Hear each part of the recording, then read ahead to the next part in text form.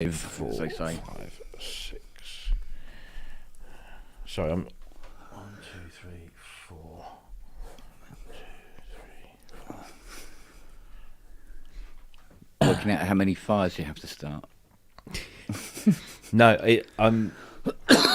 So at some point in the next day or two, I'm going to take all of the keyboards off, and dismantle the Jaspers, and then I can lean the keyboards up against the walls and start really getting into it. But because most of the Jasper stuff is interchangeable, but I just want to make sure that I dismantle it and know which bits go into which stand, so I can literally reassemble them as I've got here. Yeah. So I've got my trusty label printer, and I'm just trying to come up with a numbering convention. Okay. So it can go, like I'll call it maybe stand 1 and stand 2, and then so it'll be 1 left, and then 1 for the top bar, 1 left, 2 for the second bar, and so on and so forth. But I need to figure out what that naming convention is before I start printing off labels. Jackie had a much better idea. She says, "Why don't you use colour coding?" I said, "Well, I don't really have enough different colour things because I'd need, a dozen or so." But well, the ideal way of being able to transport them is if you take the ends off, and you can do number the bars, say top or bottom or whatever, but 1, 2, 3, 4 or whatever, and leave the actual supports in place, because I found that was the most pain in the ass thing, that if they were moved around and you had to find where they're supposed to go for whatever you're putting up. Yeah. And of course on a bar like that, if they were flat, that'd be all right. You wouldn't really need to take it apart any more than that.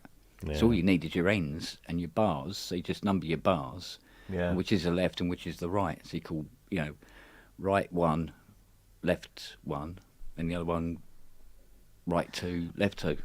The thing is, I based on the configuration, the way I've got them laid out for each synth, I could probably if I left because you see the actual bars that support the synths. If I left those in place, which I probably will, just twist them around, I could probably tell exactly which one they go in anyway, because that fits there and that fits there. But but I'm just a little for bit the sake anal of like that. just in case we go, oh, hang on, this fits both of them. Which one did it go in? So So I've been trying to.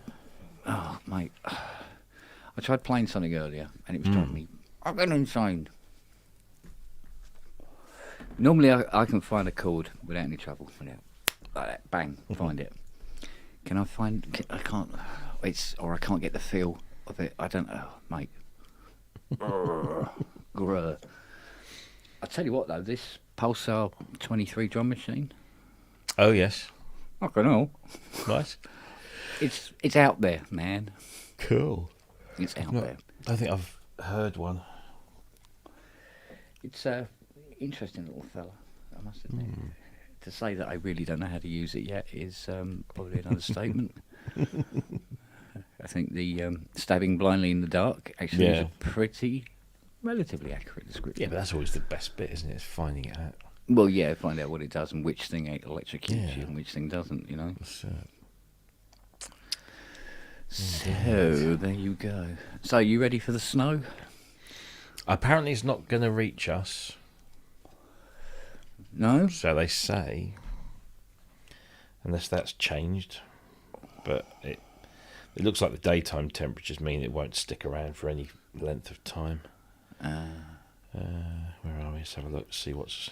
It might have changed.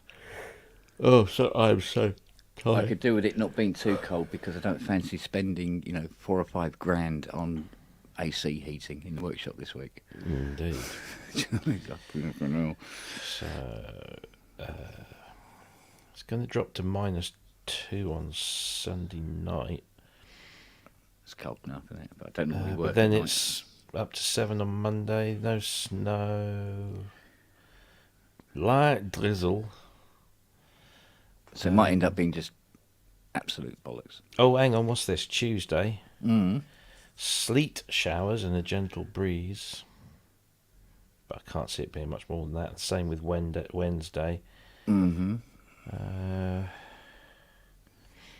maybe something on Friday, but it's sleet. It's not saying snow. So it's just wintry showers. Hot sleet. Yeah, and then the temperatures start going up again. I could do with it just warming up towards the end of March. Yeah. Yeah, when I'm moving house. Ooh. Yeah. Yeah. But yeah, that was. It's funny because last time I had to do all of that kind of utility changing, and or moving, your accounts across to a new property. It was all. I think we did it all on the phone. I don't think many of them had got on nowadays. I just I went on the website for the electricity and just clicked. It says moving home ? Click here. Click here. When you're leaving your current property, when you're moving into your new property, what's the address of your new property? Thank you. That's it. Done. Oh, okay. So you just put the date and that's it. It's just like that's all right. I got some of that. And I spoke to my internet provider, and I said that was the only one I had. Funny that the internet provider was the only one I had to actually phone up to do. All the others were done on the internet. But they said, yeah. You've got fibre to the property. Yes. So you can get our package, whatever it was, 300 megabit downloads, 50 to 75 uploads. So that'll be nice. And he said, and that doesn't include the phone line. And I said, oh, how much is that? He said, no, it doesn't include a phone line. Right. So how much for the phone line? He says, no, you don't have a phone line. Okay. So that's it. No more landline for me. Oh, okay. This the future, I tell you. Welcome to the internet. Yeah. But no, it's when you think about it, it's like, how often do we use the landline? No, that's not right. And it really is only just like when my wife calls the mother-in-law. Yeah, I suppose, yeah. And that's it. Everything else is all done on the mobile. So I've been getting to grips with young man. Hello. Hello. How are you, tarts? How are you doing? We are tarting up. Lovely, thank you. Yeah. yeah, not too bad. Oh, hang on, I've got. Oh, there we go. Let's turn the internet off. Turn the YouTube off. Steady. Oh, So, how are you doing, Rob, with the old moving lark? Oh, tired and achy and all of that shit. I was telling Jane about the fact that after all these years you've been living in this property, and then your landlord wants to does he want to sell it or something? Yeah, Is he that wants to sell. Yeah. It's exactly the same that's happening to a couple over the road. Granted, they've not been there; they've only been there about 3 years. But they've got a young family, and my heart goes out. My heart goes out to you, but it also goes out to anybody in that situation. yeah. Bloody landlords. It's part and parcel of being a tenant, yeah. And if you don't have any other choice than being a tenant, then it's just one of those things you've got to kind of live with. You've just got to be careful, as careful, as mindful as you can be of renting somewhere that isn't going to, dump you down 6 months down the line. I mean, no, I've never known a landlord to offer anything more than a 12-month contract to start with. Yeah. And then it usually goes on to, just like a rolling contract. So you can't build any certainty into it, but that's just, again, it's part and parcel of it. So, yeah, we're just fingers crossed that this one will be all right. Yeah, it should be a bit more, because I know that when we rented the shop, that was a three-year contract. Mm. So there was some, you knew you were going to be there for 3 years. Yeah.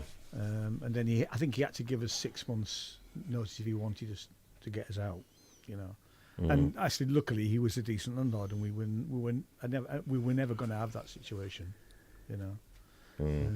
It's slightly different where our office is, because that's month by month. So literally, we could be told to get out next month. It wouldn't be that much of a big deal, actually. It's only one reasonable size office with a couple of desks and chairs. And Yeah. a couple of computers. Yeah. But it's not like your whole house. No, exactly. Yeah, but there you go. I think it will actually be a positive thing because, I mean, we've been in this house 9 years, and it was 8 years in the previous one, which was just around the corner, and that was our choice to move from that one because we needed the extra room. Yeah. But we've always been complaining about this house. There's always something, whether it's a little thing like, you know, a little thing that you can't change, like the fucking, you know, the way that the roof comes into the ceilings and the upstairs, you know, so you lose that height on one side. We've got that problem here. Yeah, I don't. There must be a name for that design, but it's shite. I've literally to get to my side of the bed, I have to do that every night. To do that, yeah. I mean, it looks, you know, in an old house, it looks quaint, but in a modern house, and this, well, I say modern, this is 22 years old. Ours is 15. It's fucking stupid. And then some previous occupants have made some adjustments to the property over the years that are just, why the fuck did you do that? I think in the main, you know, family bathroom, it obviously was toilet, basin, bath, and then behind you was space. Really, it was, you know, you could put cupboards or whatever. Yeah. They clearly decided they wanted a bidet. Wanted to wash their feet or something. Yeah. So they took the sink out, put the bidet in, and put the sink on the other side of the room, which, you know, okay, it works. It configure. They plumbed the sink into the bath's plumbing. But of course, the shaving socket, where you want to plug in your shaver or your toothbrush or whatever, is now above the toilet, and your sink's on the other side of the room. Right. The fact that on the landing, so the master bedroom is above the garage, which is over there. That's our bedroom. But the light switch for the landing is at the top of the stairs. So if you want to turn the landing light off and go to bed in that room over there, you have to do it in the dark or have a torch. Or, as I conveniently sorted out, use Alexa. Oh, yeah, and then you don't have to worry about it. Now I can leave the light on and just go into my bedroom and go, you know, do your thing. There's just other little things. But then there was the major stuff, like the water leaking from the shower in the main bathroom. It was going down behind the tiles and then going into the floorboards. And I've since discovered that behind that keyboard stand, it's soaked into the skirting board. So the skirting board's all there. Is it all rotten? It seems to be going that way. And the thing is, I'll point it out when we have our inspection, but that's not my fault. And I reported that years ago, and they only half fixed it. So are you responsible for everything inside, or is it sort of, you know, is that the landlord's domain? Normal wear and tear is the landlord thing. If I break anything, then I have to fix it. Enough. You know, we've got this water pressure thing. So because of that roof design, we don't have a water tank in the loft. No, we don't. So either. We have a pressurized system. Yeah, same here.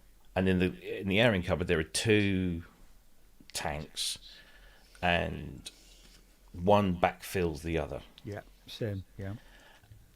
And there's something wrong between the backfilling.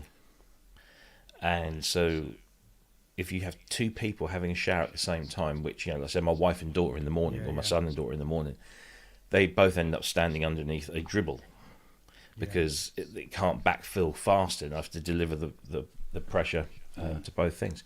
So we now have to schedule our showers. You know, it has to be, you know, has somebody finished in the shower? Yes, okay, the other one can go in. Things like that. The oil, because we have oil central heating. The boiler for years was absolutely fucked. I mean, it was terrible, to the point where it was breaking down at least once a year, and instead of replacing it, they would just send somebody over to bodge it, essentially. Yeah. And it got to the point last year when one engineer turned up and he said, yeah, you need this or that or whatever it was. I'll order it, I'll be back on Tuesday. He comes back and he says, oh, they sent me the wrong part, but I think I can cobble something together. And I'm like, no, you don't. You don't cobble that. No, stop it. So I called up the letting agent and I said, I'm not happy with this because this is a 20-odd-year-old boiler that should have been decommissioned years ago. It's running horribly inefficiently. It's also got this black soot on the inside, which means it's burning really badly. So they sent another engineer over who happens to be an old friend of mine, and he said, fucking hell. He's from Lancashire. He said, fucking hell. You can tell, yeah. He says, I'm condemning this.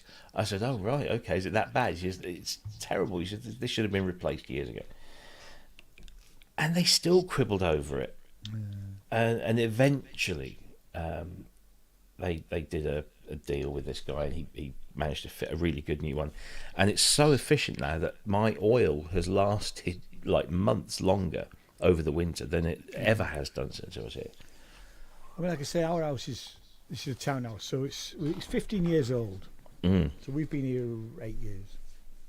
But things, I mean, obviously the build quality was really quite poor. Certainly fittings. We've had, in the last 6 months, 3, 4, just internal door handle locks go. So I'm going down to the little DIY shop and buying, new barrels and chiseling them out and fitting them. The best one was, you said about the little header tank. We had a new cylinder probably about 5 years ago, and a new boiler 2 years ago. But the header tank, which was obviously bolted onto the wall, fell off. It just fell off, and it just landed on the tank. How the hell it didn't break, or the cabling didn't break, or the plumbing flexi cables. Yeah. But unbelievable, But yeah, then when the plumber came, he went, well, it actually wasn't bolted. It wasn't actually bolted to a batten behind in the wall. Oh, Jesus! It was just, so for 14 years it managed to stay just. By luck, then, by luck design. and judgment, yeah. So whoever built it, talk about bodge merchants. Yeah. I should have taken heed of the fact that when we first moved in, the washing machine was fucked. So all the appliances are built in this house, so that's their responsibility. Because I'd got a cooker and a washing machine and a dishwasher.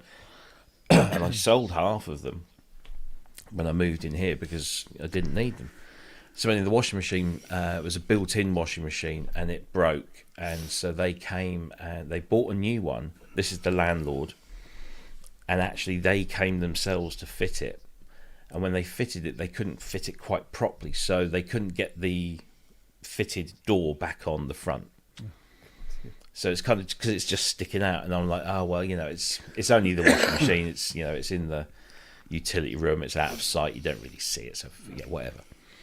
And then the front door lock went.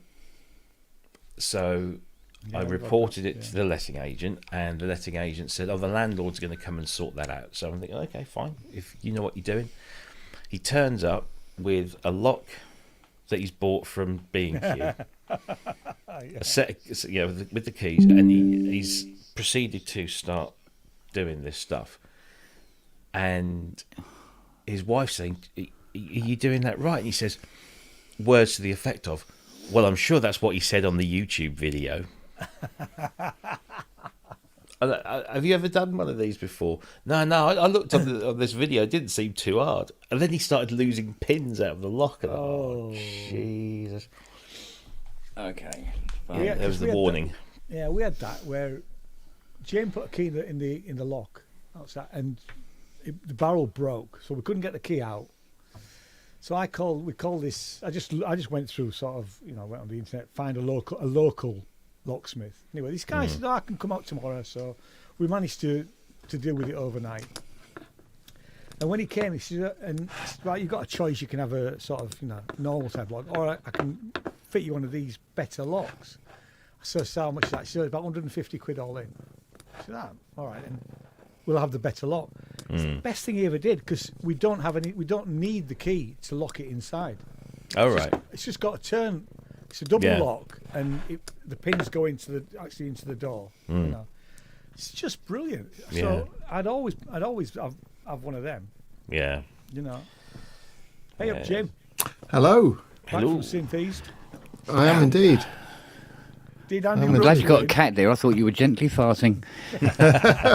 How do you know I'm not? Well, the cat is just throwing an me excuse. off. Yeah. Yeah, no, Synth East was really good. Yeah, thank you very much, Ian, for the free ticket. I'm just as gutted I couldn't go myself. Yeah, I keep seeing all the photos and thinking, Yeah, I know. Yeah. I mean, I felt a bit, Actually, Jane, bless her, she said, because I was a bit pissed off. I was a bit pissed off with myself yesterday. There was a few things yesterday. It was one of those sort of days, Anyway, that's nice. Yeah. I said, it's not to do with you, love. It's just me. She went on. She was trying to get me a train. Bless her. Oh, I went, no, it's oh, bless. Yeah. But no, Next year. Well, yeah. there's others before then. I'll be at Tile Yard for Gear Fest. Gearfest, yeah. Oh, when's that now? It says on the website it's June, I think. 13th, 14th, 13th, crikey. 14th of June. I think. Yeah, you couldn't buy any tickets yet, but No. Right. Uh-huh. Don't forget Synthesized, which happens in Yeah. Cambridge. because I was talking about going to that last year and I didn't make it, but that's Oh, it's July. Gearfest is July 15th and 16th. Right. Yeah, I've got that down actually. But yeah, I think Synthesized will be near then. I think because Tony, the guy that organises it, pinged me the other day and said, "What are these? Do these dates work?" I can't remember what he said now, but yeah, it's kind of that sort of time of the year. But that's a weekend thing. Oh, bless. Yeah. And then of course Synthfest. Yeah. Yes, Andy Brooks and Robin Vincent did it. They got paired up for the Yeah. patch challenge. They did a really good set together. Nice. But, yeah. She stopped video, didn't it? So we won't be able to hear it. No. I think there should be some video. Somewhere. I'm No, sure that there'll be. Robin wasn't going to be able to do anything, which is understandable. Organising the whole thing. And of course, Well, there was Saint worked there. There was a camera, sort There was of a camera, a live was there? camera on of them on the stage. Plus, Fiona Gazza's wife was doing some videoing as well. So I'm not sure if she caught that or not. But yeah, no, it was really good. And then the last pairing was Sam Battle. Look, Mum, No Computer Gaz. with Gaz. It was really good. It was like the perfect pairing. Just But seeing yeah. if Robin's doing it on his channel. He's not. No. So was the Soma Terror there? It was, Did yes. you get to play on it? I've played on it before. Yeah. It was at Synthfest, wasn't it? No, that was the. Oh, right, yeah. Yeah, No, I 'cause I don't played think on I that. don't think they had the Terror then. No. It was the same as what they had at Synthfest. But I did play on the Osmos. All right. Oh. I got to play on it quite a bit actually. It's very, very good. Especially for a non-keyboard player like me, who is, tends to use sort of keyboards just for in quite a simple way for expression. I found it was really, really good. Anyone who does soundtrack stuff just needs to buy one of those. Tell me about Don't it. tell me that. It's so good. No, but there's two things I want to buy this year, and I don't quite know. Well, I definitely want the Terror, so I'm sort of saving up. I'm trying to flog a few things. And I said the Mini Freak was the other thing I was going to buy. I had to go on the Mini Freak, and that was also, the good thing, what struck me about the Mini Freak was you literally sort of pretty much any patch you like oh my god, I've got a riff that's perfect for this patch straight away. It's just you're just going to write tons and tons of material to that thing because all the presets are just really, really usable. The only thing I didn't like about it was it did seem very mono. You know, there's no like voice spreading in it, so it's kind of you're relying on effects to do all that, which was one of the things I didn't really like about the modal. Is it the what was it? Not Not the Sculpt, the other one. Craft the Synth. bigger one. The Craft Synth, yeah. Craft Synth, Right, yeah. Yeah, you know, it was all very kind of, yeah. Even though you had loads of oscillators, it was just like they're all just there. Yeah. So, you know, it didn't really sort of feel like it. But yeah. But Cool. no, very good. But the Osmos stole the show for me. That's special. Definitely. What happened? Well, there? Keith in Watford was just inquiring, saying, where's the sub 37 hiding? It's just there, displaced yes. the mini log, which will be up for sale. 'Cause Is it an original mini log? it is, yeah. XT. No, it's the OG. Yeah. How you doing, Ollie? Hey, Ollie. Good, good. Hi, matey. How much is a mini freak now? I'm trying to look at the site. 529. Is it? That's all I right. say 600, but that's. I think like a Toman minimum, were yeah. doing it for 529. Yeah. Who else was doing it? Yeah, I've been Music thinking about one Matter for were a while doing now. a good deal on it. You'll get one. You'll get a good deal somewhere. I need to I wish I find one hadn't for packed 100 mine away. euros. Yeah, I wish I hadn't packed mine away actually, but Yeah. 519. Yeah. Juno, Excuse yeah. me. I'd buy it from Juno. Juno in the UK. yeah, Juno, yeah, you get Yeah. next day. Not Anderton's. To be honest, give Juno a shout. You could probably get it another $5 off. Yeah, actually, yeah. Or even, Yeah. you know, a bit more. They've done me some trade deals in the past as well, bless them, which is really It's good an- of them. It's a nice site. Is it like a key step size type stuff? A bit bigger. Bit bigger, yeah. Yeah. The keyboard's the same as the key step, isn't it? Yeah, Pretty that's much. what I mean. Yeah. Oh, okay. But yeah, you've just got extra Just a bit- bits. yeah, wider. It's a bit sort of deeper and a little bit wider, I think. So, Oh, you're fucking Yeah. kidding me. what's that? I just got a notification for Arturia update. You have 42 instruments to update. Oh, piss off. Should I start them now? No, not really. Is that I'm- just I- because you haven't done them recently, or Oh, No, I no, did- no. Yeah, the this a last new one that came one? up I did, and now Did this it is another yesterday? one. let's have a look, see what I've got. And I'm mid composition at the moment, and I'm going, no, no, Yeah. no way. Damn it all to hell. Let's log I'm in back and see again. what happens. No, I've got no updates. You must have, I'm special. yeah. There you are. Well, we know that. Yeah, very. It's the Kent update. Guess what's happening Monday? You getting You're getting Osmos? terror. I am going to Kenton Electronics. Oh, yeah, well, that's In- just in- across the road. That's really close to you, isn't it? That is it would be the furthest I've gone in 23 years. Come on, come Right, on yeah, now. I'll give you that. I'll give you that. There's a lot Okay. of preparation. Please escort. Yeah. I've got Bungee to cords to take, spring you back home in case you need to. yeah, I got some weirdy Selena string synthesizer to take down there. It's not got Behringer written on it, has it?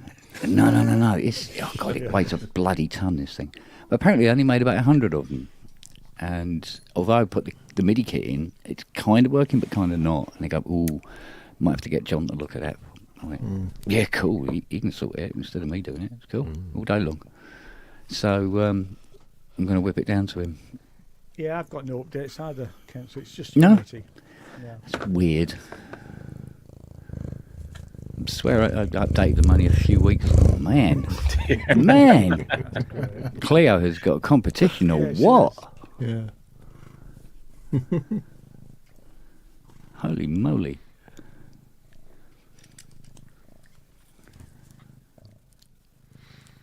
You need to sample that and use it as an impulse response somewhere. Yeah. Oh, now what we got? The No per valid oscillator. license detected. Are you kidding me? Oh dear. Oh no. So what did you think of that endless beat machine then, Ollie? Never. No, come on. It's silly. Who'd buy that? You? A rich man. Yeah, it looks like it's a novelty item in a studio. Like everybody looks at it for about 5 minutes and then you go, "Where's the DAW?" Oh I man. thought that'd be right up your alley. Yeah. Depends on what you mean by that. Well, yeah. It's more like poke my thumb. No, like who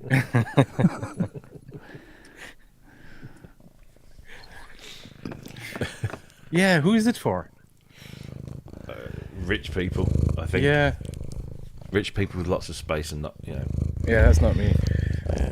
Well, Well, they might be able to get a few quid for one or two, and then. Oh, they'll sell all 25. Do you reckon? Yeah. Yeah. There's 25 stupid people out there with too much money. Of course there is. yeah, I can think of a few. I mean, Top of my head. I'd love to have a go with one, but I couldn't justify the cost. I'd say it'll be a fun novelty for about 10 minutes. I like the concept that you can have, these machines in different places all hooked up to the internet, and you can collaborate. That's fun. I think that Yeah. could be fun. Be like in a Second World Get War on the movie mic. in a bomber, isn't it? We're coming over Berlin now, Captain. Yeah. Cabbage crates coming out of the branch. You remember that? Was it Carling? The Carling Yeah. advert with the dam busters, and he Yeah. takes his mask off. He goes, Yeah, yeah. oh dear. Showing our age. All right, let's see if this works.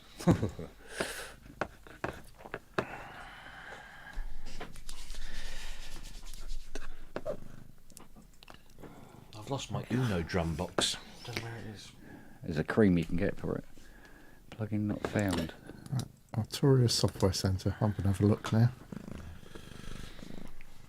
Well, that wasn't very useful, was it? Yeah, 35 updates. So you've got updates. Yeah. So Robbie, can you start moving already stuff, or is it No. just still packing time? Yeah, we're still packing, but we've arranged it so that we hand in the keys on this place 5 days after we move into the other one. So we've got that week. We've got the removals company doing their thing on the Monday and the Tuesday, and then Wednesday, Thursday, Friday we'll just be taking the keyboards over, cleaning this place, leaving it as best we can, and do that thing. Are you getting removal people in or doing it all Yeah. yourself? No, I Yeah. I'm not physically. I mean, today we did the garden. Shut up! Go away! What the fuck is that all about? That's all the updates at once. Yeah, there you go. Yeah. That sounds great. Don't give away the album before I've written it. Fuck off. No, I'm doing little bits here and there, and I'm sort of getting to the end of the day thinking, oh, I think I did a bit too much. I can't do it at my age anymore, so. I feel like that every bleeding evening. I know. I had this bloke come round. Well, this company sent a bloke round. He did a quote, and it was What, to be or not to be? it was more than I would have liked it to have been, but it was probably less than I feared it would be. And the fact that they can do it over 2 days means that you don't have to that's cram it good, all actually. into one. Yeah. And it was them that suggested that. They said it's no extra cost. We'll just do it over 2 days, and we do 50% on the one day and 50% on the second day, and it's more relaxing for everyone. So Because we made that when we moved here, 'cause we moved from York, and we'd lived in the other house for 25 years. The boys didn't come home to pack up their rooms, which they'd obviously moved back down to. They moved to London by then. So I had to just pack everything, not knowing what they wanted, rather than throw it all away. Yeah. Makes sense. And so the morning they turned up, it was a Friday morning, and I walked around with the guy. He went, and they brought the biggest van. He went, I can't see us getting it all in. And Well, look at this service. I know. Wow. Look at this, couldn't it? so by lunchtime, the van was full, and he went, And a biscuit. "We're full now. Yeah. You know, I think you need another van. Jeez, I'll have no to see good. if I can." So they turn up with another van. You know. I mean, it must be a fine art Oh, because so they he didn't like spend huge amounts of time. There was no tape measures involved. There was no. It was just like scribble, and move on to the next room. You know. So if they get it wrong, it's the onus is on them. This guy definitely got it wrong because we needed the huge van and a normal size van. Oh, jeez. You know, I mean, but then we had 25 years worth of sound crap. right. Wow. You know, and I had spent I'd taken some time off work, and literally I spent a whole week just getting rid of stuff. Yeah, that's what we've. Taking stuff to recycling. Yeah. This guy turned up with a truck at one point. I said, "Do you want some ladders, mate?" You know, just. Yeah, that's what we've been doing at the weekends. weekends. The weekends we've been doing the clearing out and the tip runs, and like today it was garden and shed. So like old barbecues and old patio furniture that you kind of put to one side and think, yeah, when we have that big party, yeah, well that table and chairs will come in hand, and they never did. So yeah, and you just think, oh yeah, that just get rid of all this stuff. You mean the big party where you went out and got other tables and chairs? Yes. Yeah, probably. Yeah. Yeah. So yeah, it was all that, and then what else? We got some stuff out of the garage as well, and that's tomorrow. That's tomorrow's job, is really get into the garage, because we've got this. Like everyone, we don't use our garage to put our cars in. It's just for storage. So like all my boxes, I keep all my empty boxes as much as I can.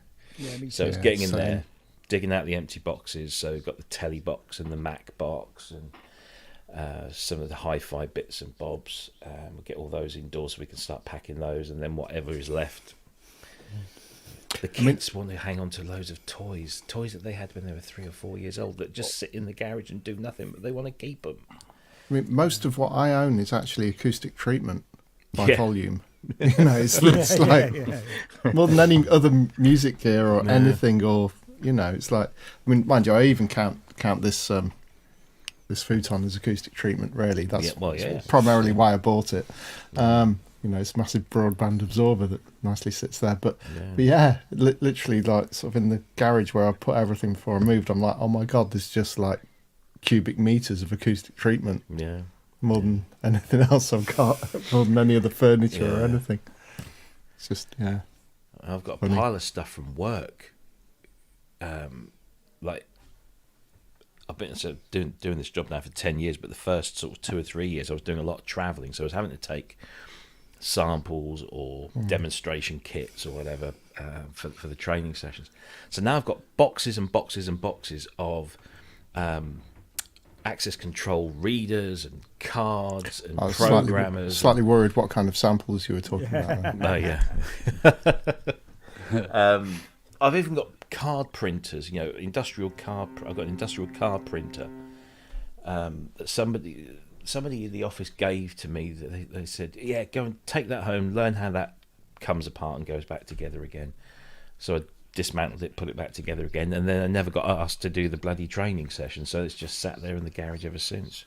These are thousands of pounds, and now they've taken all the offices out of the UK, or apart from the engineering team in Cardiff. Every time I speak to someone, like, where do I send this back? Oh, I don't know. So, Kind of stuck with it. but I might hopefully manage to get rid of my cooker, because I've got everything's built in here, all the appliances. So when I moved from my other place, we got rid of the washing machine because that was on its way anyway, so we didn't need that, so we got rid of that.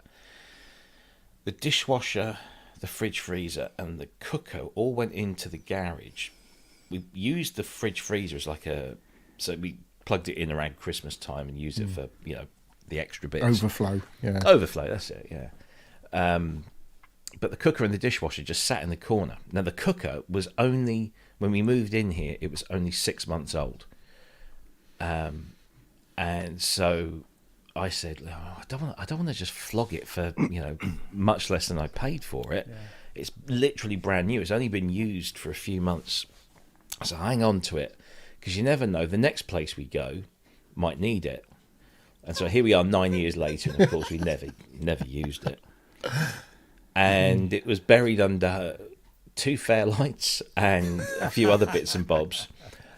A couple of amplifiers. I've got a Trace Elliott bass amp and a Marshall keyboard amp that was so. We managed to clear all that out, and the cooker looks immaculate. I mean, it looks like it's 6 months old because it's been, it's just been kept in a dry garage. And then the missus said, "Oh, we'll get rid of that then." I said, "Yeah, all right, we'll do that.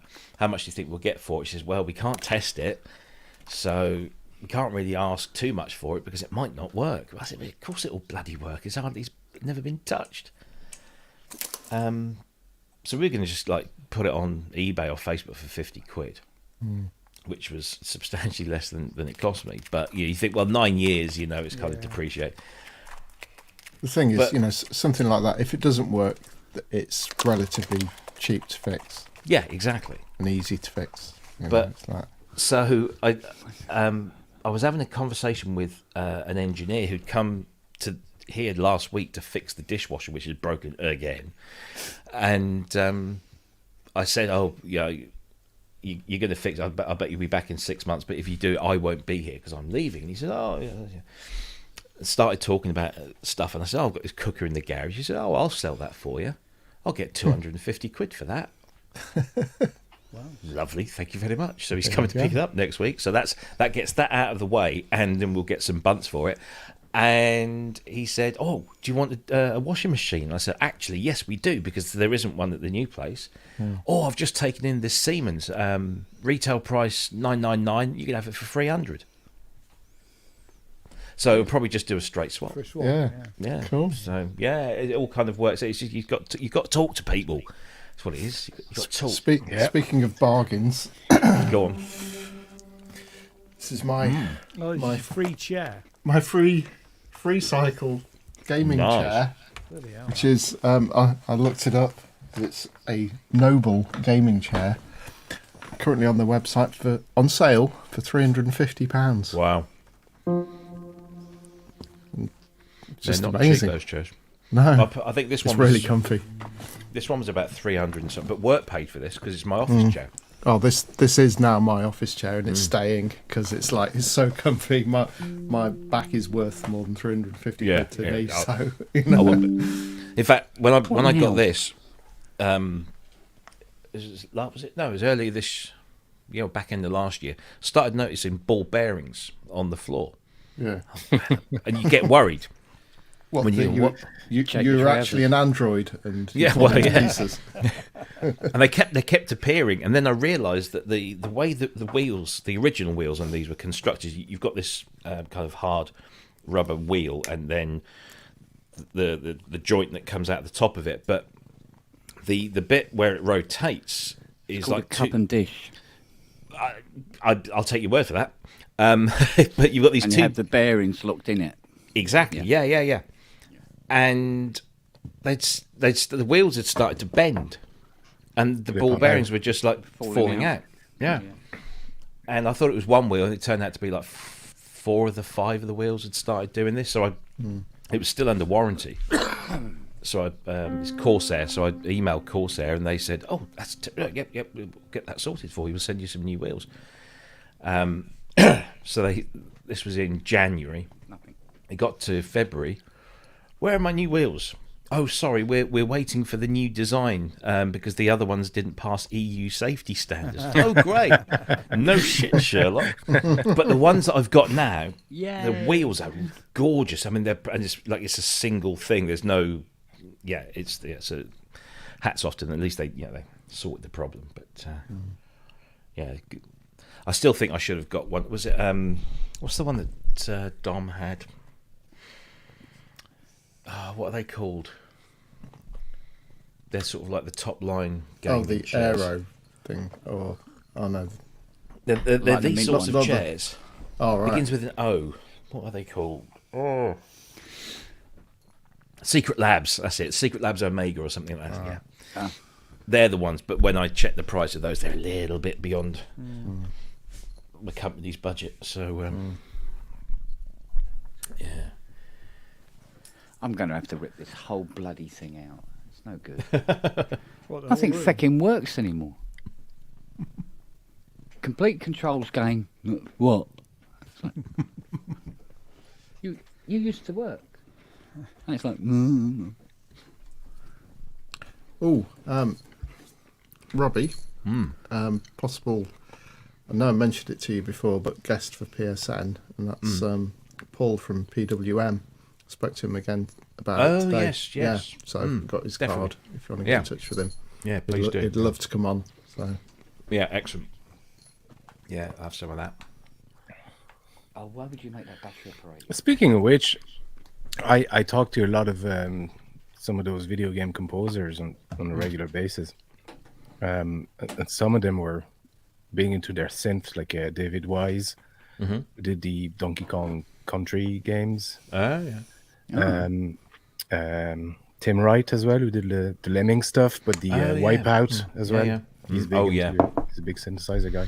Yeah. I could, if you wanted, I could ask him to get in touch with you. Or Yeah, please put do, you in yeah. contact with him. Okay, I'll do that. Yeah, thank you, yeah. Anything Yes. work in his fucking room. Well, you clearly don't. your webcam. You noticed, did you? I think David Wise was doing videos for Korg, for patches for some of their machines Oh, yeah. a while back. Yeah. That doesn't work either. What the fuck is going on, man? Oh, there was a Korg ARP 2600 Mini refurbished Oh, for Mini. sale there today for like just over a grand. Jesus. The Mini. For a refurb. Yeah. Oh, okay. It needed a refurb? No, it was a refurb one. A B stock or something, probably. Was. It was Oh, very nice. I had Was it on Luke, was the. Luke there? He was indeed, Korg? yes. Yeah. He's a good guy, is Luke, actually. I'm sure he's cloned himself as well. There was somebody else who looked just like Luke from Korg. Twin brother. Okay. Could have been his son. Honestly, he just looked like a clone of Luke. It's a nice little venue, though, isn't it?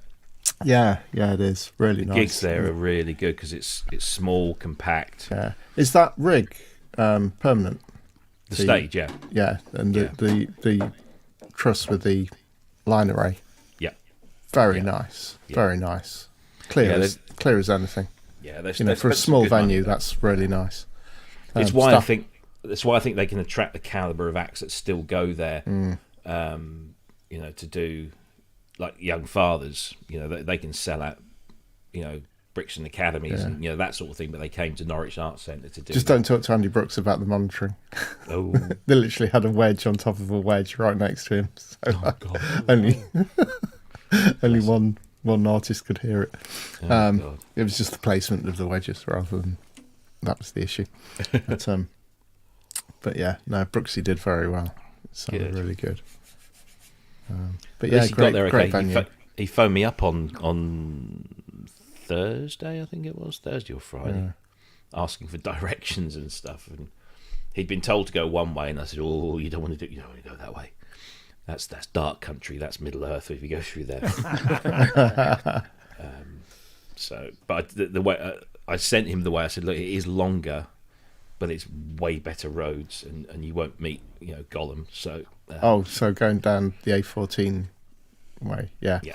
I mean, I went to Peterborough on the way to go and visit my son for a bit as well. So Yeah. and then I Yeah. came the A14 way on the way back. Yeah, the other way from him longer is but quicker. Yeah, it's quicker because it's such a good road now. Now they've built all the whole A14 that goes now. You don't even go anywhere near Huntingdon. Yeah. It's just so much. It's better. so weird though, because you're like, why am I heading to London? Yeah, And you're like, it's the opposite way I need to be going. yeah. But yeah, just going to find out.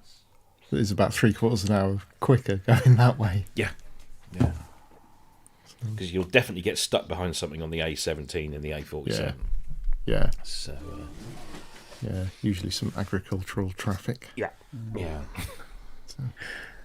But the A17 is one of those roads. You know, in America, you get a lot of roads where they tell you the accident rate. Please drive carefully. That's what they've got in the A17. Literally, 3 or 4 signs within sort of like a 10-mile stretch of the road. 17 fatal accidents here this week. It's horrible, horrible road.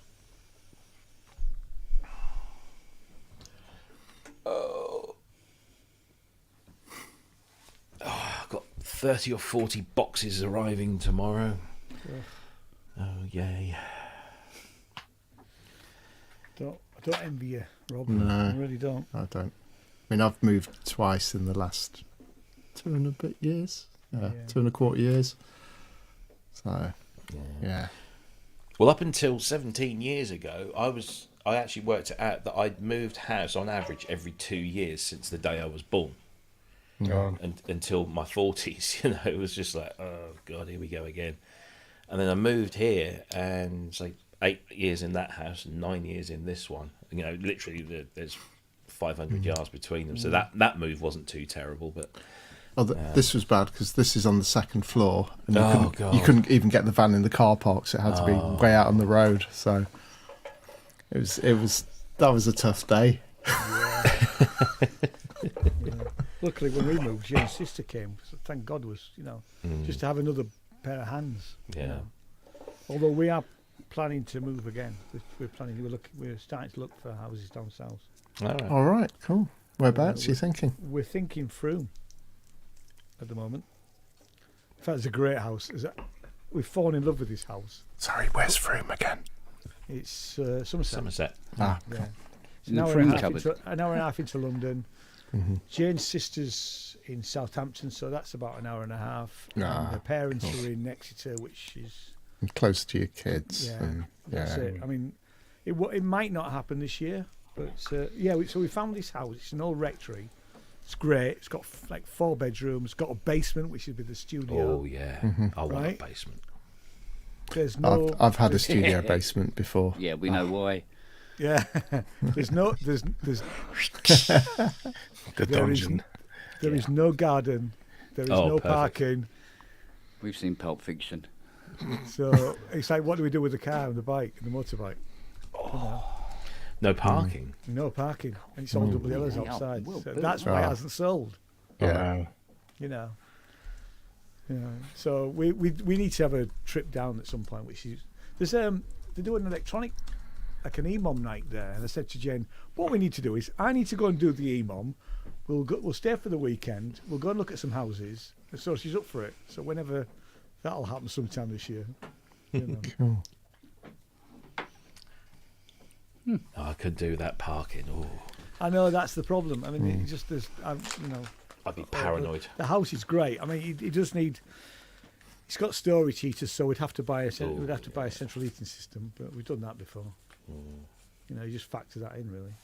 So one of the only things about the place I'm moving to is that it's on a reasonably modern housing estate, which means that the distance between all the properties is pretty small. Yeah. And it's one of those ones where when you turn into the road, within like 20 yards of the junction, you're down to a single lane of brick weave, road that goes past, and you see all these people with no parking signs outside their houses, and because there's literally nowhere to park. You can stick somewhere. I'm lucky. I'll have a garage with enough space for 2 cars in front of it, off road, which is ideal. Ideal in so much as here we're lucky because we can park side by side, but I'll park at the back because I don't go out much. I'm just having one of those days. I really am. What have you done? The cigarette paper was back to front. So Is it super glued? it's not stuck to my feet. Right, this room's coming apart. This room's coming apart. Oh, So this- they kept- this- Nothing is working properly. Not a bloody thing. You got curse of the gremlins. it's the curse of the Soma Lara 8. You know, that's what happened. So you need to you need to pack up the Lara 8. You've and give it to one of invited us. chaos into your studio. Yeah, see, you know, it's an orgasmatron. We know that. Yeah, well, that Pulsar was wow. That looks bonkers. That thing, the Pulsar. Yeah. I mean, I love that. I love all their stuff. Although I might forego the pipe if I'm honest. You know. Yeah. No, it's very interesting stuff. I must admit. But yeah, no, I'm definitely in the market for a Terra. One of the best things, I mean, I don't know. I mean, you know that Electra solution that I built. It's absolutely amazing for finding cables in walls. Much better than any off-the-shelf detector. I've got an off-the-shelf one. It's a bit Oh, patchy, yeah, I've had those before, and they're rubbish. Yeah. This is brilliant. Just stick it in the preamp, crank the gain a bit. You can detect anything. Honestly, like an aerial cable, you know, that's just, you know, not doing anything. You can, honestly, brilliant. It just picks up everything. So, really handy for drilling into walls.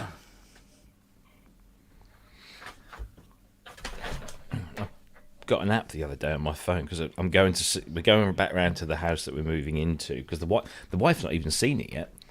I actually drove past it today to show her. She's seen pictures obviously, but she hasn't been inside. So we're going to go and just do some measuring just to make sure that all the furniture will fit in.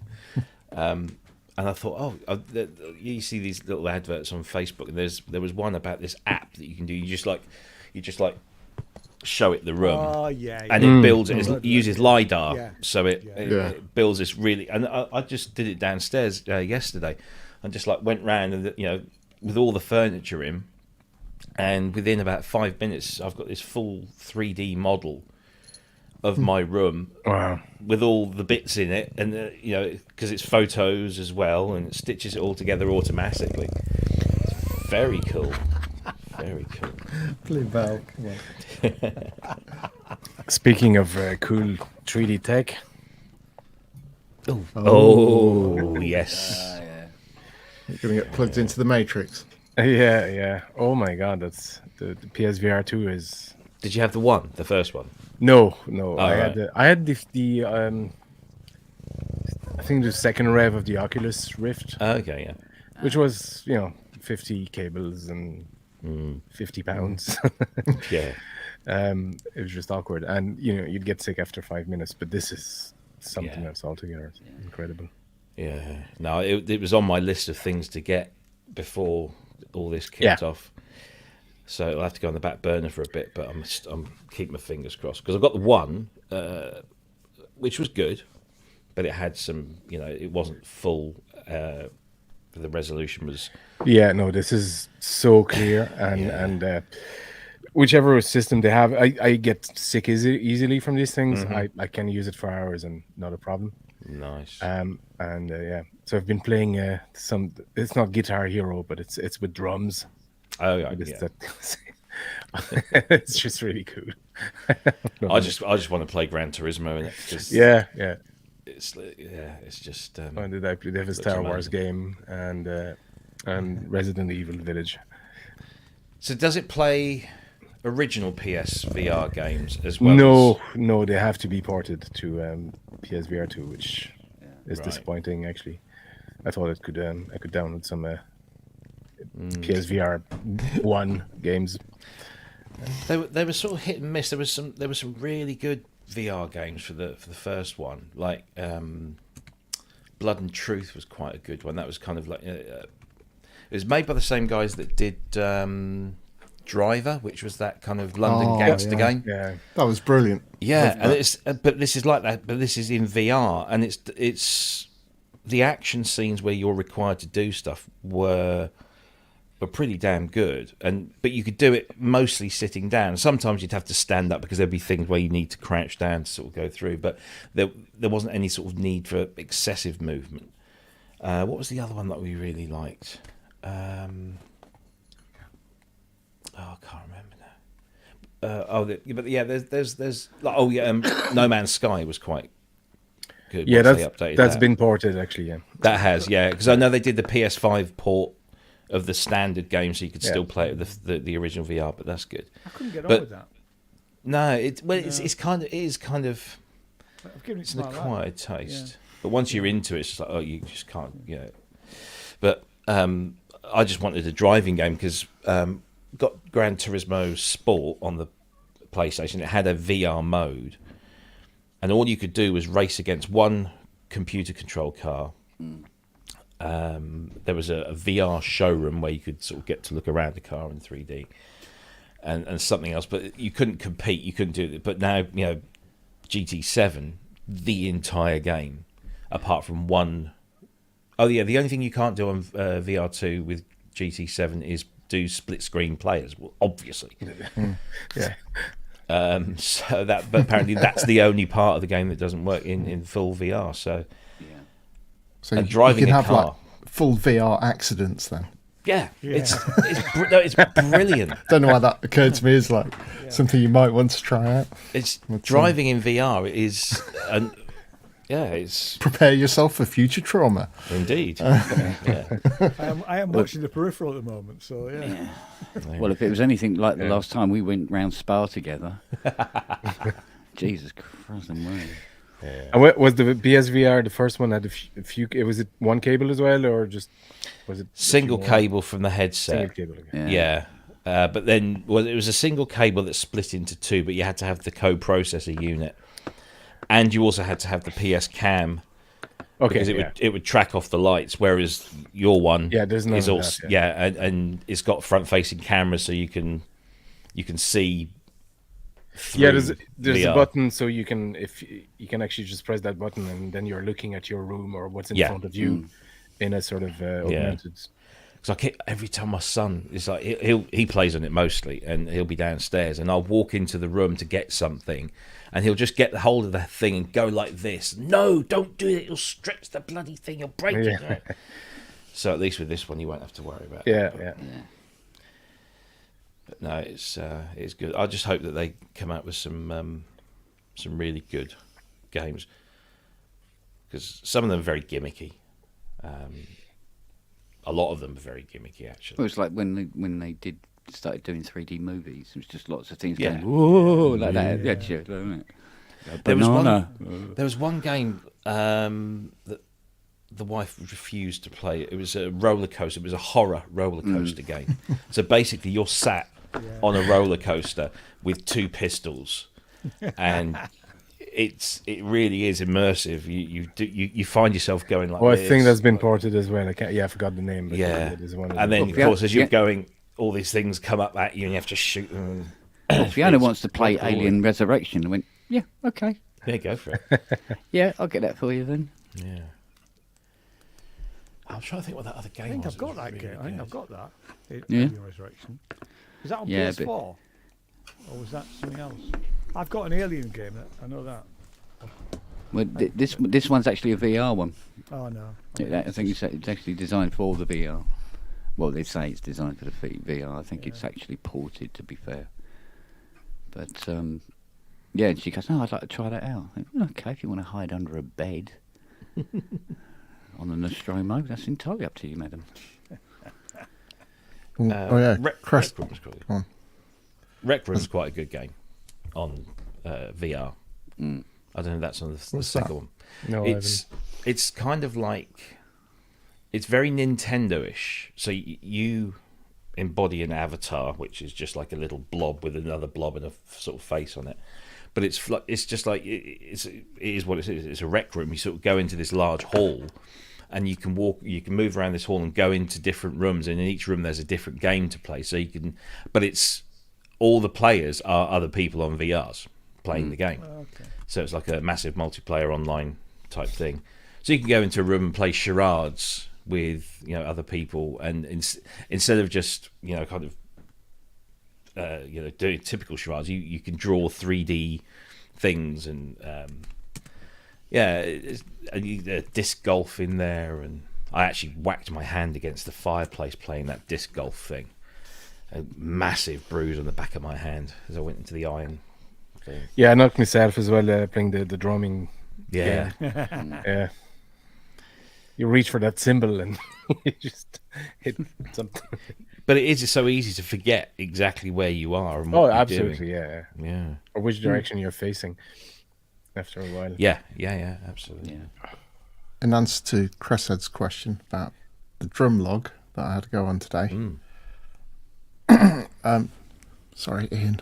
You might want you to can close be your honest ears. as you like, so it's I thought fine. it was a load of shit, to be honest. I just It's all right. I've spent your money, Ken. It's all right, mate. It's all right.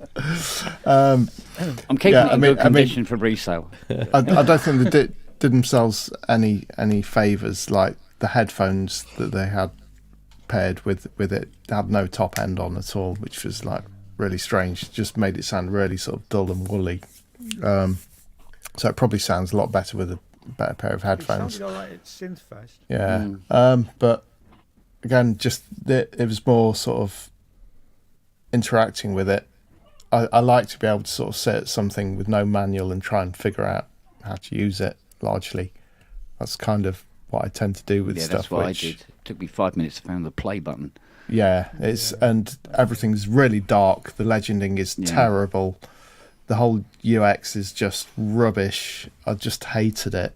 Sound wise, just it's okay, I suppose, from what I've heard, but nothing. I mean, honestly, those headphones must have been rubbish because it didn't sound impressive at all. Yeah, anything would have sounded better, I think. I don't know. Just I really think they should have had some more decent headphones for a start. I think that would have shown it off a bit better there. But yeah, no, not a fan. Don't think I'll be. But that's just my opinion in that situation with those headphones and the way I approach a bit of gear. I like to be able to use it without a manual because when you've got loads of different bits of gear, you don't want to be. When you're in flow, you don't need to be looking how to work a bit of kit that you own. It should just be really intuitive. Well, yeah, I'm the same with a lot of Roland gear. I was just about to say those Roland boutiques are Yeah. just really annoying with the having to, like, if you don't use it for a week or two, you just have to get the manual again. And yeah, I love them. I I have a few, and I think they're great otherwise. But it's pain. Absolutely. Yeah, pain. it's like having to look up what the system menu is on the Roland boutiques because it's not immediately apparent. Just like how do I make sure that that it's actually on. Some stuff you can work out, but other stuff you're just like, what? It's like code. I keep forgetting things on the TRS-8. Yeah. The TR-8S. So, yeah. But I never look stuff up with the Electron gear. Just don't have to. Just understand the way it works. There is something to be said for that, isn't there? Really. Yeah. Especially when you're in a live situation, shit's going wrong. You're like, But there's no excuses for bad UX design anymore these days. I mean, not really. We've gone so Everything- far. Yes, I understand things are built to a cost, and I think that's the main limitation, really. But the thing is, so many components and screens are so cheap these days that you can do it. I wonder, do manufacturers actually still put people in, do proper usability testing where they literally they'll sit it in front of somebody that's never seen it before and get them to use it? Yeah, you you wonder. Still do that, Because when I was having to write software, that's what I used to do. Yeah. I'd run tests and say, look, here's a task, I need you to do this, and then I'd film it. I'd film up somebody using it. I was involved in a project once where we set up a user experience lab.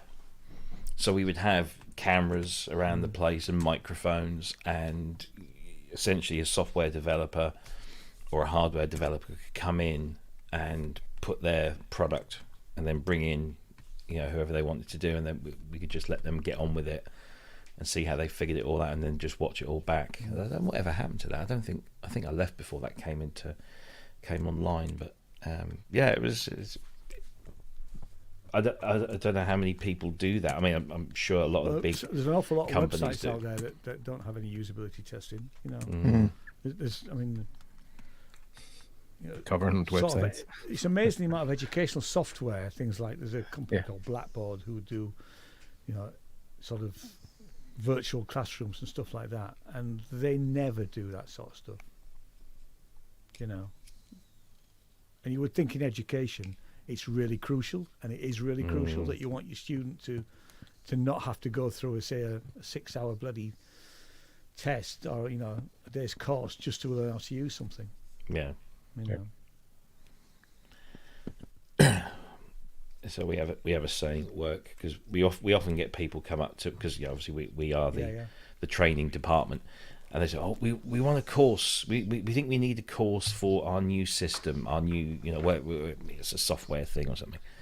And we're like, okay, so tell us about this system, and it's for this and this and this, and then they show it to us, and we'll always get to a point where we would tend to say, if you need a training course to learn how to use this product, your product is flawed, because it really ought not to be that you ought not to have to sit down for an hour to learn how to use this thing. If it's not immediately obvious, you need to go and redesign it, and we often throw things back saying, you shouldn't need it. One massive caveat to everything I just said. What about the drum log? No, Octatrack, of course, it's like, that is not intuitive, and you do need to read the manual, and I take back everything I said about Electron Gear, because that's just like, it's a complete headfuck. It really is. I'm starting to learn it, I'm starting to understand it, but I'm I've had it a while now. Sonicware, I can use it, but, Sonicware, the live ones, they're not immediately intuitive, because you only have this 4-character LED display, and there's lots of there's overlays and there's shift buttons and there's function buttons, and you kind of have to get your head around it. The Lo-Fi 12 is probably the best one in terms of learning, but then they go and make the bloody sample track, which is only got a tiny little screen, but it's so much easier to get your head around what you're doing there and not have to worry about a manual or watching one of Chris's videos. It's so when it's done well, it does really well. But then again, price point, the Liven's like 2/3 the price of a sample track. So are people getting much use out of their sample tracks? I'm seeing a lot of if you go onto the sample track Facebook page, there's always people posting videos of stuff, and there's a real kind of community sort of gathering around it. There's a guy in Italy who's making overlays. I've not seen any at EMOMs yet. No. So waiting for Andy Brooks to actually step up and. Well, he's the one. He's the one that needs to. Did you see Ramsey's show today? Because I apologise. Just the last bit. You'll have heard this, but I ended up doing the York EMOM. I was only meant to go and watch, but I got the message at about 4:30, and Simon says, "Oh, you're on tonight," because we've had quite a few people drop out. So I spent 20 minutes preparing something. We had a wonderful act called. So the 20 minutes that it took to perform, basically. Yeah, well, yeah, pretty much, yeah. So, there's this act called Firebox and the Doctor. Guy called Andy and his wife Linda, and Linda clog danced. Well, Andy, he had a plate with pickups on it, and Andy processed her clog dancing. Oh, and cool. Honestly, it was absolutely amazing. They were brilliant. We had a natter to him. He doesn't live that far. He lives in York. So you've got to come to more of these. It was great. So, but so we've had clog dancing at an EMOM now. When you say process, what do you do? I don't know. He had a key. He had a controller and a laptop, and it was a song, and he had some problems because the first time he tried it, he said, "I've done it loads of times," but he wasn't picking up her tapping on the board, so they had to restart it. So it was a proper song, and he just processed what she did. It was just amazing. you know. Yeah. Quite sort of ambient musically, you know, with her doing his clog dancing. I know it doesn't sound like much, but it was, you know, and there was actually quite a few things. There was a guy who had this sort of suitcase thing, and he had it was just like a Heath Robinson thing with things going round and hitting like bells and stuff. It was all sorts of weird and wonderful stuff. The York one is usually a bit like that. It's less sort of conventional electronics and more experimental stuff, you know. So I don't feel out of place when I do my stuff with the organ now. Right, I think I'm going to head off and go and get something to eat and stuff. But yeah, thanks for putting on the pub again, Kent. I think a lot of people have missed it. You know, so. Oh, we did it last week, though, didn't we? Did you do it last week? Did you? Oh, No, I can't. Do you know what? I can't remember. I honestly can't remember. No, it wasn't last week. It's been a If it was while. last week, I missed it. Was it? Yeah, I Oh, think because it's we did been one a on the Thursday. Wasn't that it? What, this Thursday? No, we No, didn't last- last Thursday. no, the last yeah, Thursday. it's too long. We need more regular therapy Yeah. sessions than that. Right. Well, there was going to be one this Thursday, and me, Ben, and Kent had to do some You had PSN the private chat. pub, didn't you? We were all really pissed off about that. And it was going to be a quickie, and then we just like, and then eventually it was like, oh, you going to do a pub tonight? He says, oh, I thought this was it. Yeah, well, we ended up just telling jokes to each other in it. Yeah, Once it did once business was out of the way. It Oh, did get I rather see. silly. I see. We were not in the inner We circle. were not invited, Jim. we know our Well, place. you We know. know We should have just clicked go live Yeah. without anybody noticing. we know we're the scum. Good. Yeah, Surprised you let me in tonight. Yeah. order is restored. So only because I've got a cute cat. That's Yeah, it. that's Yeah, it's exactly all about it. your pussy. Yeah. Yep. Here You we had go. to go there, didn't Here we go. Oh dear. Right. On that you? All right, matey. Asian. See you later. See you later, Jim. note, see everyone. Take care. Take care, bub. I've forgotten how many of these things. Oh, RCator. Yeah. yeah. I've I've got a whole got- box. I know. I've Never forgotten enough. how many. I buy them yeah. in tens sometimes. I do lose them every so often, but I've I got still can't figure out where you put the batteries. Yeah, must have. They're like plectrums. You buy 10 of them and you've Yeah. won at the end of the week. And never lend one to someone who asks if they can borrow one. Yeah. Well, if I you want to still- know where they all go, Yeah. Well, yeah. I lent one to what's his face, John Bickle, from when he was at Modal when they debuted the Argon 8 at Synth Fest. He comes running over. He says, "Have you got a headphone adapter?" And I said, "Yeah, I think I've got one somewhere." Why? He says, "Oh, what's the name of the guy that does the demos for them? Begins with J, not Jasper. Is it Jasper? Jordan." So anyway, never got it back. But he did send me an Argon 8. Oh, So, fair exchange. fair exchange. I'll let him yeah, off that exactly. one. Yeah. I mean, I had to buy mine. Buy a synthesizer? What the hell are you talking about? You'd be surprised. So I've got one coming. Well, I was thinking it might have been this week, but it might be next. It's pre-release, and I'm very excited. But you're not And the saying what missus it is. will kill me because every time there's a knock on the door, I have my vinyl record obsession. Yeah. So I just, when something comes out, I think, I want that. I'll pre-order it, and then you forget about it. Of course, since we've had the move, land on us, every time the postie knocks at the door and says, "Here's a parcel for you," she's like, "The fuck is this? Why are you buying stuff?" I just pre-ordered. So have you even opened or looked at what's in that box I sent you? No, it's Schrodinger's box at the moment. There might be something in there. It might be working or... Yeah. No, it turned up, and I thought, no. If I unpack it, then I'll want to use it, and that means I'll get into too much trouble. Well, there's no power supplies for it or anything. Oh, well, like that's that. true. Yeah. And that would help. That's a rotten present, isn't it?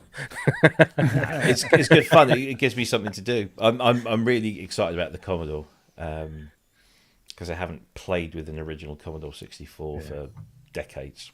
God, yeah. It's got in it. I think is I think this one I sent you as a replacement PLA, which is one of the important chips, and a replacement SID chip, CPLD based. Okay. It's already behaved the same. It's just more reliable. No, that's cool. That's cool. Because I've still got my copy of Electro Sound, the sequencer, boxed with the tape. I've even got. I would have to summon up the courage to do this.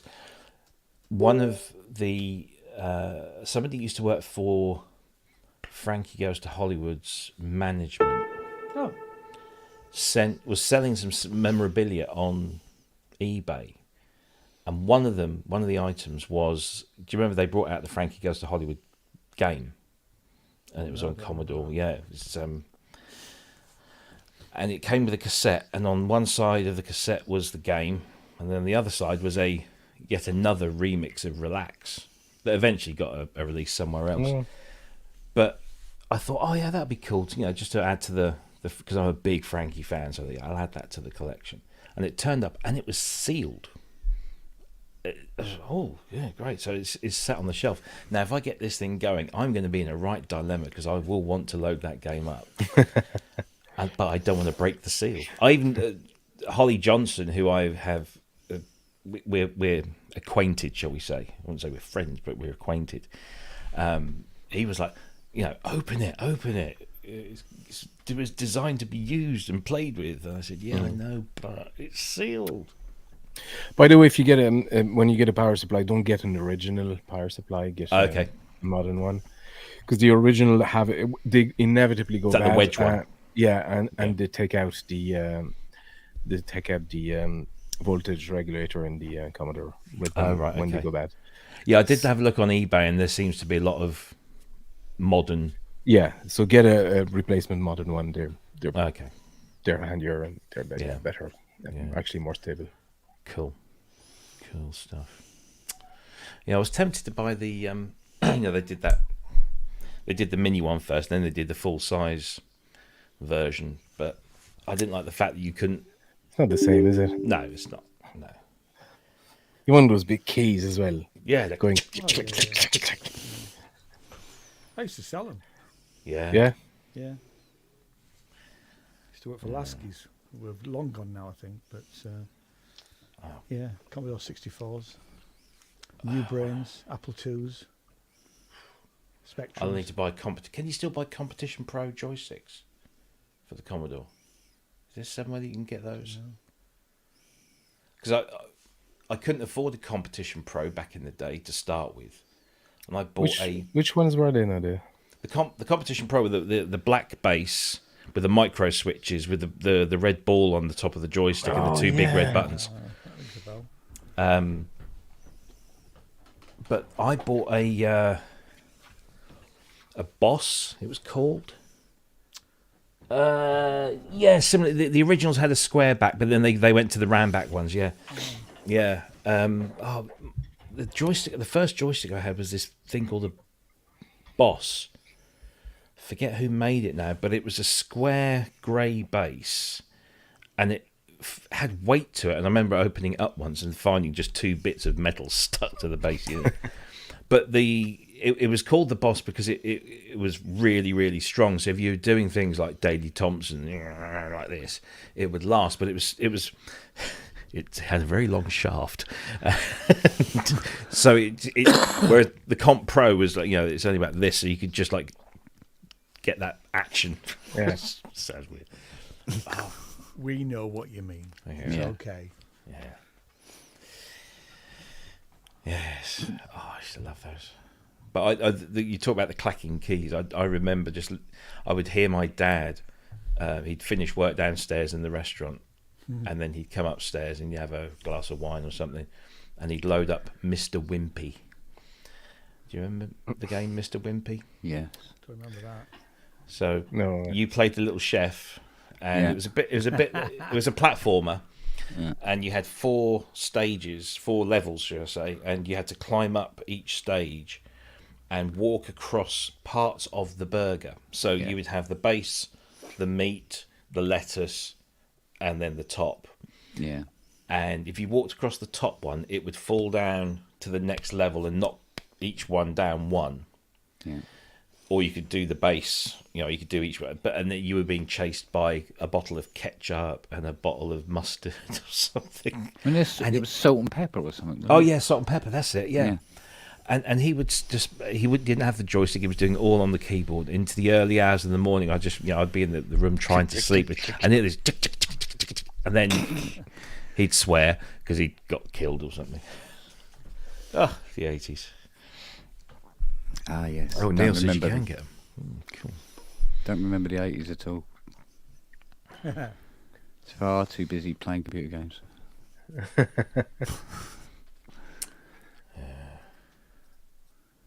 Oh, God, this is going to take forever.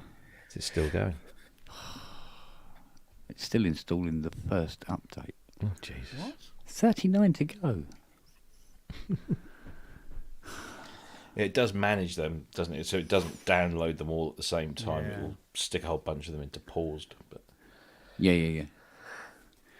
Some of it is just sort of like, really? And imagine some of these updates are things like, we moved the volume control. It was out by 2 millionths of a centimetre or something. So it's more realistic. Oh, cool.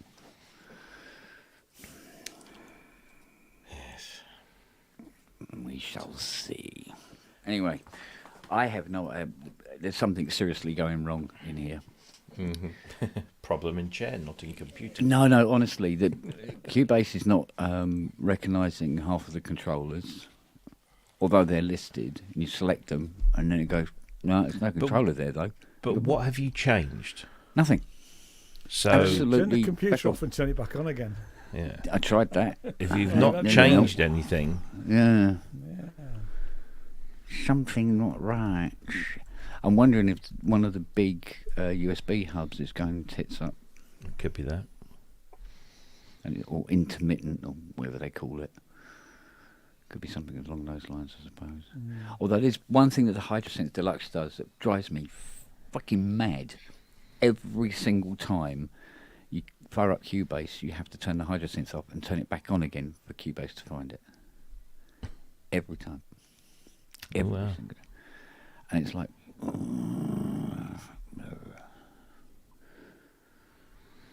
I don't know why it does it, but there you go.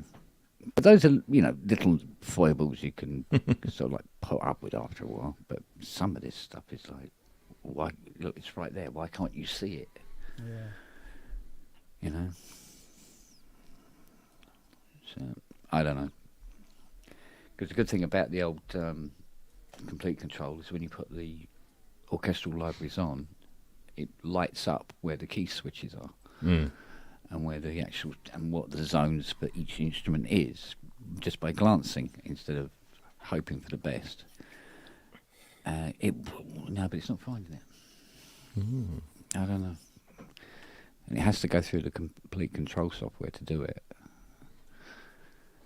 There you go. That's the original. Oh yeah. I tell you what, there's been many an A&E with somebody with one of them. Innit?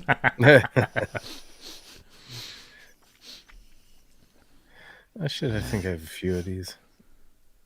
Could I send you one? Of course, it's got to have. So you can buy them today, but they've all got USB on. But it has the original. Yeah. I don't know what I did with mine. I must. If I remember rightly, they were incredibly robust. Oh yeah. Well, there was a metal shaft through the in the actual joystick itself, but there were also micro switches, and before I think there were leaf switches on a lot of the older joysticks. Yeah. So the micro switches were much more responsive, but also longer lasting. And the buttons could put up with people punching them. Yeah, in frustration, couldn't they? Yeah. I've got downstairs. I've got a Sega Saturn arcade stick, built like a freaking tank. It's Sega. It's pretty much Sega cabinet quality. The lovely thing. But of course, it goes with the Sega Saturn, which I still do have. But it's good for Virtua Fighter if you want to do that. Is it still working? Yeah. Okay. Yeah. Absolutely. I think you can get a mod to use an SD card on it to load your games instead of actual CDs. Oh, on the Saturn? Yeah. Oh, wow. Could be wrong, but let me check. I remember there used to be a hack where you could play the Japanese games and it required you fitting some kind of, or modding some kind of switch on the lid so that it would pretend that it was closed when it wasn't. And what you would do is you'd have to have the US or UK version of the game and the Japanese version. You'd have to put the UK version in first, boot, and then just as it stops that sort of initial boot spin, swap. Yeah. And then it would then play the Japanese version of the game. Yeah, I used to do that with burnt copies of PlayStation games. Yeah. You just you'd wedge the little. Rob, have you? Oh, hi everyone. Robbie, I was just listening in, and why don't you get the full size C64? Trust me, it is as good because I've got an old one in storage. Yeah, and they've replicated the Comp Pro 5000 joystick. That's what you're on about. Yeah. The newer ones, the joystick is as robust. Oh, cool.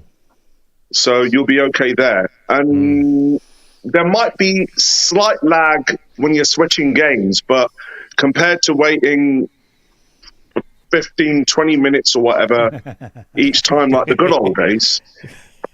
But that's half the fun. Yeah. Well, it depends. I mean, some of those games you could get on turbo tape, unofficially, or, somebody had sort of done a hack or whatever. But before the Comp Pro, there was the Quick Shot joystick, and there was Quick Shot 2, and they never lasted, ever. Yeah. Because it wasn't just Daley Thompson's decathlon, there was an Activision decathlon. Yeah. Which had the 10,000 meters, which actually you had to just sit there doing that for 15 minutes. Kids these days, they don't know they're born. No, they don't. Bloody VR headsets. I'm just trying to think. I'm trying to remember. I wonder if it's on here. This Boss joystick. It was built like a shithouse. It really was. The Comp Pro was good because if one broke, you could take out the micro switches because it was usually a micro switch that went. Yeah. Force yourself to spend the 10, 15. It was about 15 quid if I remember. You'd order it from Zap or Zap 64. Zap 64, yeah. And you'd get a new one, and you just kept the micro switches for the directions because one of them would inevitably go if you had a game where you were having to do a lot of waggling. Yeah. Which is always it was a sports games or sometimes the Epics games, or maybe there was another version of the Comp Pro which had a switch that allowed you to use auto fire. That's it. Yeah, I remember that. Some of the games you had to. There was no way to switch auto fire on. So then the red buttons for the fire would start to go as well.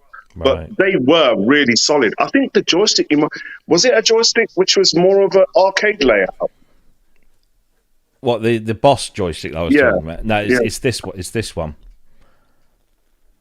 I just found it. Oh my God. They used to give those away. Yeah. Probably I got it first. Yeah. But they were pretty fragile. They were heavy. They had two strips of metal in the base to give it a bit of weight. Yeah. But yeah, it was more. It wasn't for waggling type games. This was for more like flight simmy type things, and it was all right. But did you ever play games like Mercenary or? Probably, I can't remember. There were games with.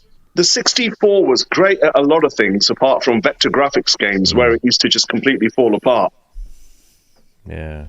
The frame rate was just not great. Because I remember there was a game called Driller, and then the same company did a game called Dark Side, and you'd actually move left, and you'd be like waiting a second or 2 seconds, and you'd actually play the game, and you'd be thinking, wow, this is great, but it wasn't. I mean, the last Ninja games were good, but again, you could complete them, but you needed some patience as the screen would redraw itself. Yeah. Yeah. Yeah. That's it. But we didn't think about it like that then, did we? It was because it was all new and. I used to play You mentioned the mercenary on the Frankie. Atari 800. Yeah. Oh, yeah. The Atari had faster. I think it had a custom. There was. There was a custom. Did you know what the Atari 400. fastest ship in mercenary was? Can you remember? No, I can't. Found out by accident. It was the large piece of cheese. Was it the cheese? Yeah, it was an incredibly fast ship, and you could get Did you to the Sky City easy. Because the whole goal was Buggers. you had to get into that underground bunker. You had to pull a load of stuff out, and then you had to escape from Targ after you'd repaired your ship. Yeah. And You had to find the keys to the doors that the keys that were shaped the same as the doors. yeah, So like and you could go through the triangles, but not the octagons and all that sort of thing. yeah. And then there was like an add-on for it, which in itself was the same price as the full game. Oh, the Second City one. That's the one. Yeah. And then the guy who designed it, he did a full polygon version on the ST. Yeah. And I don't know if it went to the Amiga, because then by then they had other games where they had faster filled polygon stuff going on. So, you know. Yeah. Yeah, I think it was dropped after that. Yeah. I spent millions of hours on that game. Millions. On the BBC was better than it was on the 64, again, because the 64 struggled with vectors. Well, I remember one time I got shot down and crashed, Yeah. and I needed to walk to the nearest base. It took 3 days. Real time. 3 days of just walking along with green, blue, unbelievable. and 2 little white lines. Why didn't you just restart the game? Hadn't you saved your position? No. I will not restart the game. I'm going to do this. Yeah, walk into a base 3 fucking days it took. Used to The save original, it. Go on. the original C64 had weak areas like the SID chips. There was inconsistency. Each year there was 2 revisions. If you use a SID player of any sort of repute, you'll get a drop down and it'll ask you which filter variation do you want, and it'll name a musician. It'll say Hubbard filter, Follin, Galway, or then it'll just say 83 R4. And the really good ones allow you to just set your own filter type and resonance and overdrive. Because a lot of games, sometimes you'd get games that were made after 1986, and the music would sound really different on yours than it would on your friends. And it was because of that. It was because the filter, that's where they cut corners, because it was a 3 oscillator, or was it 2 oscillators per voice? There was a ring mod. There was all this stuff in there, but the filter was where they sort of compromised. And sometimes the shitty power supply would spike or up, and all of a sudden the filter would come to life, which was really, really odd. It was voltage control. So, Right, guys, I got to pop off for a bit, so I'll see you later. Hi, dear. All right. you need Bye. don't open Yeah. it. Don't open it. Just get the emulator version. And if you can't be asked to play it, I don't blame you. The game isn't that great. It wasn't. Go no. on, just go on YouTube, and there's a guy who completes all these games on the 64. Just put Frankie Goes to Hollywood C64, and I guarantee somebody has completed it, and you can just skip through it, watch it. There's not even a proper end sequence. No, there isn't. No. And then that's where it all started for me. Music. Oh, Electrosound. Electrosound 64. Wasn't there an electro drums as well? I can't remember. So I'm not familiar with it. Is it a cart or No. It's it's a tape. It's a, just a piece of software that just used the SID chip, but you had a 3-channel. There's just Google it. You You can find get a the few ROM. cards as well. The synth card and the Messiah I've got the that has MIDI in. I've got the what was it? SFX FM expander module to go in the back, and I've still I saw it today. I've still got the keyboard for it, the 61 note controller keyboard. Oh, wow. But I also had another piece of software called Song Studio, which was SFX as well. And that has gone missing. I'm hoping I might find it tomorrow because that's where I'm going to be in that place. But Didn't Sequential have a tie-in with a company who made basically a piece of sequencing software for the 64? there was a piece of software that was Sequential linked. I don't know whether they did it themselves or got somebody else in. But thank you. Thank you. Thank you. Musical interlude. And now, part 2. What the hell? I don't know. Why is it randomly playing different bits of my track? Very What strange. the hell? Ken, have you tried? No, I'm not going to ask you to go into the registry because blindly I wouldn't be able to see. Well, Go into the registry and delete everything. Problem sorted. how many different? Oh no! I'm actually sitting here trying to. Have you got a lot of different digital audio workstations running on this one machine? I got everything running on it. Have you got more than one door on that laptop or desktop? No. Right. Okay. Are you using a hub? What, a USB hub? Yeah. Hubs. Right. And I suspect, and that may well be part of the problem. I think so. It's 2 mains-powered 32-way hubs. Right. There you So go. somewhere a data stream or packets are being either corrupted or they're colliding Yeah. because the speed or the it's either NPRNs or there's another one. They're not it's analogous to having come on, Ken, you know what it is. You've got cars going that way, you've got cars going that way, and they're not allowing each other to pass through smoothly. So somebody's losing a wing mirror there and something's losing whatever there. Yeah. And that's the reason why you're getting the shit you're getting.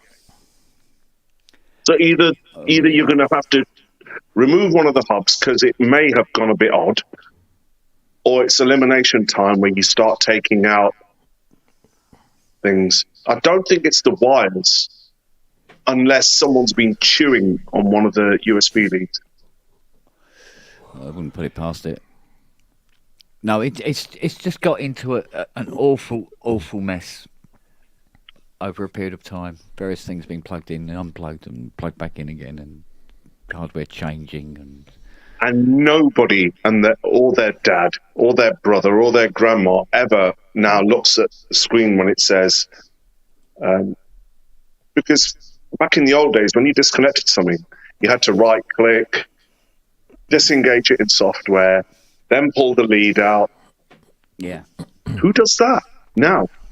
I scream at things in French. That usually Does it work better? Who knows? Well, I've now got my complete control to work. Right. We have the updated lights now. Okay. Yay! So what isn't working still? Is everything fine? No, I'm getting all sorts of problems. Like, for some reason, I'm getting expression pedal defaulting on any instrument that I'm adding, which is not supposed to do. And I can't find what the hell's doing it. Is that via a DAW that you're finding that out? Yeah. But it shouldn't be doing it. When you add a new instrument with a new track, it shouldn't. The expression pedals shouldn't be assigned to it, because they're all assigned individually as each track goes in. But now, all of a sudden, Cubase is going, all right, we'll just automatically assign that with the instrument. We go, well, no, I'm not using that with the instrument, thank you. Is the expression pedal connected via USB MIDI? No, So what protocol is it using? Just USB? that's just a voltage pedal going to It's a voltage pedal the Hydra. Yeah, directly into the Hydra, and the Hydra's got its own channel set in Cubase. yeah. And So theoretically, unless you select Hydra in the instrument control, Yeah. you shouldn't be getting the expression pedal doing anything. And even then, you shouldn't get it doing anything until you assign it. On the same hub that you're using to connect these devices, what else is connected? On that particular route, Yeah. nothing. That's straight to the PC, to the door. There is no hub on that one. So you haven't got a hub connected into another hub. No. Yeah, that's No. not recommended ever. Yeah, that is. Yeah, it is. Oh, yeah. Yeah. No, I don't know what's causing it or why. I've tried reinstalling Cubase, and I know what's causing all this. It's because I'd started writing this album, and now it's decided to fall over. The rest of the time, it was fine. All the time, I wasn't writing anything on it. I could be basic and say it's just Cubase, but I don't really think that's the answer.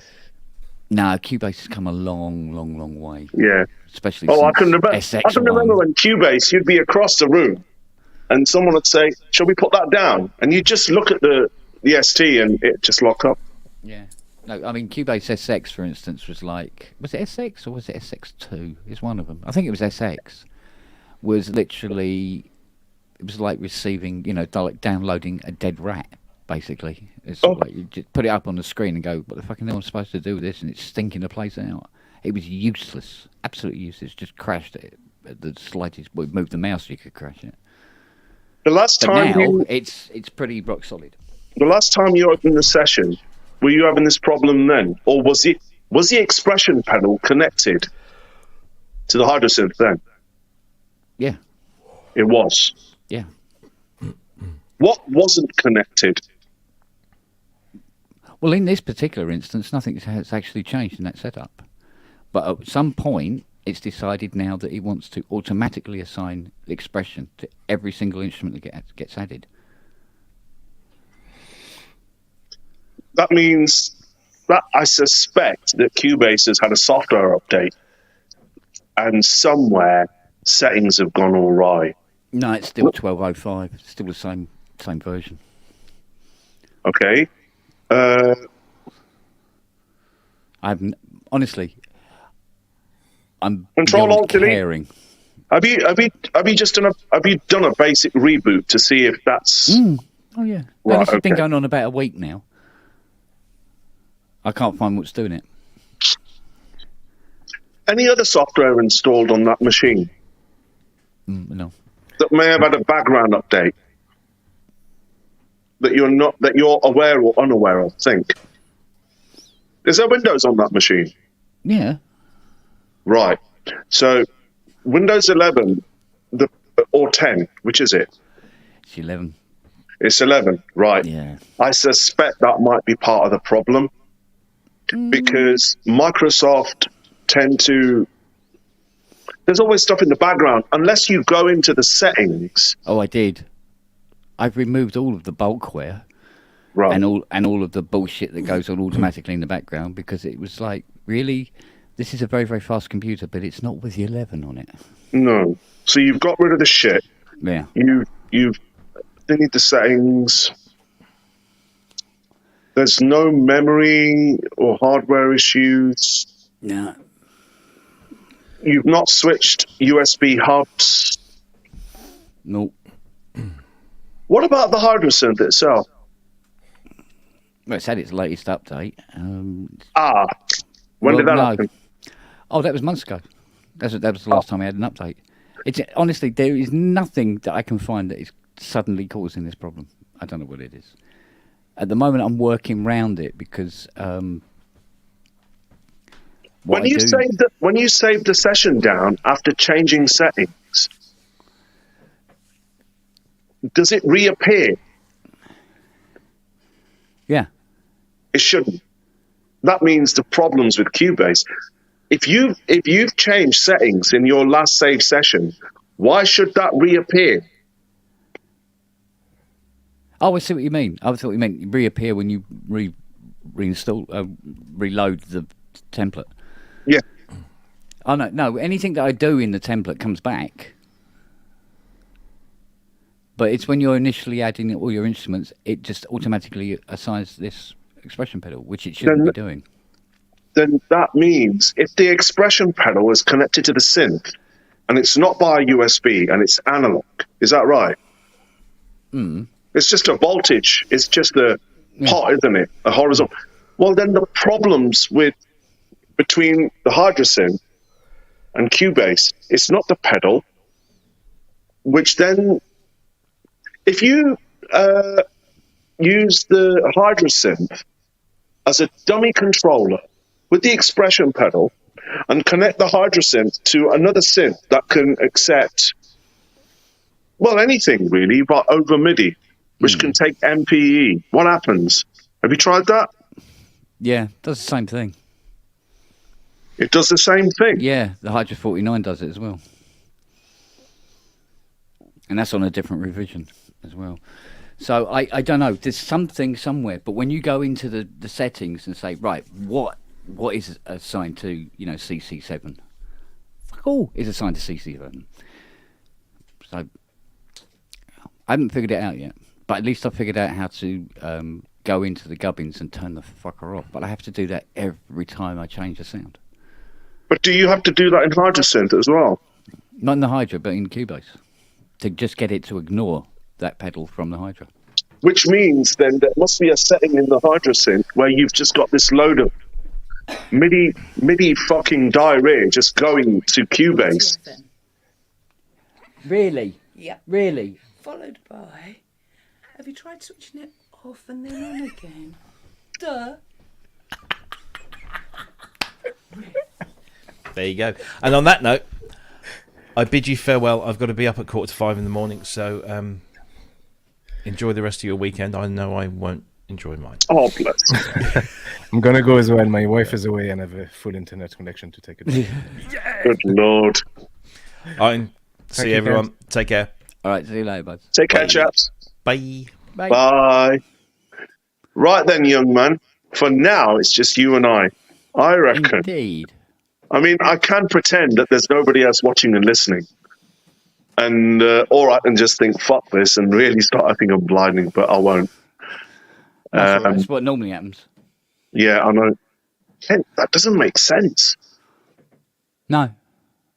I reckon. I gave up on this making sense two fucking weeks ago, to be honest. Have you? Well, okay, you know that foot pedal controller, is it specifically for the Hydrosynth? Or is it just a generic? It's like, generic one. Generic one. Okay, if you plug it into another synth, and then plug that synth into Cubase, what happens? Cubase automatically adds the expression. Then the problem's in Cubase. Yeah, it's in Cubase or it's in Windows or something. But when you go through the settings of Cubase, it says nothing is assigned to the expression. So somewhere after that update in Cubase, there's been something. There's been an update, a micro update or something. Don't know. Normally you have, it has to go through the control panel, and you have to physically add the update yourself. It'll just tell you that there's one available. It doesn't seem to do anything auto like that. It's just one of those things, buds. It's like it's possible. It's possible.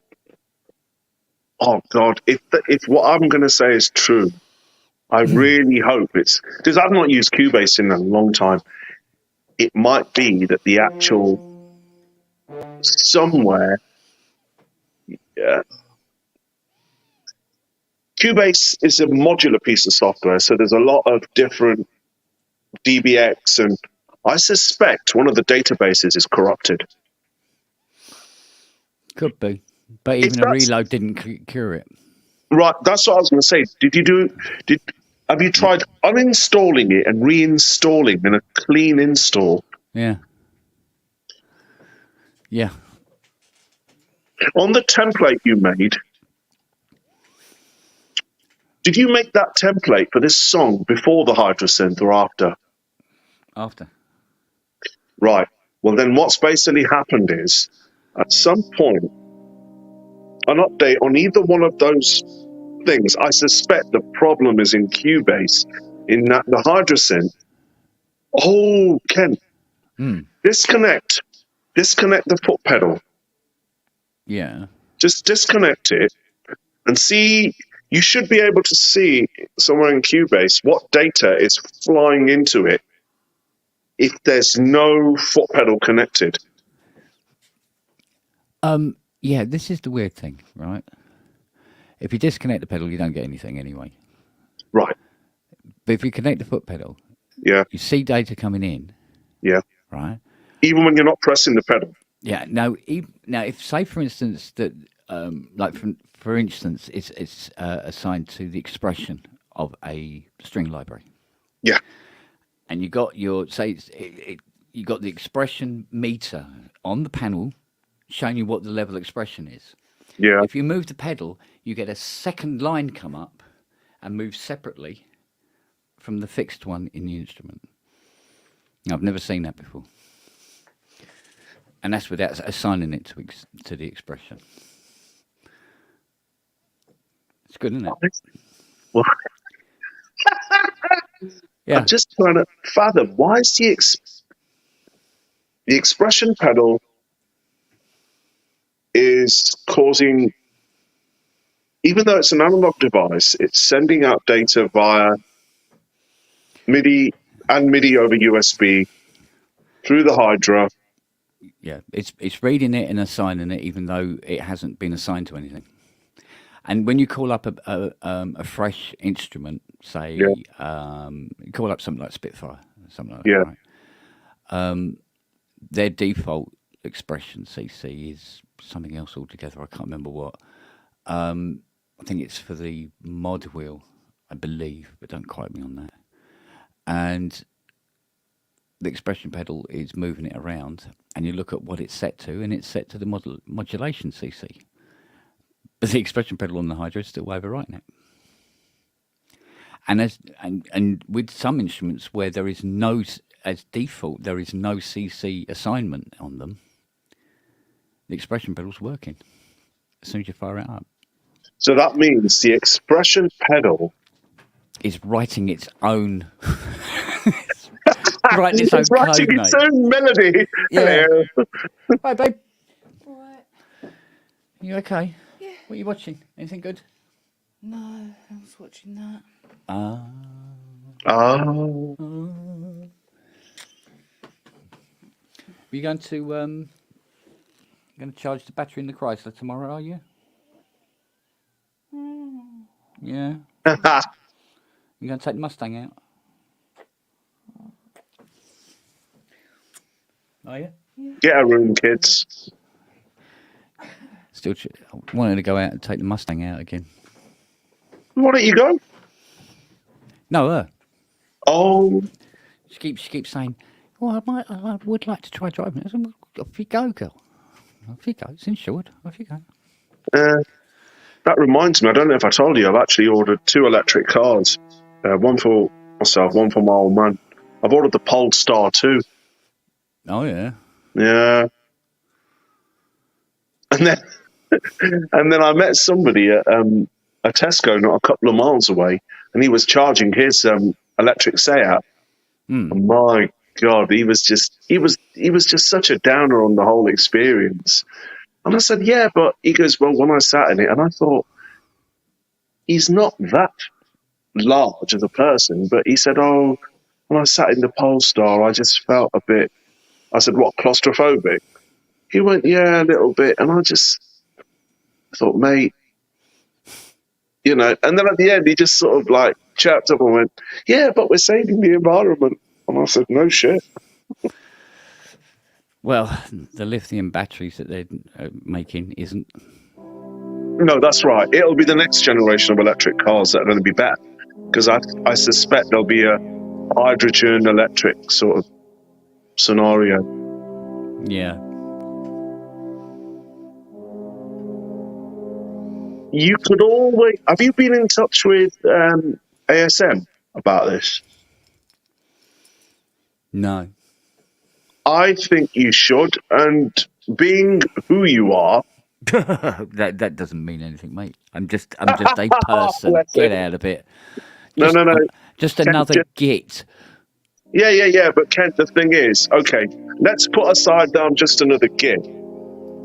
When it's not good for business when any gig emails customer service and says, "Look, I've tried this, and this. Help." And you don't get a response. They usually will do something. But I've got a feeling, I don't think it's the ASM. Okay, just one more thing. Since starting this project that you're on, which updated first, if you can remember that is? Was it the Hydra or was it Cubase? Oh, neither of them. So they've been on the same OS revisions? Yeah, the Cubase was updated back in, holy crap. December last year? July last year. Hydra was November. And Hydra was November. Yeah, and this occurred about 3 weeks ago. I tried running the update on the Hydra again as well, just in case. And I removed Cubase and reinstalled it again, just in case. And the same thing. But like I say, at the moment I found a way of unassigning it. It has to be done from the Hydra, done on the Hydra. Go, do not send any information, which means that every time I go to a track where it is, I am playing it assigned, I have to go back into the menu and then do some diving and turn it back on again, which is an enormous pain in the arse. So, and you didn't have to do that before? No. But I was thinking what I might do is just make up a little box with a switch and just go. Yeah, but Ken, you shouldn't be having to do that. What has happened that is causing? Then the only other conclusion I can come to is that something in the Hydra has failed. And it's a very small, it's not a software thing. Now, this is where it's an electronics problem. And it is possible, it's not beyond reasonable, because if Cubase was doing it to everything, that's another matter. But I suspect that in the Hydra, it's something either at component level, because why is it spitting out data even when you're not touching it? Something somewhere shorted out. Yeah. See, there is an easier... Well, there is a way of getting around it, which is to change what the controller is. But I could put the Complete Control 61 here instead. Well, that means digging it out and bringing it and putting that here. But it's nice having the Hydra. Because of MP, you like the feel, and absolutely. Yeah. Why else would you spend the money? And you know what I mean? Buy that. It's not just the sound engine, which is nice, but it's the fact that it's MPE keyboard, and But on the other hand, I may only have to put up with this for about another eight weeks anyway, because then when I get the Osmos in, or have two Osmos, whatever, and then the Hydra can go over there, depending on how it pans out. But in the meantime, oi. I mean, for a synth that's that new, you shouldn't be having to make analog switching boxes, or you know what I mean? I know what you're saying. You can make a little box so that it'll stop. Just as a quick get round sort of thing. Yeah, without having to change too much. But it'll be a gate basically. Yeah, but you shouldn't be having to do that. How old is it? A year, 2? It's about a year old, isn't it? Something like that. Yeah, it must be about a year old. It's either something's happened because Ken, you know what it's like. I haven't even got round to fitting the touche yet. Is that to mess with? You bastard. So I don't know where I got nowhere to put it. There's just no room left. I could use it as a foot pedal, I suppose. You know what it is? When you've got synths where you've got digital and analog in and out, I've always wondered about this. I've thought, unless the build quality is really there, So when an analog component goes in a primarily digital system, it's analog component. I mean, Ken, you know this. With digital, you can get there's all manner of gubbins. With analog, it can sometimes, because it's always resistors and arrays, you can sometimes just get voltage leakage. And if you're using a port or a socket that it's never been used, it's possible that, I reckon, the problems I used to have with the Voyager, where you'd plug something in the headphone socket and all of a sudden it was potluck as to an oscillator not working or the right-hand side would go. I suspect that something on the board has just said, no, bye. It's a tiny little resistor. Yeah. And that's what's causing it. Or it's something that was meant to be regulated has gone.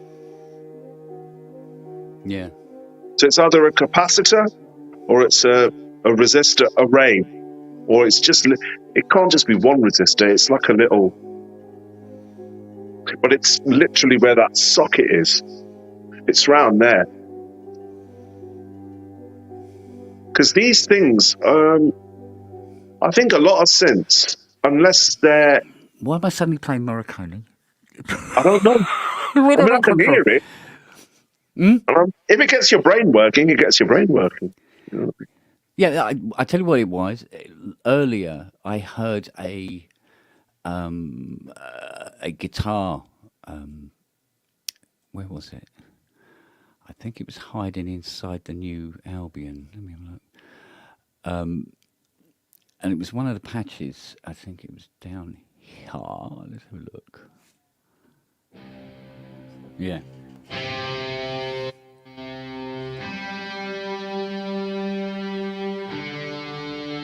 That one. Oh.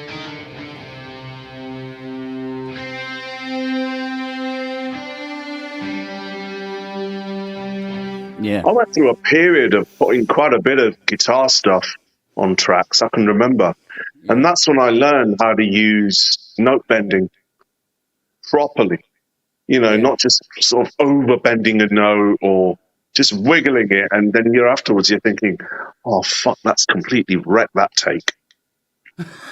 You know, it's like, ooh. And you're thinking, no, even the worst guitar player in the world isn't going to do that.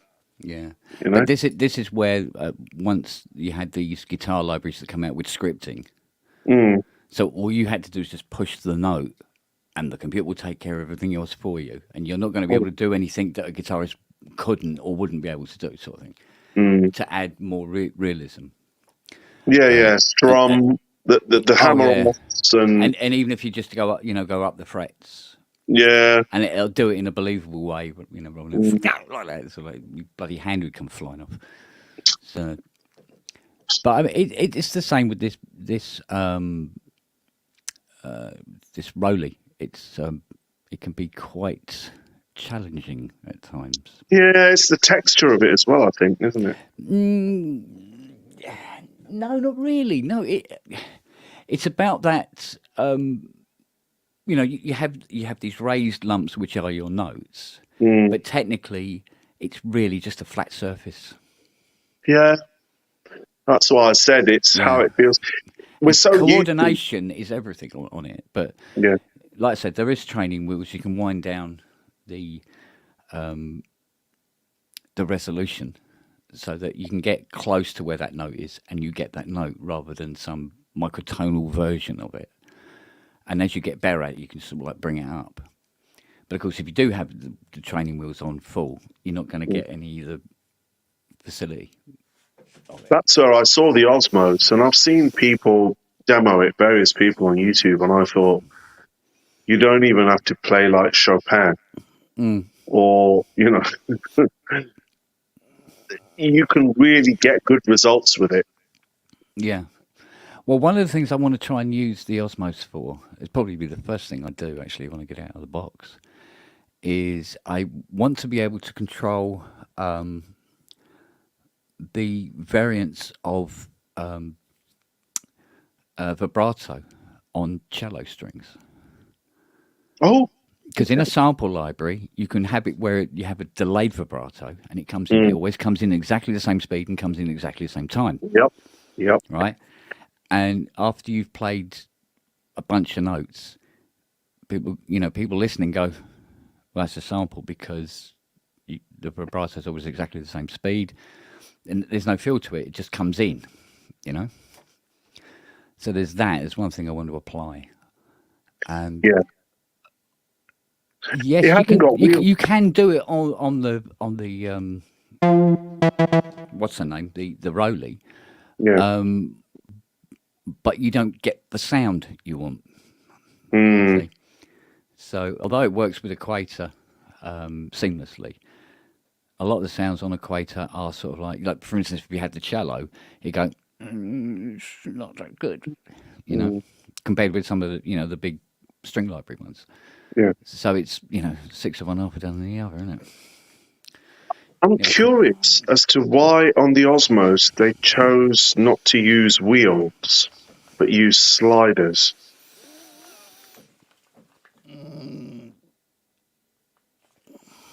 Was that to avoid any kind of crosstalk problem? Because the keyboard's so sensitive. I don't know. There may be there may be a legitimate reason behind that, but as to what it may be, okay, no idea. Look like nothing. It could do with a longer keyboard between you, me, and the gatepost. Oh no, give it time. There'll be another version. Yeah. Based on how successful the Osmos will be, and I think it'll be quite successful, judging by the amount of people clambering for it and falling in love with it.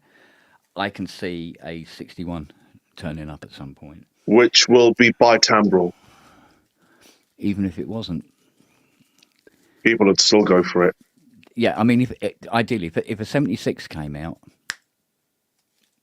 I'd snap it up. I would snap it up. So, but it's the other end that has to be focused on now, which is the instruments that you get to play. There's a few plugins that have MPE, right? But it's added as a feature without the vendor really knowing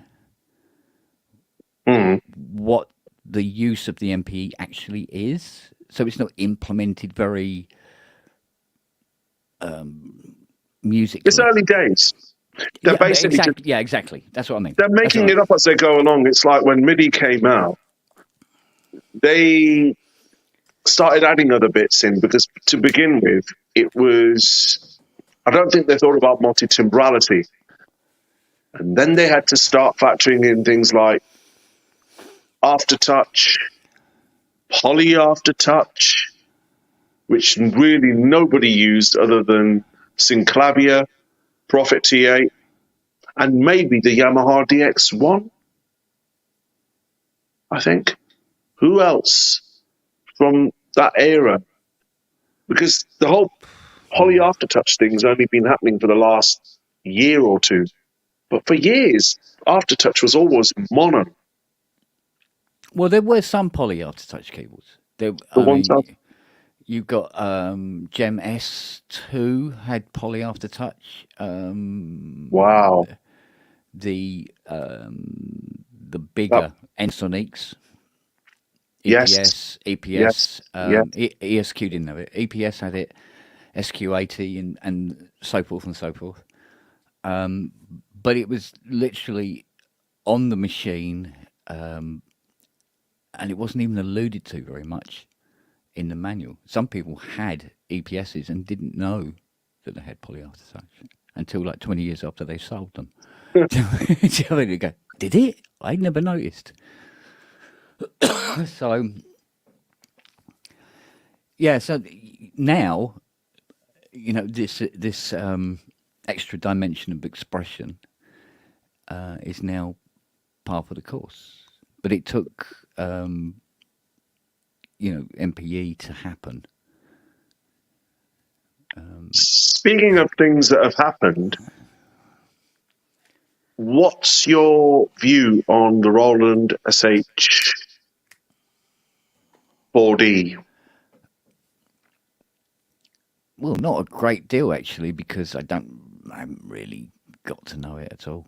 Not your thing, not your bag. I get it. I looked at it and I watched the videos and I thought, this is actually incredible value for money. But what puzzles me is, why did they put... They could have just put their current sound design technology in there, but they didn't. I sat there thinking, why did somebody actually sit there and say, let's hack that down to make it easier to use? Or did they actually say, well, this is what we originally wanted to use, and they've just put that in? Because I was looking at the user interface and thought, interface. It's probably just a light version. It's a light. It's like the D20 and the D10 were lights of the D50. What's that? I haven't heard that new album yet, Neil, to be honest with you. So I couldn't say. It should be quite good. What's that? The new Hans Zimmer live album.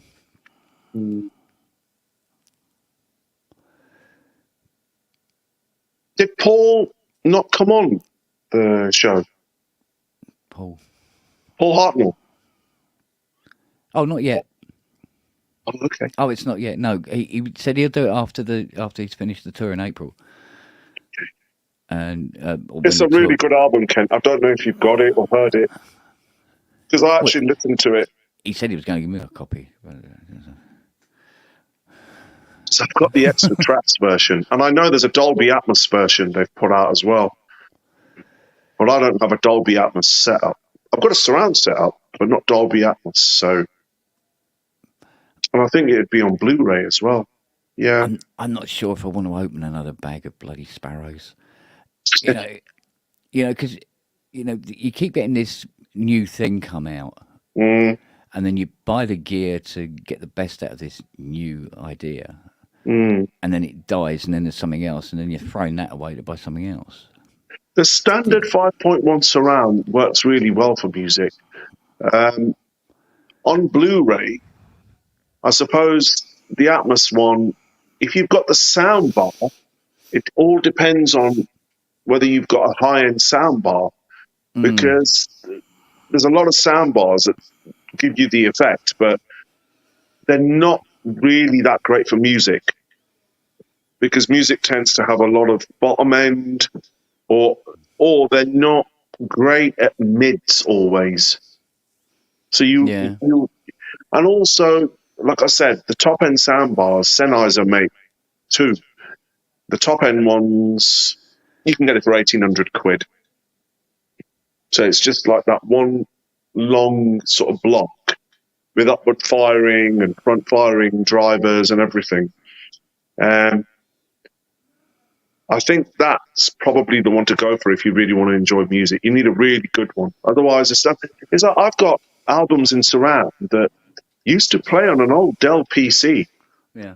And the sound card, which was a Creative Labs sound card, but for some peculiar reason, they don't actually play in surround at all. Using my DVD player and my Onkyo amp. And for the life of me, I can't understand why that is, because the others do. Same reason as my expression pedal, probably. I'm not too sure what that's about. There's some protocol issue that the Toslink cable is not recognizing. Because it's an optical cable that goes from the DVD player to the Onkyo. Once you get into things like HDMI, then you've gone to the next, because the standard amps now, you can go 7.1, 9.1. I don't know anybody who's got an 11.1. that's basically having a true home cinema experience. You've got, downward firing speakers in the ceiling. You've got left, left, right, left, left, left. So you've just probably got this like chunk of space to sit in and die of cramp. Yeah, but even then, you spent all these thousands and thousands of pounds on this beautiful sound system, everything. You turn the TV on, it's a fucking Masked Singer on. So I don't see the point, really. Yeah, it's like the whole vinyl thing. I get it. Vinyl has a sound, but it's, for the life of me, I find it incredibly difficult to get into the whole, you buy a Riga planar and then you buy all these anti-vibration things and then the speakers are, and then the pickup cartridges, and then you're going through this whole sort of ritual of cleaning your vinyl every so many plays and, just so that you can hear Dark Side of the Moon. Because it'll always be Dark Side of the Moon. I know it's a bit cliche, and I apologize to the aficionados, but whenever it's always, I've got that pressing of Dark Side of the Moon, or have you got that pressing, that mono pressing of the Beatles? And I'm thinking, wow, they're even, now, never mind the old stereo pressings, now the mono pressings are causing problems as well. Oh, well. Unreal. That's just the way it goes, mate. Yeah. I won't worry about that too much. So, look, see if that. Why is it? I think what I actually have here is far too many things connected to one computer. I think that's what it is. Yeah, I did say that right at the beginning, that it's something's just... It is. It's just that there's just too much going on in it. Ooh. How old is that machine?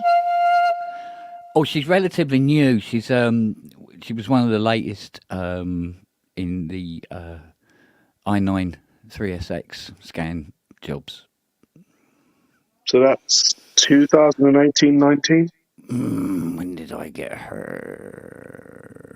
Probably about 19. Yeah, late 19, I think I got her. All it is, in that case, that's why my first port of call was USB and USB hubs. Yeah. But I still think... So if it's not the controller...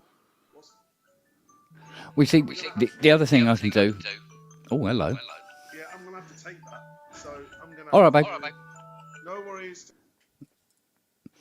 Yeah, there you go.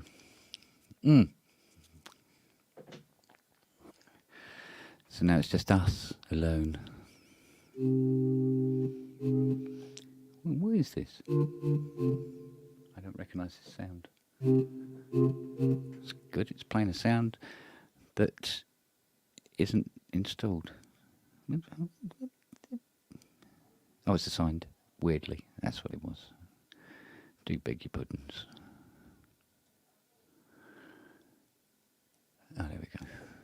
Come on, anybody else going to come in, keep me company? Come on. Because if you don't, I'm going to play instead, and nobody wants that.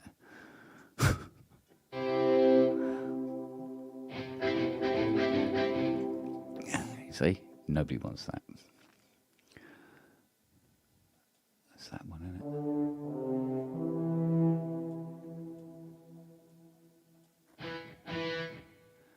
Don't know how that one does that at all.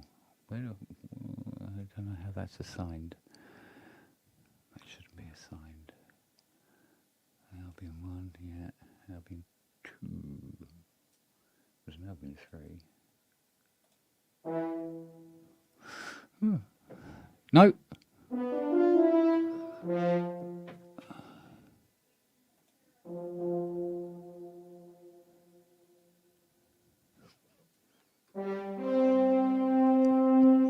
See if we can get a copyright strike.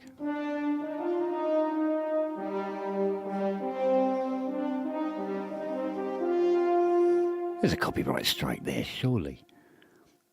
Any algorithms listening? Got no idea. Mm.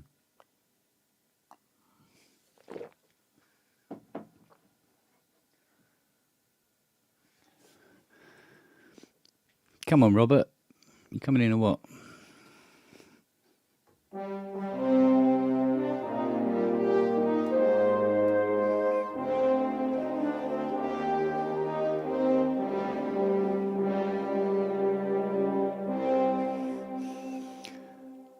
Anybody?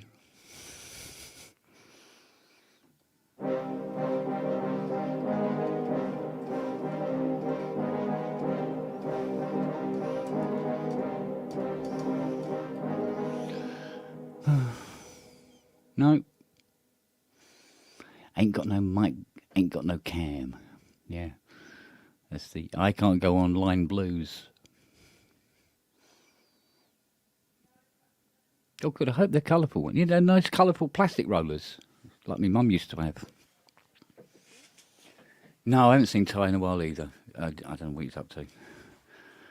He phones occasionally and rants and then hangs up. But other than that, I haven't seen him. So, I don't know. You'd think that would come in with a bit of string now and again, but no. Nope. Let's try assigning a few bits and bobs and see what happens.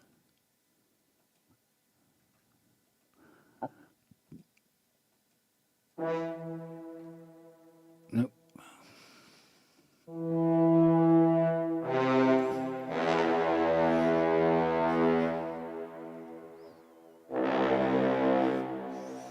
Well, it was a heavy lunch.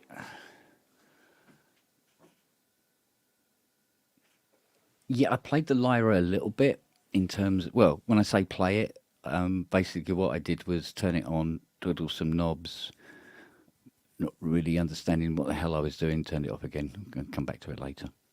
I think that's probably the best thing to do. And that Pulsar drum machine is even more mad. So, but it sounds good. That much is for certain.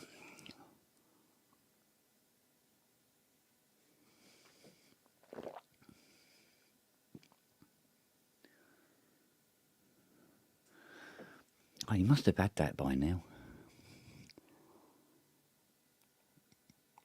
Mm.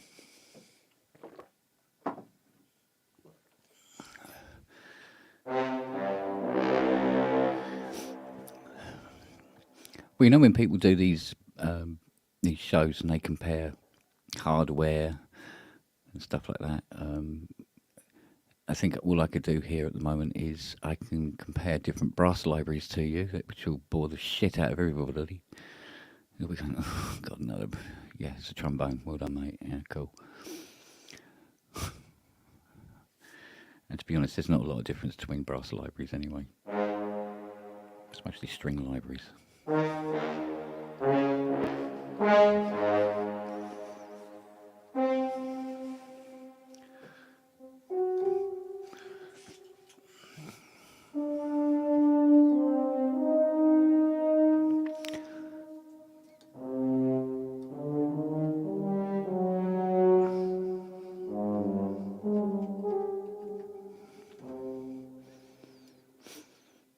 No.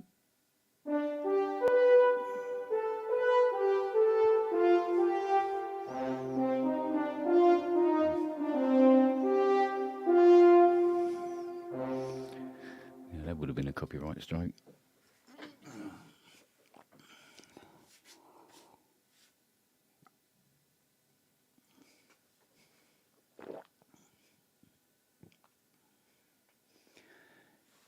Yeah, I love brass too, mate, but do you know what? You can have an awful lot of brass. Ah.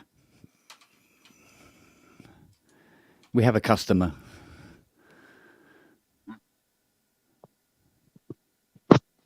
Oh, bud. Hello, hello. You look like you're in a bomb shelter somewhere. Right. Man, I'm totally destroyed. I'm sorry. I just came from You look like you're in a bomb shelter somewhere. Yeah, something like that, man. I just came from the Norwich, which was absolutely amazing. I didn't expect that level of professionalism, to be honest. And it was lots of fun. Good concerts. I really enjoyed that. Oh, good. Good stuff. Yeah, it was good. I got this little fella from a Bastel Instruments. Soft Pop 2. That is tiny, isn't it? This is why I cannot hear you properly. No? Got issue? I should. I'm not deaf. Oh. Let's try this thing. I was going to say, pardon, what? It's going to be a bit of a delay, doesn't matter. Oh, okay. I want to say, by the way, thank you to everybody who stopped by in the summer. It was a great day. We've been busy as always. Now I got a delay, do I? Jesus. Yeah, I'm hearing you coming back. Yeah. I'm just turning it down. I don't know why I cannot hear you properly, man. Oh.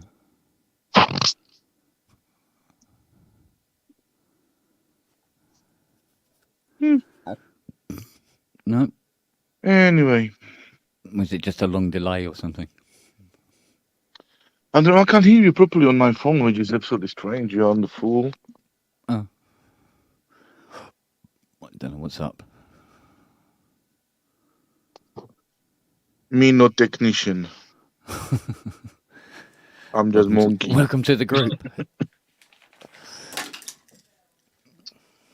It was good to meet few, nice people like Gaz, and been talking about Dom again. Yeah. Remember him, and oh man. Yeah. He had absolutely great set with Look My Little Computer. Yeah. It was serious. It was proper punk. It was mental. Few things didn't work at all. Oh, I had Nelly standing on the window ledge whining after you left. Where's he gone?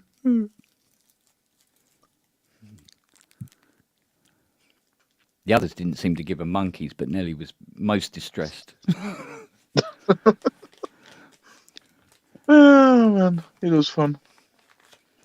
And Andy Brooks had a very good set with Robin Vincent. Yeah? Oh yeah. Good. It was very beautiful sounds. It's like a very, very thought out preset. It wasn't like just beeping and arpeggios and everything. It was really nice. Yeah. I didn't expect that, to be honest. But it was really good. Oh, good. I'm glad you had a good set. And as I said, man, I will probably go because I'm seriously tired. I slept like 4 hours, drove there 2.5 hours, back 2.5 hours. Yeah, you got look seriously tired. enough. Yeah, you look tired, buds. Thank you. Yeah. You look awful. Oh, jeez. And this is my better day. All right, Andy. Hey, how's it going, guys? Anyway, have a good one. Good to see you, man. All right, mate. You take care. Have a man. good show. See ya. Ciao. Take care, man. Ta-da. He's going to bed, and I just woke up. Hey. How you doing, buds? You all right? All right. Just fucking tired. Really? It's been a long week, and just the Yeah. Ramsey show's always fun, but it always knocks me out for a while afterward. So Yeah. getting up at 4 something in the morning to Yeah. get some stuff ready, and then I usually end up joining late anyway. So Yeah. but I had a Jupiter 8 to get out Friday, and the guy was driving from many a mile away to collect it. And I said, yeah, I should have it finished. And at the last minute, I found this problem on it. And I go, oh, God, because it was quite late. And I go, I'd gone back onto it after doing PSN. yeah. No,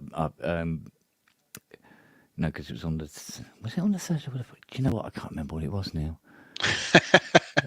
These things happen. Yeah, it was actually, but basically what ended up happening was what I had to do was get up at about, I think I got up about 4:30 in the morning to go and work on this JP8 and get it done so it was ready in time when this guy arrived, and I get up and I go down. I'm working on this thing in the kitchen, and I'm like, no, concentrate on what you're doing. Anyway, I got it fixed. Anyway, burnt it in, and she was fine. It was like cool, and put it at the door. And I look at the clock, and it's like 5:10. Yeah. And I go, oh, I'll just go back to bed. So I go back to bed, and I just lay there staring at the fecking ceiling till 8 o'clock in the morning. Because I've really woken myself up in the end, working on this JP. I saw you were in the chat, and then you're not chattable. The autocomplete didn't work because you were no longer online. So, sometimes where I've gotten up at weird hours for work. Sometimes it just happens. Yeah. What was wrong with the Jupiter? Oh, it had this really bizarre problem. I've never seen it before. But basically, what it was, because you have 2 sets of 4 voices in a Jupiter 8, and you have 2 module controller boards. And technically, what they do is they receive the same kinds of data from the computer. And then they take some of the process voltages that the computer's kicking out to the cards to do certain functions. So, for instance, on a keyboard follow on the filters, so when you have the resonance on and the resonance goes up in pitch as you go up the keyboard, well, when this was set, the first 4 voices, the pitch on the resonance goes up, and on the second 4 voices, the pitch on the resonance goes down in the opposite direction. Oh, so the key tracking's all whacked out. Yeah, but it was going the wrong way, which would theoretically require a negative voltage, really, but there wasn't one. And I could not work out what was causing this problem. And I go, is it the module control board doing it? Is it the computer doing it? Is it the interface board doing it? Well, it can't be, but it can't be because the interface board just provides one voltage that is fed to both sets of cards through the computer. And what was coming out of the computer was that single voltage going to those 2 cards. But what was coming out of those 2 cards was also matched. And yet, the bottom 4 voices would go in the opposite direction. Wow. So, Guten Tag. Hello. So, so what I did in the end was just ripped out the module control board and put another one in it, which I'd done in the first place. All right, Rob, how you going, mate? Yeah, fine. It's been a while. Only like a month or 2. You got a haircut. That's a while. Did you sell your Andromeda? No, not yet. No? Okay. Want it? No. Still worked the last time I turned it on. I have enough problems as it is, thank you.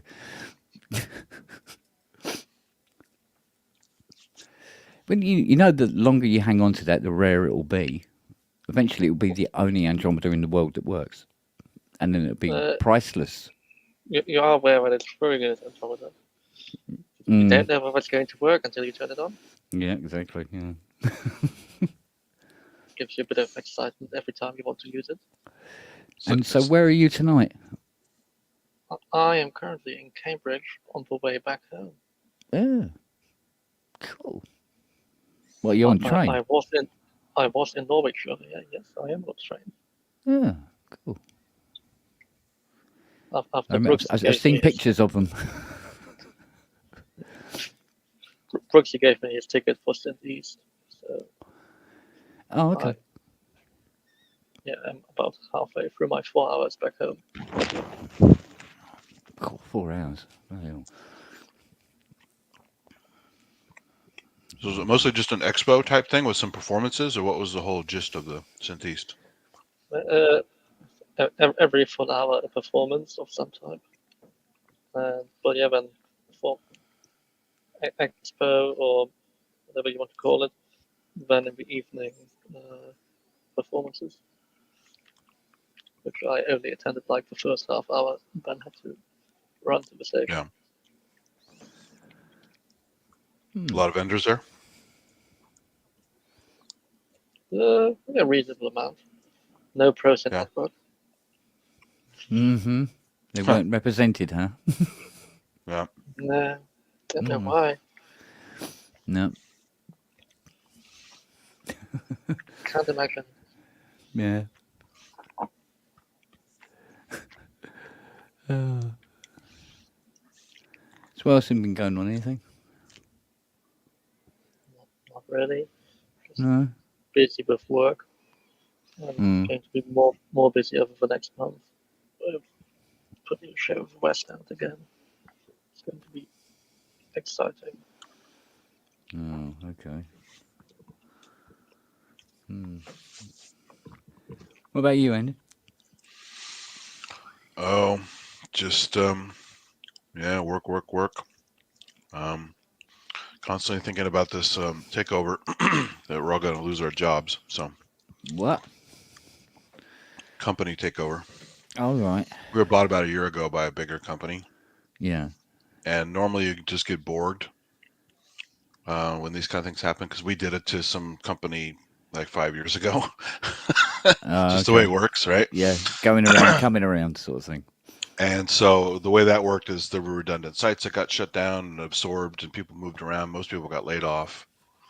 All the usual kind of chessboard stuff. Right. And but in this case, these guys are really weird about it. They're basically like, yeah, okay, we officially own you now, but we'll just keep you in the dark for, a good 6 months, unless you're upper management. Right. Maybe longer. And, it sucks because, being IT, we're privy to everything, right? We know when people are coming and going. We know when things are changing. And you never know officially until you get the notice that somebody's gone, right? Right. Whether they left on their own accord or they were just terminated, you don't know. It just says termination. Yeah. But so these things happen, and occasionally you get like a last minute, like, oh, Friday at 2 p.m. because there's usually like a 5 p.m., 4 p.m. cutoff on Fridays for certain types of layoffs or terminations, and all of a sudden you get some early, like a Friday morning or Thursday morning. Go, that's interesting. I bet that wasn't planned. So it is kind of creepy to be, privy to that stuff, and obviously you won't see your own, because if your account is gone, your email no longer works. So right.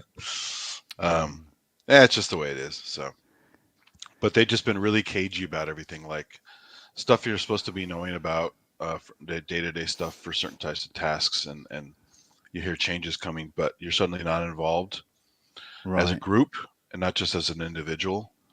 Especially for like this thing we have called ITAR, which is defense and defense related secret, secure stuff. Yeah. Not just DoD, but like a laser or an optic used in some kind of defense related thing. Yeah.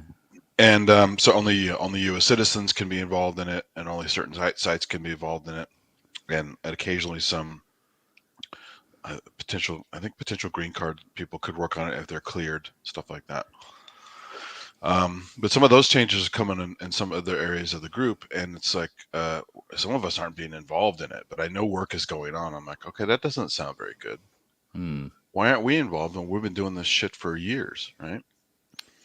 Yeah. So yeah, it's just, I don't go on too much about it. It's just kind of goofy, but it is interesting because you don't know what to think when it's like the old concept of being call yourself a mushroom, kept in the dark and covered with shit. Yeah.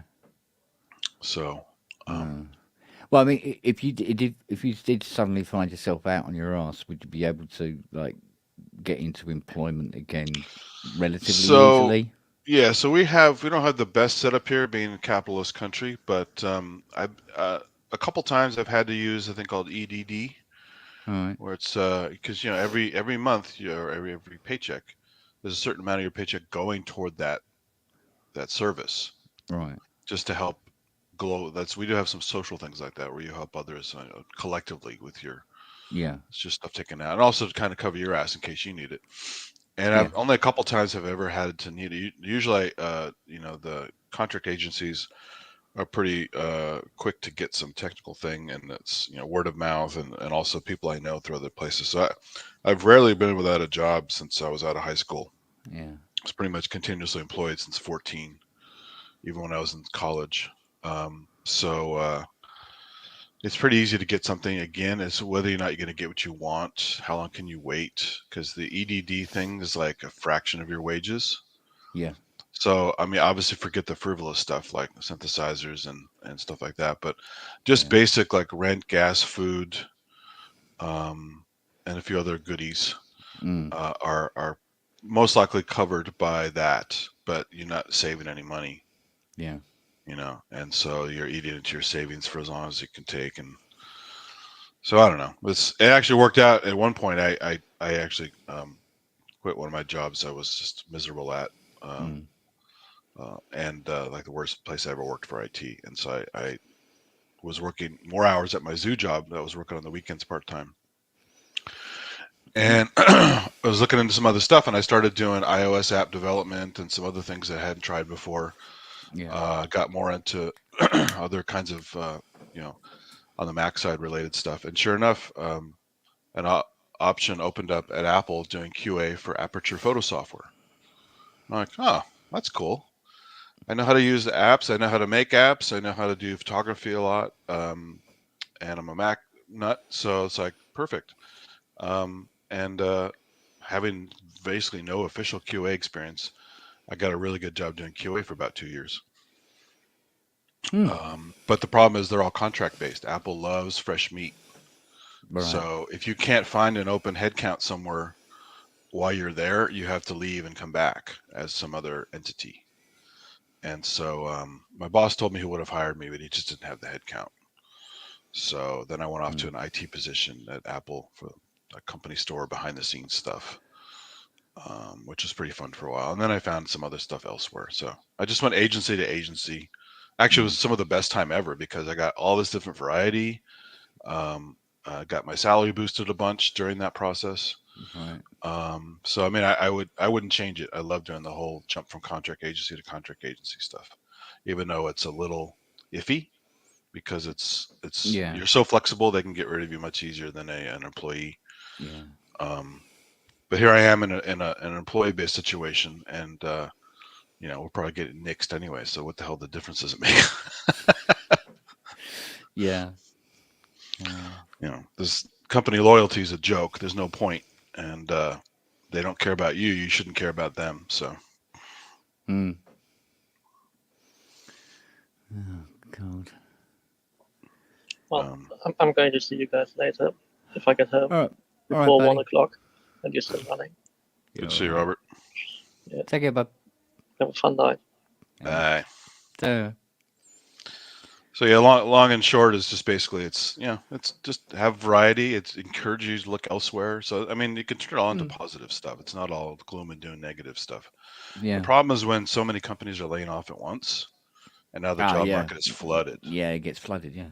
And we've had literally tens of thousands per company in the area laid off lately. Because of Facebook, because of Google, because of Cisco. Cisco always has big layoffs. Yeah. I think Oracle even had some layoffs. So all these big companies in the area do these mass waves. Yeah. And I mean, it's shocking they didn't do it during the pandemic, to be honest, because I'm thinking some of these companies got some bailout money or something. Yeah, and it's probably based on how on head counts. So it's in their interest to keep as many people on as humanly possible. Yeah, get an extra bit of dosh in, I suppose. Yeah, so it's normally not a big deal, but when you have literally like 20, 30, 40,000 or more people suddenly also looking for jobs in the area, it makes it a little more challenging. Yeah, absolutely. Some of them have to go back. Some of them are visa based. So like guys from India have to go back. Doesn't matter how long they've been here. They can't find anything. Their visa's tied to their job. Oh. So they have to go back, which would be really stressful. But at the think same it's the time, same they got here, but I don't know opportunities much. others didn't get. So Yeah. I think we've got something similar here now. I think. I don't know. They keep changing everything so bloody often. Yeah.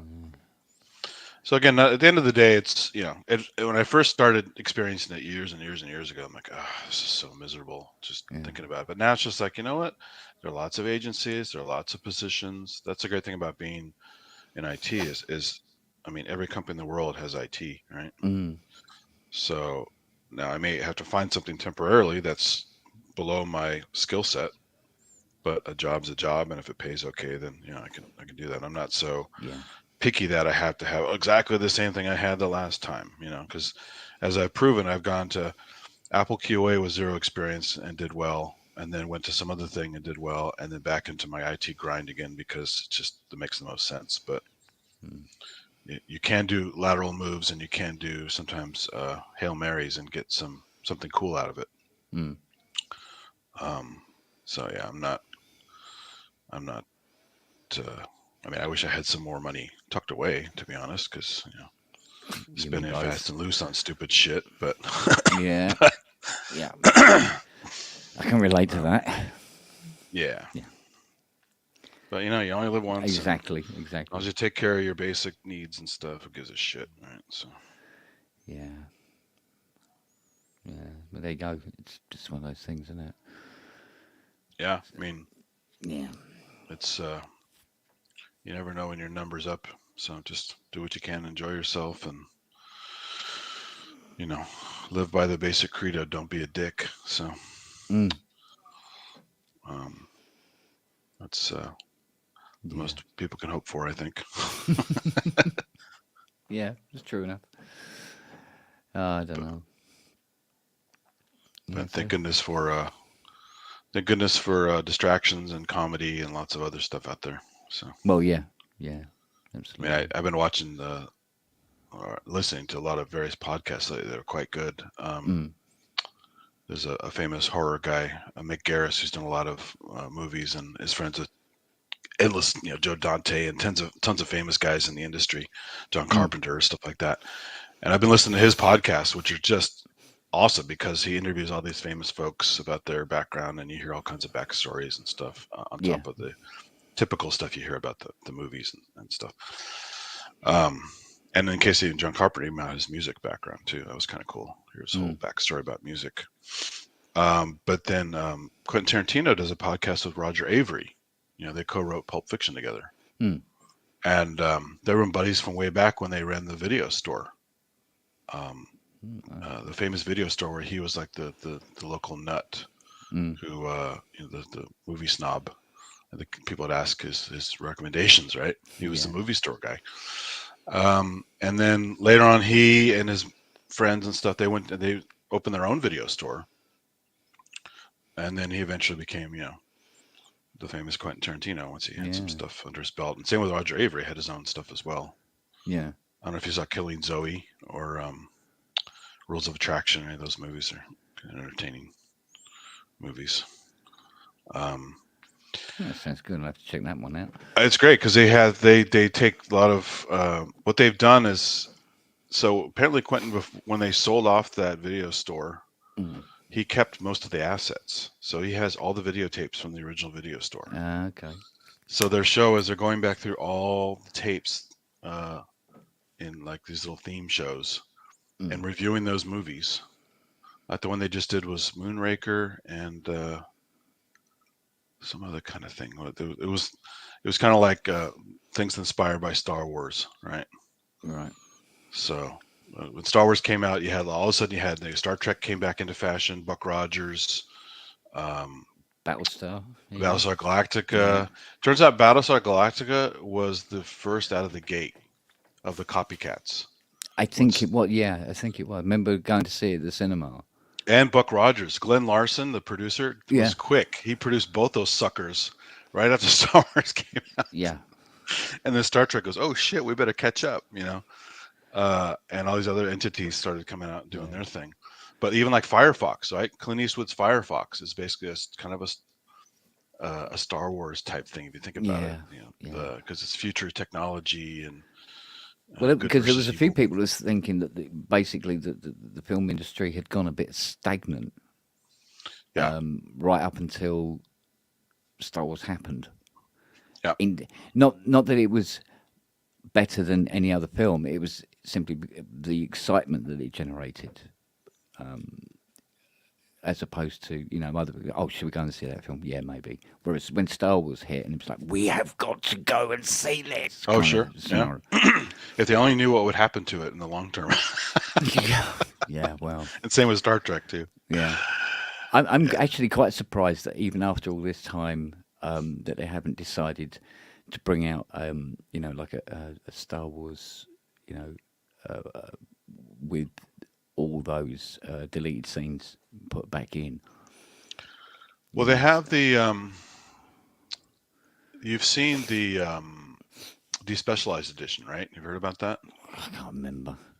So they took all the good footage that they used to make the specialized edition. Yeah. Which had, you know, extra CGI and cleaned up frames and all kinds of goodies. Yeah. Anamorphic, you know, footage. Excuse me. And did a re-edit, taking out most of the extra junk. Right. And they even did it for the prequels. They have an anti-Jar Jar edition where he's completely cut out of the movie, except for parts where you can hear him. You can't, you know, he's still talking, and it's hard to edit the audio, right? Right. So there are a bunch of clever guys out there who are really good editors who are doing these projects, and one is just the despecialized edition. So you can get, if you want as close to you get to episode 4, 5, and 6, you can get it without all the extra goodies, and they were able to basically resurrect as much of the original that we're all used to from, you know, when it launched. Yeah, because there's lumps of 4 that never came to light, which was all the shooting womp rats with bigs and all that sort of thing. Oh yeah, there's also the really old footage before he did the rewrite, because you know, Lucas basically had a real mess on his hands, and if it weren't for, I think it was his wife and a couple other famous folks involved in the mix, they helped him basically rewrite, re-edit the whole thing and make it work. Yeah, because you have Biggs turn up at the end, terrible. don't you? You have Biggs turn up at the end and everything. Go, who's he? Yeah. Who's the guy with the tash? Who is that guy? Yeah. Yeah, there's that famous scene with he's talking to Luke. Is that what you're talking about? That he's in. Yeah, he comes up to him after, you know, he realised that he's now part of the rebellion, and they're at the hangar, and they're getting ready to have a crack at the Death Star. Yeah. And he turns up and hi and all that sort of thing. That's why he was so upset when Biggs got blown up. Yeah. But in the film, sort of like, yeah, but you don't see who was he? Yeah. But who was Biggs? So if you hadn't read the book, you'd be going, what the fuck is that all about? Well, what's really telling, have you ever read the original screenplay where it was Luke Starkiller? Oh, no, I'd heard of it. Yeah. It's so bad. Yeah, it's on the internet. You can find it really easily. Just look up Luke Starkiller, blah, blah, blah. Yeah. And it's one of his kind of mid-level drafts before, I think they started shooting with it and then decided to change it. I can't remember, but yeah. It's so bad. Just the way they've had the characters before they changed them, and the writing is really not so good. I mean, which is weird because, you know, I love THX 1138. Yeah. And American Graffiti's pretty good, and, you know, so the guy clearly has some talent, and some ideas that were interesting, you know. Yeah. And then all of a sudden, you know, he had Star Wars as a cool idea, but then it was really, really rough. Until he had a lot of help, it was pretty much unwatchable from what I could tell. Yeah. Like it was like a Roger Corman thing, right? Yeah, just needed to. Yeah. Was that? I'm trying to remember. Is that the guy that's responsible for? Who was the guy that was responsible for Wild Wild West movie? Oh, you mean the movie or the old show? No, the movie. Oh, that's the guy. He was some sort of quite a powerful producer, and he had. Yeah, he's the one who wanted the big spider in it, right? Yeah, he wanted a big spider at the end, but apparently the film he was doing before, he wanted a big spider at the end. That's a Kevin Smith story because he tried to get him. And he couldn't have it, so he put it into. Yeah. Wild Wild West. It's like, oh man. Yeah. Because up until that point, it was sort of like, Oh no. No, I'm sorry. This doesn't really work at all now. It doesn't even work in the steampunk aspect of the Wild Wild West because it's way over the top. I mean, if you watch the old TV show with Robert Blake, Robert Blake. Was it Robert? No, it wasn't Culp, was it? It was what is this guy's name? God, I'm trying to blank on his name. Yes. Anyway, he Robert something, right? It's Robert something, and he was in a lot of TV shows back then. Yes. He was. Anyway, the kind of steampunky elements of it were kind of fun. Where like guys inventing weird things and. Yeah, but it was always sort of like within the framework. It was small things, and it was kind of like sort of like almost was possible. It's kind of like, do you ever play the game Thief? The series called Thief on the PC? No. Oh my god, one of the Looking Glass Studios, one of the best franchises I've played. Back what I consider was the golden age of 3D games, the late 90s, mid to late 90s, and you had Thief, you had Deus Ex, you had just tons of great 3D games. Die by the Sword, which makes homage to Monty Python's Black Knight fight, where you're cutting his limbs off and stuff. Anyway, so Thief had this kind of weird magical society. So it's kind of like knights and castles and feudal towns and stuff, and you run through rooftops, hiding, breaking into places and stuff. And it's all about, can you be seen and heard because you're underpowered. The knights have armor, they have swords. You're just one guy with just a sword and almost no armor, and some arrows. And later on you have some kind of James Bond type stuff with like tech arrows, where like one arrow shoots moss spores, so it makes a soft landing, so you don't go pound on the ground.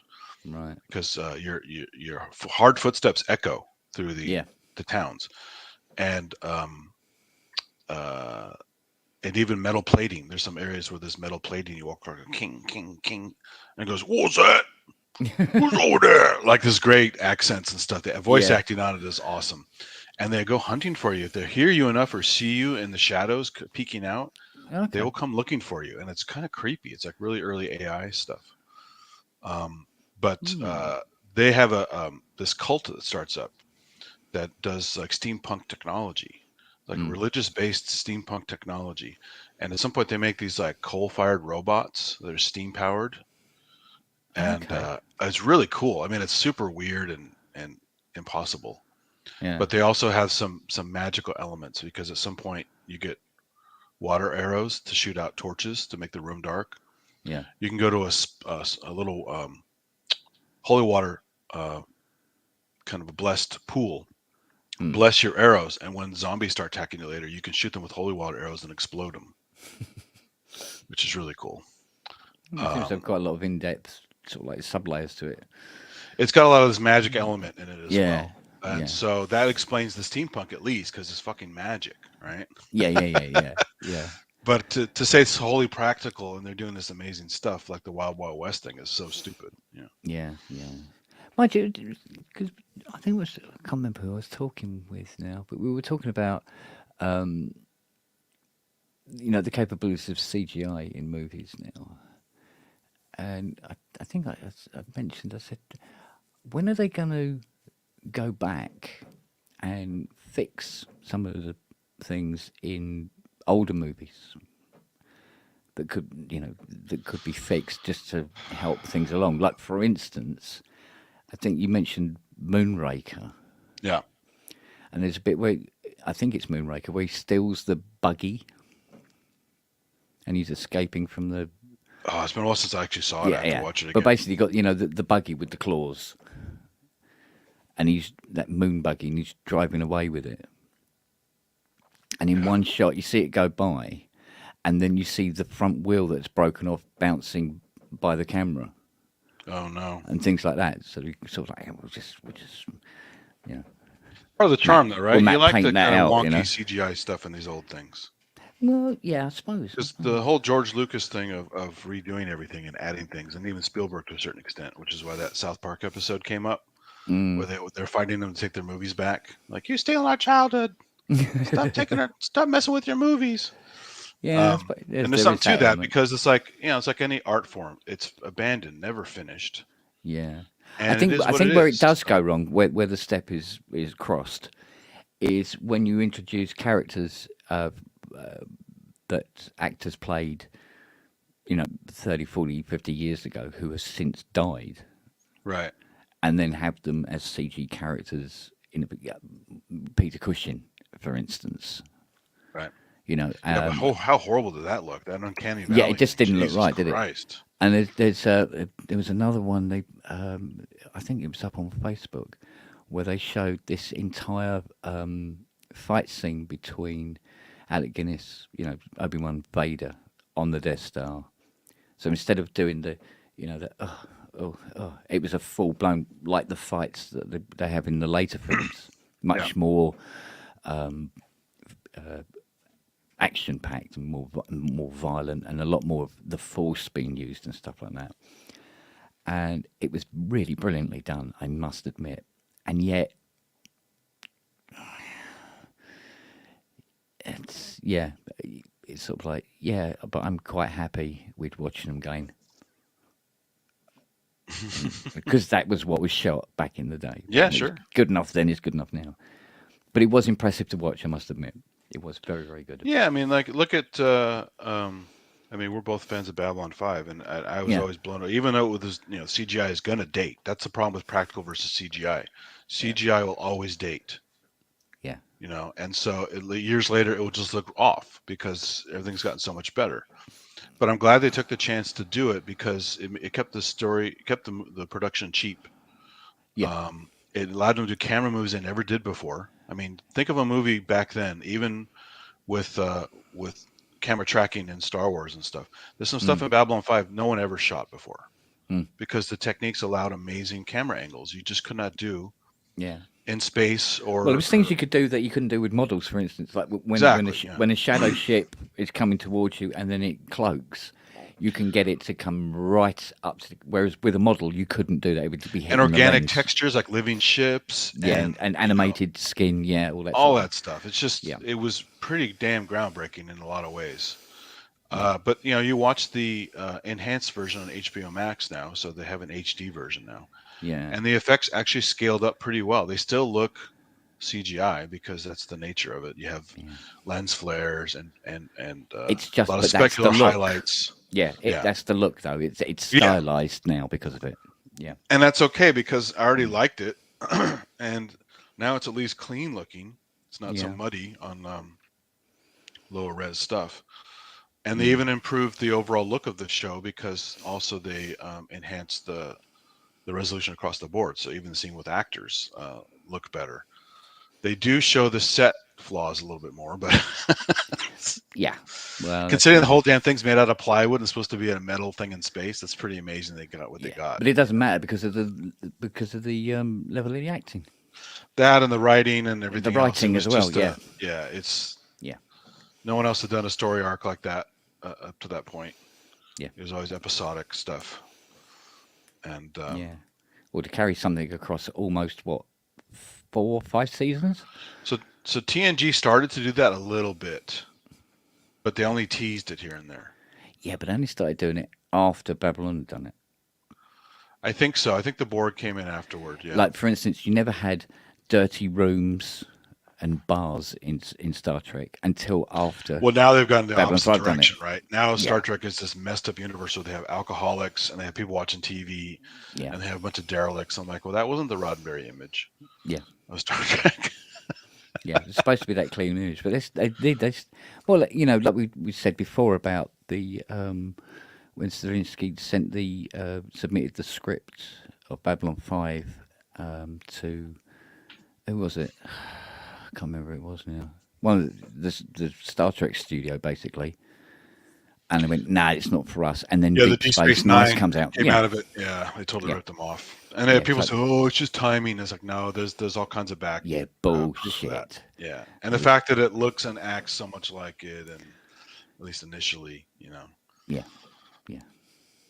It's you know what's really sad though, because Deep Space Nine can say, okay, great, we had this show, they want to take credit for it, whatever. What did they do with the damn space station for a good year? Almost nothing. they didn't really do. They had this whole gamma quadrant thing. They didn't explore it at all, except occasionally. Yeah. And it's like, so you a bunch of people sitting around a space station talking about the same old crap. Yeah. You have But, this I mean, whole other thing to explore, and they didn't take advantage of it until they finally got. Well, I I guess mean, maybe like some better if you look at writers. Stargate, it went the other way, where it became very dull at the end because of, you know, one minute you go into these weird and wonderful futuristic planets and all the rest of it, and then the next thing, everybody's suddenly medieval and wearing cloaks all the time. It's like, oh, That's funny. Yeah, do you know what I mean? It was just like, no. You know, you're coming through a bleeding wormhole, and there's people sort of like just carrying bundles of sticks. Yeah. And making small fires under a tree. It's like, no. Well, Star Trek did that a lot. They had all these future civilizations they went to that, or early civilizations of various planets. So it was a good go-to because everyone loves the medieval setting, and there's the stereotype that all cultures would be this way, right? You know, yeah. They go, no, I prefer it when they go somewhere where they're outgunned. Yeah. You know, across the board, intellectually, militarily, really, you know, the works. There's the challenge. well, and that's why the Borg was so popular, because they finally met a match of something that was pretty much an unstoppable force, like a giant colony of ants. Yeah. And if you've ever seen those old, like, there's a famous movie where the ants basically march through parts of Africa. And the guy's like, my eyes, my eyes. Like he gets like attacked at the gate of this mansion. Yeah. And I think it might be a Charlton Heston movie. I forgot, but famous movie about the ants coming in. And the ants do that to a certain extent in Africa and other areas. That come in and just devastate an area, just like locusts can do it. And yeah. So it's kind of cool to have an enemy that's very much ant-like, and you know, ant structure, ant scaled up ant power. You know, because ants are incredibly powerful for their size, and basically unstoppable and don't give a shit, right? Yeah. So, it's kind of a clever idea to steal from nature like that and make these enemies. Well, it's like the argument always had with Fiona, because she's a massive Doctor Who fan. And she was listening to one of these recent radio shows they did with John Hurt playing Doctor Who, which then made sense to why John Hurt was playing one of the 13 Doctors in the big film. But anyway, and it's fighting the Daleks again. And they've got this devastating machine, and well, he's trying all sorts of stuff to try and save the universe and save Gallifrey and all the rest of it. And I said to Fiona, I said, he's got a time machine. And she goes, yeah. Really quick story. Go back in time before it all happens. Sort it out. Come forward again. Done. No problem. But the show will be over in 10 minutes. Yeah. But it's still sitting there. Of course. Glowing at you, and you want to shout at the radio going, just go back and just kill all the Daleks before they were born, sort of thing. You know, just don't make it happen. That's always classic, yeah. Yeah. You know, when there's a simple route, you know, do you know what I mean? Yeah. So why don't you just do that? Most things wouldn't exist if they took those shortcuts. Well, yeah. But, you know, with clever writing, you could come up with a reason why he can't. You could, yeah. Do you know what I mean? But like even movies like Looper. Bothered, you know, when they don't bother, you just go. Oh, God. If you take the logic of movies like Looper, there's plenty of stuff falls apart if you look at it too closely. But if you just kind of watch it, go, that was kind of fun. You know, the guy has to go into the future and kill himself and all those other bad guys and stuff. There's some clever ideas there, but I mean, if you have the power to do that, not just the technology, but the insight into various technological things. Yeah. Why are things so fucking terrible in that time period? You know, it's like if you have the ability to do that kind of clever invention and the ability to go back and do some tweaks and stuff, it would be amazingly different, I would imagine, than what shows up in the show. It's just all these contrivances. Yeah. But that's all. You know, some writers aren't that good anyway. You know. Yeah.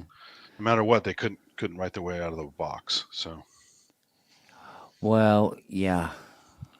It's like that old Monty Python sketch. I can't act out of a trench. Don't you ask me to act out of a trench. Yeah. So they put it on boxes in a trench. Yeah. Love that stuff. Oh, mate. We're gonna fight the lion.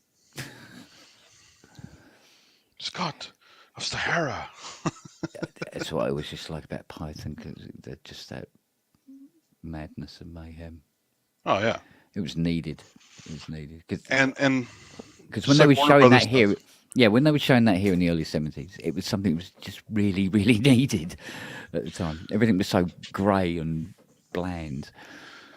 Well, it's just so multi-layered too. Because as a kid, I loved it, and as an adult, I love it even more. But there's something for everybody in that show because there's silliness and there's visual gags and all this like political stuff that to this day I still don't know some of the politics from back then over in the UK, but it's easy to look up if I need to.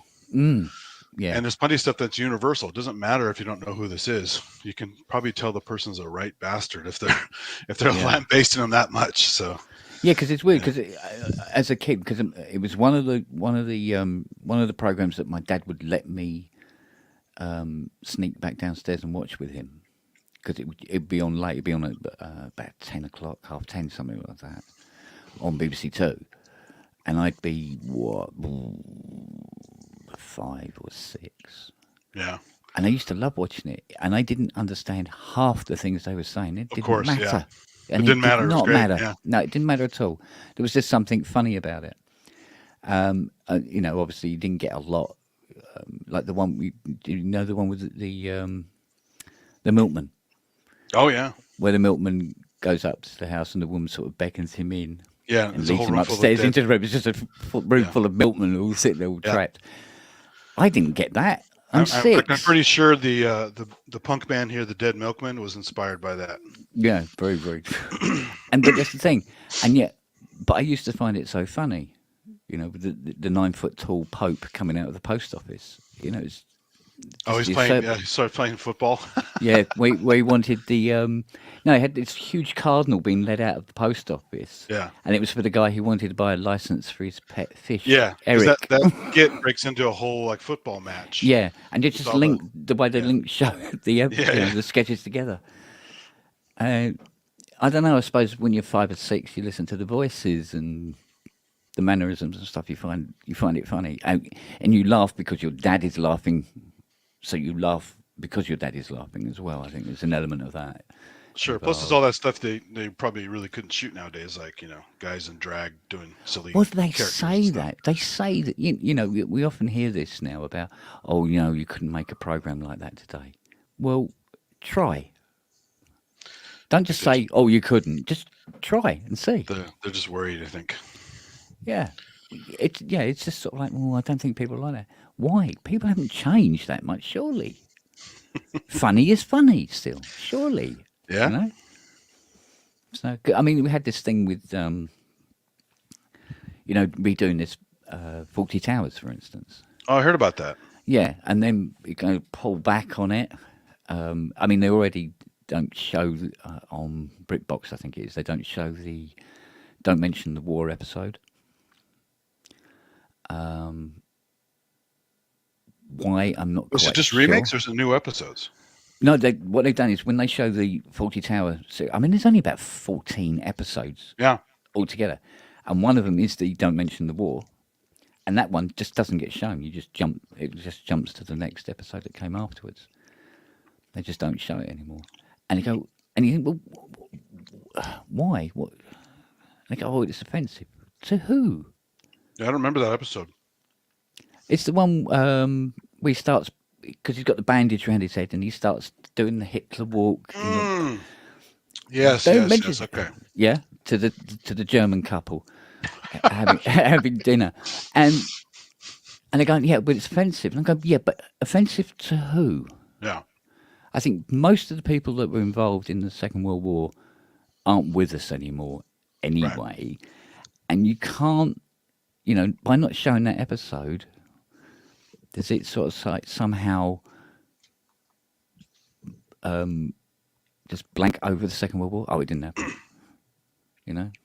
And it's also different than the the World War II stuff that was made by Warner Brothers that was clearly like racist and anti-Semitic and stuff like that. So those they definitely don't show anymore for a different reason. Yeah, no, but I wasn't quite sure in this particular episode. It's showing the absurdity of Basil. Oh yeah, right. He's a super clown. Yeah, and I don't think that any German people watching that episode would be offended by it because they know what happened. You know, back, and I mean, somebody just prancing around like Hitler is nowhere near as offensive as the stuff that went on during the Second World War. Oh yeah, and I mean, I don't know. I mean, probably my age doesn't help. No, I'll be honest. Not usually what happens, yeah, because it's the sensibility I'm sure changes. that younger people would say, well, no, that is being rude or whatever. It's being offensive to people, and you go, okay, you think it is, but I don't think I do. Yeah. But that doesn't mean either of us are wrong or either of us are right. But you should be able to have access to watch it if you so choose. Yeah, I mean that's always the case, this blanket right? banning you have a thing knob is to turn the channel. You can turn it off completely. Yeah. But no, people have to get their nose into everything. Go, no, we can't even have this out there. It's like, why not? I want my kids to see it. What kind of parents are you if you can't police your kids? It's not up to me. It's up to society to police my kids. I'm like, oh, really? Okay, good luck with that. Yeah. Yeah, but I mean, like I've grown up with Irish jokes for as long as I can remember. Oh, sure. And Paddy goes in the shop and all this sort of, that kind of thing. And even being Irish, I've never been offended, right, by it. And what's even funny, a lot of this stems from because they go, oh no, it's racial stereotyping and everything. Yeah, but racial stereotyping comes about from there being, shall we say, more than usual amount of people actually falling into that stereotype. Yeah. From certain it's not made out of thin air. There's reality to it. It didn't just like sort of like, oh look, I know, we'll pick on the Irish. It's not. There was something there that started it, because you have to have a point of reference to make anything funny. So I don't know. Like I said, maybe I just got too old. That I'm going. I love that scene in The Godfather where that producer, they eventually put the horse head in his bed, starts to insult the emissary, which is the consigliere. Yeah. And he goes, "You damn dago wops," whatever it is. And he goes, "Actually, I'm German Irish." Well, my Kraut McFriend. Yeah. See, it's funny. Yeah, it's funny, and because it's in that context. But this running away from everything, just like, oh no, Yeah. But on the other side of the same coin, like you get people who would say, "Oh, you're woke," and use it like it's an insult. Yeah. Whereas being woke is actually a good thing. It's compassion. Yeah, exactly. But and like the Republicans, the comma, essentially but don't like compassion. is when it's used as a weapon. Yeah, it can backfire. Yeah, and then it's like and people will react to it that way instead. So it's quite a storm, really. Well, it's so great too because so much of this stuff, especially on the political side, is just like if you follow any of these goofballs who have like really, really loud kind of pit bull types in the political arena, a lot of them just recently switched sides from Democrat to Republican because that's where the money was. And it's easy to stir people up. And so the people are out there making all these arguments and protests and all kinds of stuff that don't even have a horse in the race, right? Yeah. They just do that take because they really, that's where their money is going to be. That's where the bread is buttered. And they don't give a shit about their own morals and opinions because they're going where the money is. Like I don't know if you guys see a bunch of these people, but like all the Fox News assholes and the people like Candace Owens and all this just nasty individuals who are just constantly attacking anything that's even remotely pleasant or humanist, because a bunch of religious idiots anyway. And it's really annoying. But if you go look at their backstories, oh look, Candace Owens used to be a hardcore Democrat. She went where the money is. So she's like, I don't know if you know PragerU, this Dennis Prager guy, is a total asshole. Hardcore Jewish guy who runs this so-called PragerU, Prager University online, where you can basically get all the bigotry and all the anti-woke stuff you want in a short sitting with a bunch of videos that they create. Excuse me. And she's one of the things, she's saying so many terrible things about black people, black history, and lies about black history. It's like, you realize you're black, right?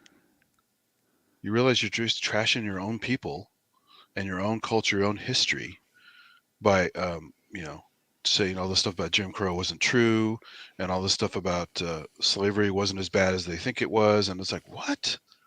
I expect Kanye West to say something like that because he's mental. But Candace Owens is, an intelligent, wealthy, person, but she's going where the money is. And it's really, really sad because it's just to wholeheartedly go into some kind of discussion like that, which belittles any kind of a struggle, any kind of negative stuff that people have been fighting against for decades and decades and decades. Well, but I mean, politics generally on either side of the pond, to be honest with you, has become very polarized to the point where it is impossible to have debate anymore without it falling into some sort of circus. So, I mean, I'm hearing things now from our politicians now. I'm hearing stuff coming out of their mouths. It's like, what? Yeah. Serious? There was a satirical radio show called The Party Line back on Radio 4, I think it was, about 30 years ago now. And it was literally a satirical farce in terms of the way politicians were behaving and all this sort of thing. Yeah. Well, you listen to it now and you go, oh, that's happened. It was a precursor to the real thing. Yeah. You go, actually, what happened in that particular scenario was much, much worse. Yeah. Yeah. And it's literally like, so our norm is now farce. And it's like, Jesus Christ. It's like that they all know. Nobody else knows. Just the hierarchy knows that the world's fucked. And it goes, look, we'll just play it out to the end now. We'll just have some fun with it because we're all bollocksed. And that's the sort of vibe you get from it, Because look at so this movie by Mike Judge, who's famous for Beavis and Butthead and tons of other stuff. The Office Space movie and stuff. So he made this movie called Idiocracy back in 2007. 2007. Yes, and it mirrors what would happen if Trump really took over and people went his way. Where education isn't appreciated, science isn't appreciated, the dummies take over. They have the daily ads on the radio or TV are Brawndo, the energy drink, because it's got electrolytes. Don't ask why. It's just good for you because it's got electrolytes. Yeah. And it's like monster truck people and wrestling type people, and it's just this whole cultural shift of the dummies taking over, and it's kind of heading that way with ever since the 2016 or whatever or earlier. Well, I mean, even with our Brexit vote, I'm still not quite sure what the hell that was supposed to be anyway. Yeah. Yeah. Yeah, like Paul just said, it's a documentary. Yeah, Hypocrisy is a documentary. Yeah. Yeah, it went from satirical farce to So no, this is a cautionary tale, not a guide. Not anymore. Right? Not anymore, boys. Yeah. Oh, mate. Yeah. Yeah, but the thing is, it's like everything else. I mean, when you skim over the top of the general media, you're only going to see the bad and the outrageous, because when I scroll down sometimes looking through the little video things that they have come up on Facebook, and you kind of get drawn into it. 1 minute it's a guy making a table from polymer, next minute it'll be a clip from something that happened in Congress today, and sort of like. So you're only going to see the worst thing that happened today. Yeah. And it normally involves that. What's her name? Taylor Greene. Oh, Marjorie Taylor Greene. Marjorie Taylor Greene. One of the biggest dummies on the planet right now. Yeah, doing some sort of like baboon face impressions. Well, Biden. Well, that's not an impression. That's fixed that way. Well, yeah. But, Biden saying something or other, and she's going, whoa, like this in the background. Yeah. So you get to hear that. You go, Jesus Christ, it's a fucking circus. But that was that point only that you get to see. You don't think, you have to like tune into that channel and watch the whole thing to find out what really goes on. Then you get the snippets that go, look, this happened, and oh, look what he said, and oh, look what she said. So it doesn't give well, it's funny about Marjorie Taylor Greene. Did you see her recent footage of her CrossFit training released to the public? No. She's even more simian-like in her CrossFit exercises. Oh, we had a thing yesterday with what's his name? I forget his bloody name. Hunt. I can't. It eludes me for some reason. And he had his personal messages made public by the reporter that was writing his memoir. Yeah. So she has access to all these messages and stuff like that. And she said, and she's released them, even though she signed an NDA, and she's released all these private messages. Yeah, was it Jeremy? Yeah, Jeremy Hunt. He's a stupid.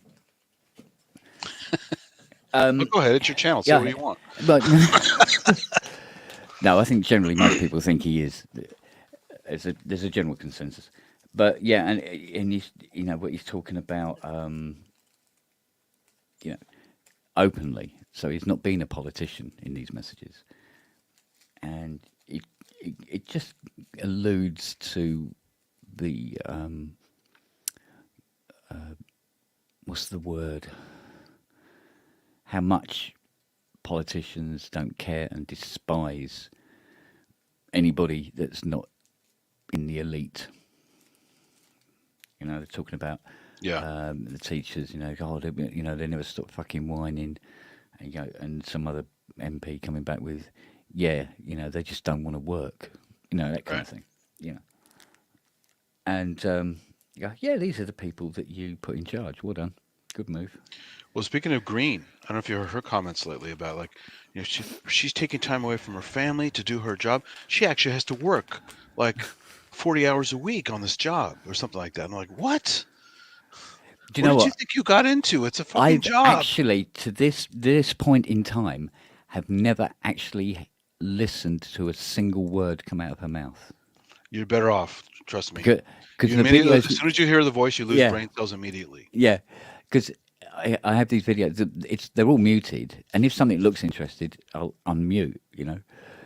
So they're all muted. So there's loads of things going on, and I go, yeah, I'm glad I didn't hear that, and move on to the next one. You know what I mean? Yeah. No, I just don't want to contaminate my cerebral cortex with this shit. Thank you. Moving on. Yeah, her whole thing about the Jewish space lasers causing the fires in California, that was great. Talk about a hodgepodge of complete insanity, racism, bigotry of all kinds, and just not knowing how anything works. It's like that's our Congress for you. Oh well.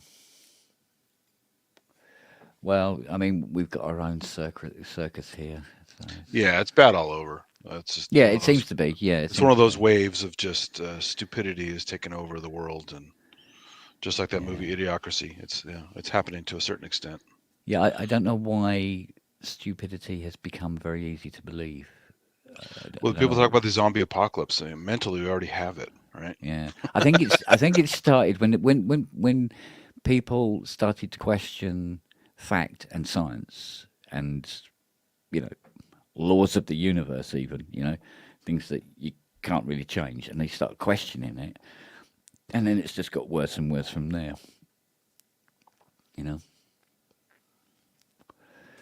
So I don't know. It's I don't know where this has come from, and I'm sure as hell don't know where it's going to end up. Yeah, I mean, there's been plenty of tricky time periods, obviously, not too long ago.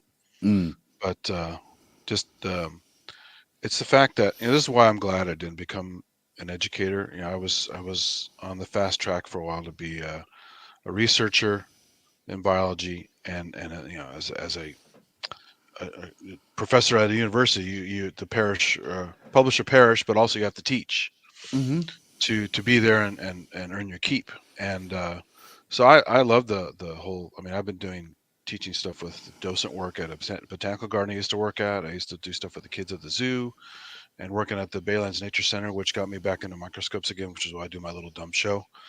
And not dumb. Well, it's low key. How's that? I find it quite fascinating, actually. Oh, good. I'm actually way behind. I haven't had any time to do any new ones, but I'll do some soon. But well, I'll tell you something. This you learn something every day. When I was trying to get the Chrysler working, I said to Fiona, I said, "Look, where's my trainers?" She goes, "What, by the settee?" I said, "No, I looked. There's only one. And I can't find the other one anywhere." Yeah. And she goes, "Well," so I looked. Yeah. And I go, "But I have a black pair of trainers as well. Where are they?" And she goes, "Oh, I don't know. I haven't seen them." I turn this house upside down. In the end, I give up looking for these trainers. And I go, "Well, look, I'm going to go out and I'm going to work on this bloody Chrysler one way or the other." Yeah. I'll put her... She's got like these knitted woolly ski boot type things. Right? They're technically slippers. I thought, I'll wear them because just so I can keep my feet dry. Yeah. So I go out in these things to work on the car. My next door neighbour comes out and she's talking to me and saying, she goes, "How's it going?" I said, "Yeah, no, fine." I said, "So just getting these tyres pumped up." And she goes, "My husband has a pump you can borrow." I said, "Yeah, go on then, because it'll save, because I'm trying to charge the battery as well." So I said, rather not use the power from the battery as I'm trying to charge it to pump up the tyres, if I can use a mains powered one. Brilliant. And she looked down and she goes, "Oh, I like your shoes." I said, "No, these are Fiona's slippery things." I said, "I can't find my trainers anywhere." She goes, "Oh, I find trainers in my back garden all the time." I went, "What?" She goes, "What do you mean?" She goes, "Oh, out on the lawn, all chewed up." Oh. What? She goes, yeah, the foxes come in with them." Oh, wow. What? She goes, "Yeah, they come in with the shoes, they chew the shoes, they leave the shoes and they leave." I said, "Was there any black trainers?" She went, "Oh, yeah. I said, "Any brown ones with like yellow stripe on?" "Oh, yeah. No, we had some of them too." I said, I said to Fiona, I said, "Do you think I might have left my trainers on the decking under the awning here outside the kitchen?" She goes, "Yeah, I think you probably did." I went, "Well, apparently the foxes have been coming into the garden, stealing them, taking them in the next door's garden and freaking eating them." She goes, "You're kidding." I said, "Yeah, I've got to buy a new trainer." I guess that's a compliment to you. They like your smell so much. You have sticky trainers. So they're going, cheesy. We like it's Welsh rabbit from me tonight. Yeah. So bloody foxes eating my shoes. Wow, I never knew foxes did that. I know, obviously, dogs would do that. Foxes really, I don't know if you told you about the fox I used to work with at the zoo. Yeah. Beautiful little red fox. It was imprinted on humans, so it couldn't live out in the wild. So we ended up getting it at the zoo before I started working there. Beautiful little friendly, I would sit and curl up on your lap. You could pet it, but it was also weird. Sometimes it would just bite you for no reason. but generally it's very pleasant and fun to watch it and stuff. And it would meow like a cat, like Oh, nice. noises. Yeah, yeah. But it loves stinky stuff. They have that scent gland that's very skunky. Yeah. And which is, it's unusual for a carnivore to have that. Usually, mustelids have that, like sea otters and minks and ferrets and stuff like that. They have those stinky scent glands that smell like a skunk. But for the fox, it was really, really odd. And its cage always smelled terrible, because it's that the skunky smell, and it sprays, the urine everywhere and stuff, and it even took a big dump in its food bowl every day, which really stunk. So they love stinky stuff. So no surprise it goes after stinky shoes, Yeah. It was only had 2 pairs of trainers. So for a few you gotta days. leave them inside. Don't leave them outside. Yeah, not doing that. And I looked at the 4 dogs and I'm going, really? You had one job. Although I wouldn't want them actually to chase the fox off, to be honest. Poor little things. Yeah. So, I mean, I think the reason they're coming into the gardens now anyway is because the backfield is now 171 new homes. So all their habitat's been bloody wrecked. So they're moving away from all that noise and confusion and coming in to the bottoms of everybody's gardens around the bottom of the field here. Yeah. To get away from it. Too much traffic going on. So it's not. It'd be nice to see that, though. I've seen Ricky Gervais put up some clips of the animals in the backyard. Mm. Yeah, there's a lady up the road here. She had a fox and it had I think it had mange in the eye or in the ear or something, and the tail, and it wasn't looking good. And she was feeding it tidbits, but she was giving it the medication on the tidbits. Wow. And over a period of time, you just see this fox coming back, and he's getting healthier looking, and his hair's starting to grow back on his tail, and his ears are clearing up and everything like that. So it was a picture of health. Still not what one would say overly au fait with humans, which is probably... I mean, are you near some like hills or open fields, or why are the foxes there? What's the... They're just urban. It's sort of like basically... Really? Yeah, London has just come around. They're your raccoons, basically. Yeah. I mean, although I'd love to have raccoons around here. Raccoons are awesome. I mean, they are troublesome, but man, I used to work with them too, and they're so much fun.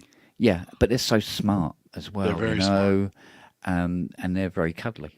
Yes. As well. And they're also really good with a gun, apparently. If you've ever... and they protect the galaxy. And yeah. You know what I mean? So Rocket's a good character. Yeah, and he just... So, yeah, but they're just so cute and they're smart.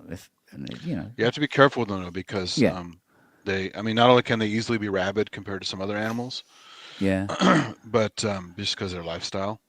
Yeah. But they even have their own species of parasitic worms that live on them called Balis ascaris. Yeah.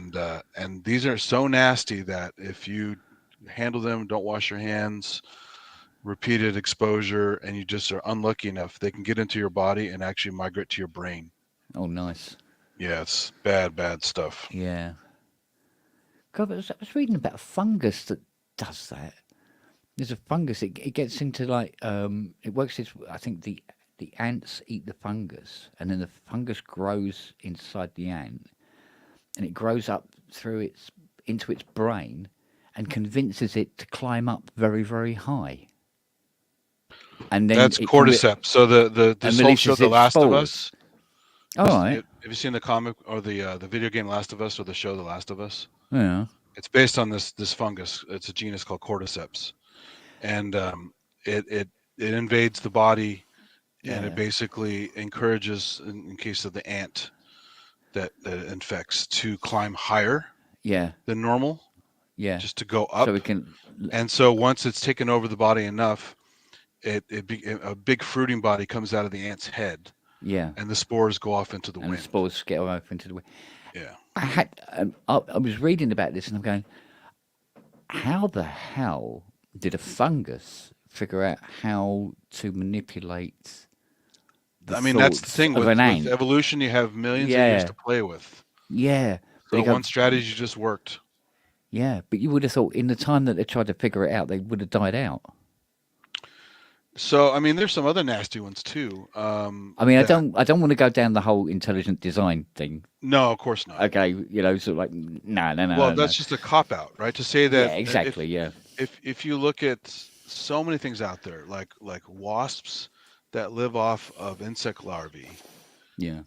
And they lay the eggs inside the larva, like a big caterpillar. Yeah. And they take their time. The caterpillar develops fully because you don't want to kill it too early. And then the wasps slowly hatch out and eat the caterpillar from the inside. Yeah. And it's just a very clever system. And it's devious as hell, right? And it's horrible if you're the caterpillar. You know? But it's just nature's figured out all these little tricks. There's even more clever stuff, like there's a certain kind of wasp called a synipid wasp that actually uses the ovipositor, injects an oak tree, like a valley oak or something like that. And it actually modifies the DNA of the plant to produce this structure called a gall. It could be, in the case of an oak, it looks like almost like a buckeye fruit, which is another tree that grows here. It's kind of like a half a tennis ball size kind of thing. Yeah. And in the center of that is at least one, if not more than one, larvae of a wasp. It's got its own little home, place to do its thing and develop. And when it's old enough, it can burrow out of the gall and fly away. It had all this protection without the parent needing to be there.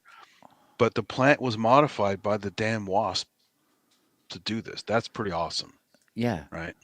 Yeah. It's just genetic engineering, basically. It's just the biochemical clever stuff. Yeah.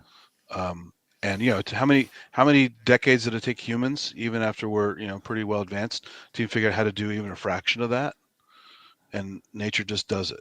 So you just need time. You need trial and error. You need time, and all this intelligent design stuff is total nonsense. Oh yeah. And the people who believe in intelligent design don't believe in evolution, right? Yet we can prove microevolution and artificial selection with dog breeds and crops and various plants that we've bred throughout the centuries. And we, in a microcosm, we've basically shown how natural selection works, accelerated and controlled by people. Yeah. So the mechanism already has been proven to how it works. We just speed it up with our own choices to be within decades or more versus millions of years. But you tell them that and they go, no, that's impossible. It's like, oh, none of this stuff is possible? This is a fantastic, insane description of how the world works is somehow possible. But some of these other ideas they would consider strange are not possible. I mean, you can't argue with these people because their mind is already fried. There's been some research done. Kids indoctrinated to religion at a very young age, the ability to question things and analyze things indirectly, and critical analysis and skepticism and stuff is severely hampered by early indoctrination into these mind-closing religions. Yeah. Yeah. No. When my mum was young, she was very much like that. Coming from a very, very, very strict Catholic family, and it did take a while. Well, I think she was about 50, and was only then starting to be more realistic about things. Yeah. When she was younger, it was all about Jesus for protection, all that kind of thing. You can stick your hand in the fire. Jesus will protect. Both of my grandmas were hardcore Catholics. I've been through all kinds of shit. Yeah. So. I remember my auntie, her sister, who really didn't take to it at all. She went along with it, but she didn't take to it. Yeah. And she used to say to me about, she goes, look, here's something you've got to realise about your mum. When she was 28, she still believed that the earth was built on the back of a turtle. Okay? I mean, honest to God. Which is weird because that's a Buddhist thing. Yeah, and I know. But I don't know where the hell she picked it up from. But, and Eileen said to me, she said she would not watch the moon landings. Wow. She didn't want her beliefs to be challenged. Well, that's the thing. See, people want to close themselves off. It's like, Yeah. oh, so you might be tempted to think about things a bit, all right, instead of just accepting things. Yeah, exactly. So, and this whole thing about, turtles all the way down, yeah, and she'd had some very strange ideas that she had, but she lived this very isolated life. She didn't even live in a village. There was a house by an old steam railroad in the middle of Ireland, miles from anybody or anything for that matter. Yeah. And she never left. Was it? Trying to remember the name of this place. Wooden Bridge. It was called Wooden Bridge because the house was close to this small wooden bridge that went across there you go. the railway. And my grandfather, her dad, used to be a signalman where he used to stand on the bridge and wave the flag type thing. Yeah. And that was it. So he never saw anybody. My nan never saw anybody. And my mum and a couple of sisters never saw anybody. It was only until they got out of, they were old enough to go to work, they were sent off to, the town. I mean, that kind of isolation could be easily explained, all that closed off kind of mindset, right? Because where's your outside influence? That's Eileen didn't get indoctrinated by it, but my Aunt May and my mum were. And it took a long time for my mum to, shall we say, see the light. I mean, my dad's mom had a goddamn jar of holy water in her house. Oh, yeah, we had holy holy water. What, are you here. keeping vampires away? What the hell's going on here? Oh, yeah, there'd be a bottle of holy water knocking about all the time. It's a little Smucker's jar. It said holy water written on it. And she had the little silver half bowl trough at the door. Oh, that's so even she dip her worse. fingers and before she goes out. Yeah? But her site isn't sanctified, so what does it matter? Man. So, that's wild. Mind you, she had a hell of a time adapting to me and my sister because we were born here, and we were children of our time. And she had a really hard time with that, really. Yeah. So, but I think eventually she used to fight it, but eventually it very slowly turned around, and she became more. She discovered herself, who she actually was in the end. Do you know what I mean? And she was a bit more with it. I mean, my whole thing is, look, it can make some people better people if they need the guidance, they need the comfort. It keeps them from killing people and being a complete asshole to people. Love thy neighbor and all that kind of stuff. That's great, right? Mm. But statistically, how many of those people are really that way? How many people follow the tenets of Jesus? How many people are really nice to other people? And a lot of them are bigoted. It's all the others, right? Can't deal with those others. I'm like, that's not a very Christian, outlook on things, right? Yeah. And they'll say horrible things right after they said praise Jesus. I'm like, Jesus supposedly, if he was written this way correctly, wouldn't believe in what you're just saying. He would basically shun what you just said. Yeah. So this they don't even know what their own guy teaches. They don't practice what they preach, and it's just a bunch of hypocrisy. So it's if you're a better person because of it, fine. Don't put it in my face, whatever. I don't care. Yeah. But the fact that so many of them are so backward and so hateful and don't live the life they supposedly say they live and are so obvious about it too. They're not even doing a decent job of hiding it. Yeah. It's so silly. I could never take it seriously. Even as a kid, I saw this hypocrisy around me. And I go, this is the dumbest stuff ever. Yeah, yeah. You know? Well, we had this thing here. Was it the Reverend? What was it? It was a comedy sketch thing, and his character on it was the Reverend Elmer Funds, I think it was. Like Elmer Fudd? Yeah, like Elmer Fudd. So it's the Reverend Elmer Funds, and he was doing that sort of like mid-American kind of accent and everything like that. And he goes, and he'd be doing things about. He goes, "I am the Reverend Elmer Funds, and I run the Pay for Prayer sort of some bloody church thing," and he's going. He was talking about he'd been delivered to hell, and he said, "I should be in heaven because I have followed in the way of Jesus," and all this sort of thing. He goes, although, he says, "It was the devil that crept into my trousers that night." Yeah, exactly. It's always someone else's fault. Right? Yeah, and made me have sex with that 14-year-old girl. But she had the yearnings of a woman. And all this sort of thing, it's all like, oh, God, man. It's like the old Steve Martin bit when he was a comedian, Reverend Ernest Ainsley. And,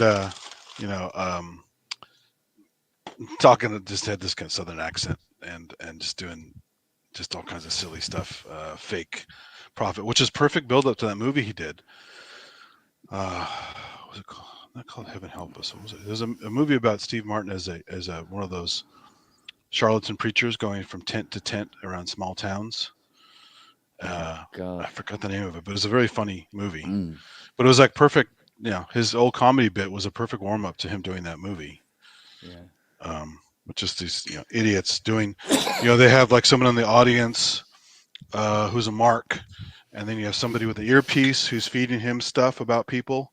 Yeah. So when he goes up to talk to certain people, he has some facts about them, and then he can say he's that God has told him this about this person and be healed and all that kind of nonsense. It's funny shit. Funny and sad because it was realistic. Yeah, there you go. But yeah, some of my relatives, some stupid stuff they believed in. It's just, I actually went through a Palm Sunday with one grandmother where you sit there, just the most boring presentation ever. You hold a piece of the palm in your hand, and it's like, is this supposed to make me feel reverential? I just feel bored. Yeah, I'm not learning anything. I clearly don't buy this because I didn't grow up with it. But I'm going once just to humor my grandmother, and and I'm like first grade at this point. So by then I was already like, this stuff is crap. What is this? And even long before I knew much about science stuff, I just did buy all the hocus pocus. Yeah. Oh man. I don't know. I must. I'm kind of. I think I'm glad I never got drawn into it. At least not drawn into it the way my mum had been.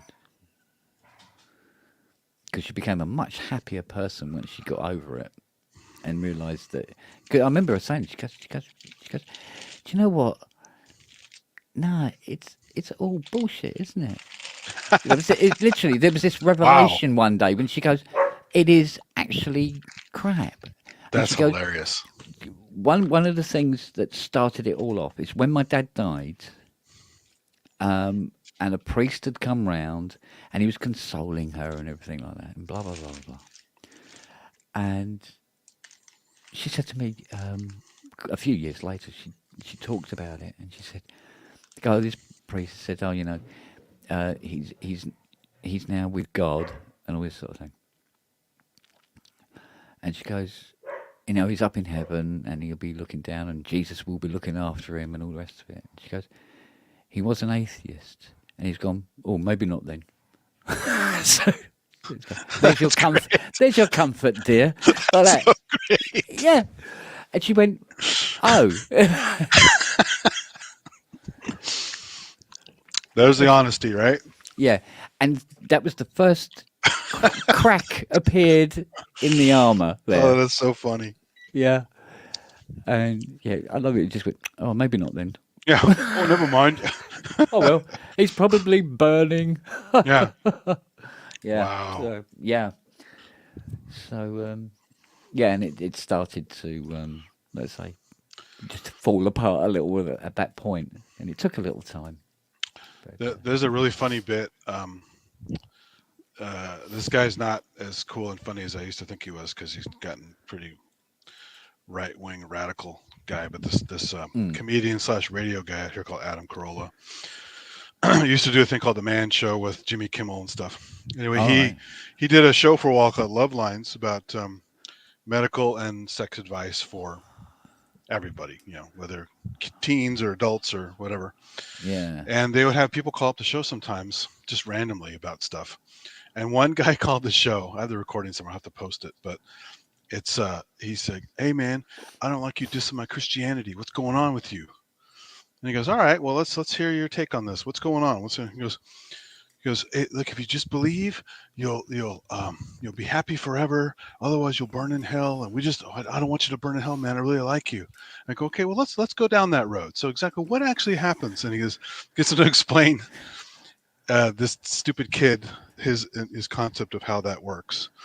And it's so funny because he's saying, it's like, "Oh, so you're saying the Hasidim are down there burning in hell? I mean, their beards are burning, their hair's burning, everything's burning." "Yes." And he goes, "Well, that sounds pretty painful." He goes, "Well, it grows back and then it keeps burning over and over and over again."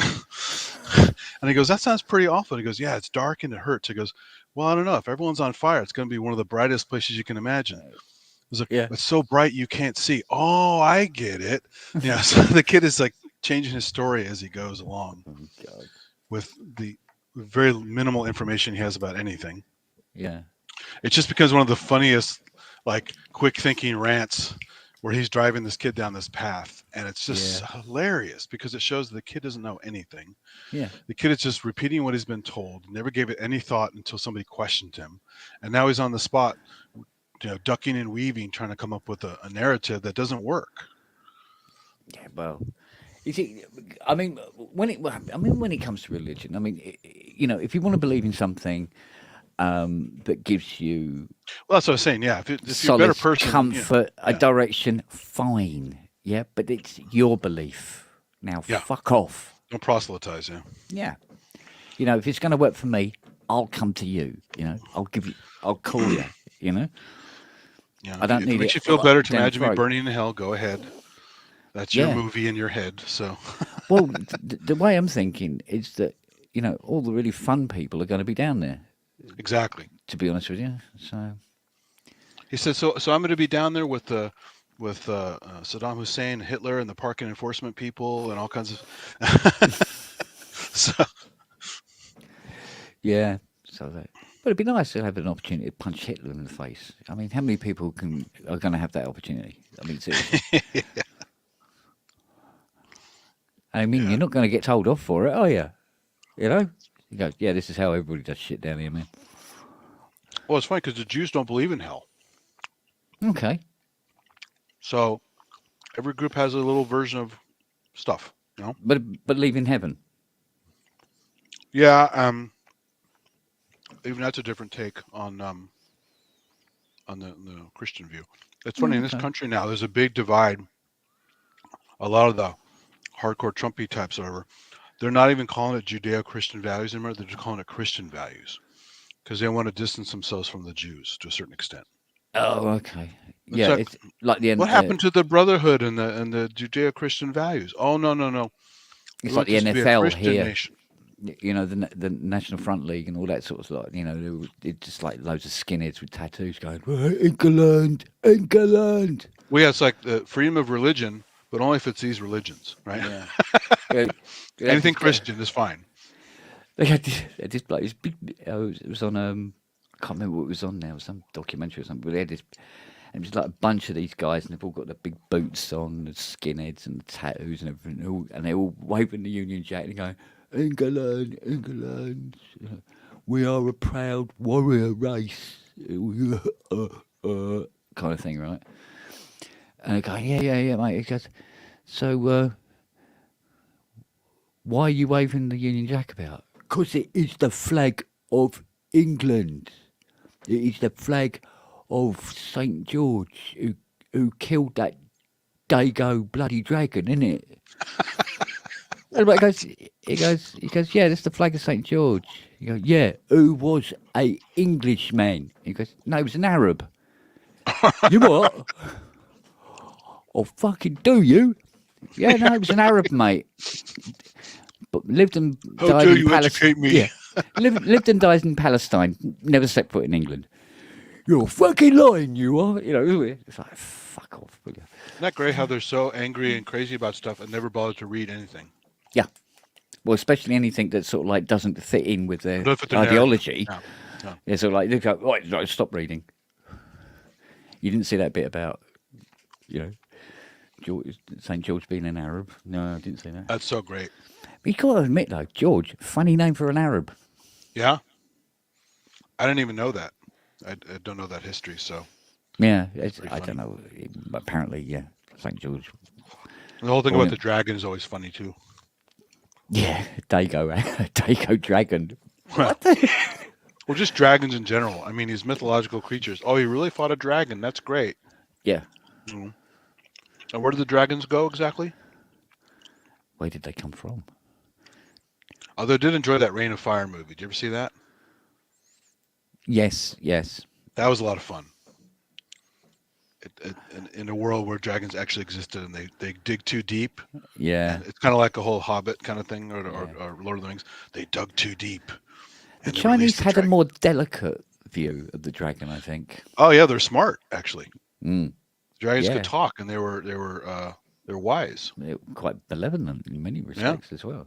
Yeah. And had different colors, different types, and yep. Yeah, it's interesting. Yeah. Oh, mate. They had weird views of lions too, because those lion guards at Chinese temples and stuff. Yeah, yeah. Lions haven't been in China for like hell of a long time. They went extinct a long time ago. Because there are even lions up into India. There's one called I think it's called the Barbary lion. Yeah. Not quite prehistoric, but almost. And it was killed off. So a lot of these animals actually had larger range before humans came along. It's funny, I never actually saw that until you mentioned it. Isn't that weird? Yeah, this just we've completely controlled everything. People say, "Oh, we don't have control. What is climate change nonsense?" Well, we already proved by stopping CFCs, we cleared the ozone hole problem. Yeah. And we've already proved through some other means that we've actually had an effect on the environment and we can reverse it. So why the hell can't these other things also be at play? Yeah. Like, oh, that's impossible. Yeah. Thing is, every time I think of China, I always think of that bloody Monty Python sketch. The one about was it? I'm trying to remember what it was. What is it about English goalkeepers that want to do poetry about the Yangtze River? That's from one of the albums? Yeah, I think so. That one I don't remember. I don't know the albums as well as I know the show and the movies. Yeah, then they had this guy, some goalkeeper for some athletic FC or whatever. He's going, oh, Yangtze Kiang, Yangtze, beautiful river, a river full of fish. Thank you. I'll have to go back and check that out. I have most of those, but I think I have a few I'm missing. The Australian wine one is on one of the albums, which had me in fucking stitches. We're going where he talks about the different types of Australian wine. God, I didn't know that one either. Oh, mate, check that out. He got things like Chateau Wagga Wagga. He goes. This is not a wine for drinking. This is a wine for laying down and avoiding. Only be used in hand-to-hand combat. Oh, that's great. It reminds me of the philosopher sketch. Yes. A bunch of drunk guys talking about all the philosophers and have the song. That's very funny. Immanuel Kant was a real pissant. Yeah. All that stuff. Yeah. Aristotle was a bugger for the bottle. Yeah, exactly. Yeah. No, he did another one. Heidegger was a boozy beggar. Yeah. But he did this one wine. I think it's Eric Idle doing the sketch, and he was talking about this one wine that was so potent. He goes, at the opening of the Sydney Opera House, they were fishing them out of the sewer every half an hour. Which is a fucking hilarious line. Wow. Mate. Yeah, there's some really good stuff. Some of it's gone under the radar. I'm glad you brought it up. I thought I had all those, but apparently I don't.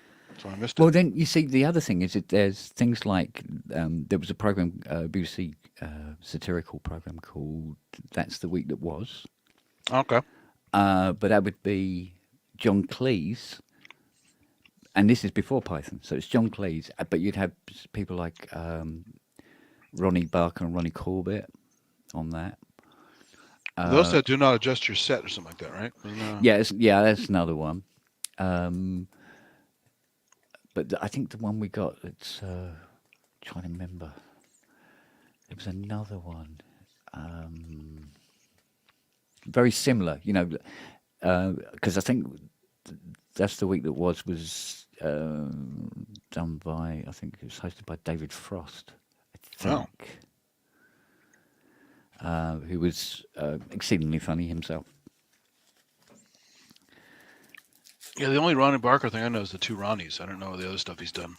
Yeah, I mean, they weren't together to start with, and then they did get together, if I remember rightly. And then, the whole two Ronnies thing started. And I have to say, as a kid, it was incredibly dry. Being used to Python and then watching two guys sit in a chair. Yeah. Talking about stuff, I'm like, okay, this is interesting. Where are all Did you the get skits? Did you get any of the Q series in the States? I don't think so. So most of the stuff we got like that was public television. Okay. So whatever they could afford, because they had pledge drives and stuff, because they're user funded. Oh, okay. Viewer funded, and a little bit of government grant. So did you get to see much stuff with Spike Milligan in?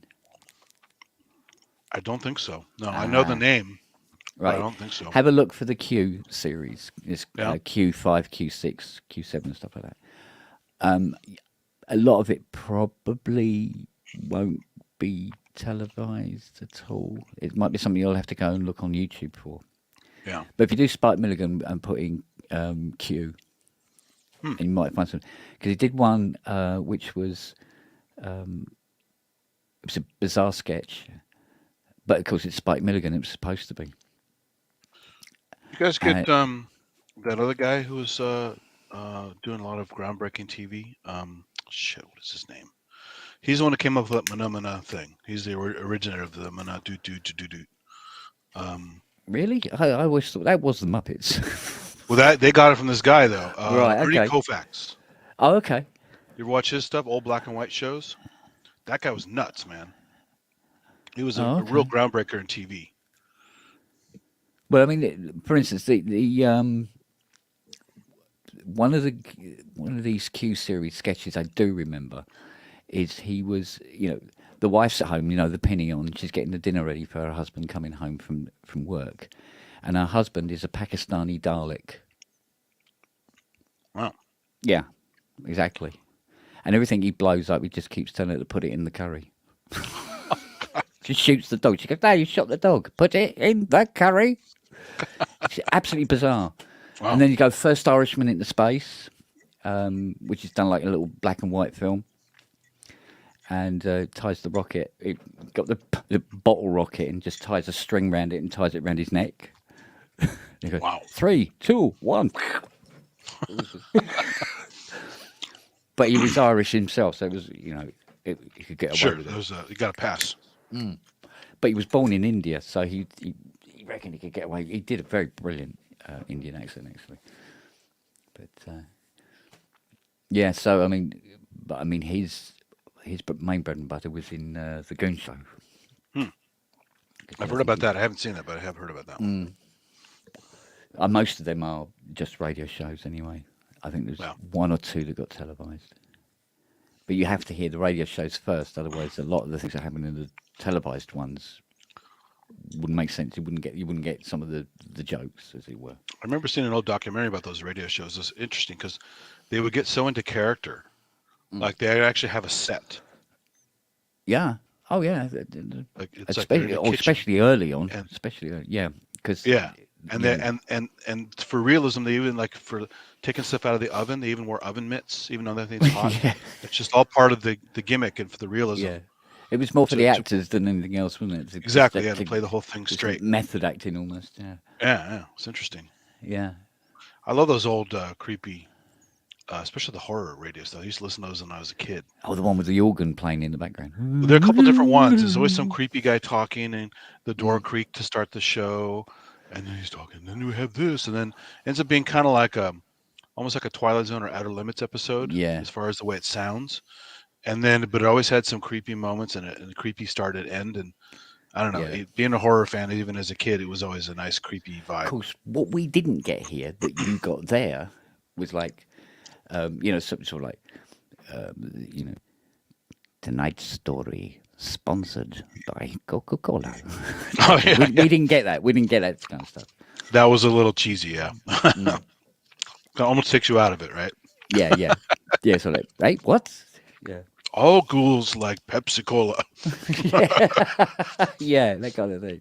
It was almost it actually reminded us when we used to get to hear like these old 50s American radio shows.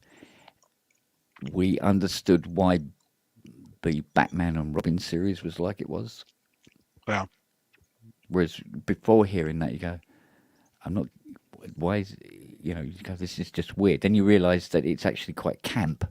Yeah. In its own right, but it's stylized camp, And that was based according to really overacting. So it's done like a visual radio show almost.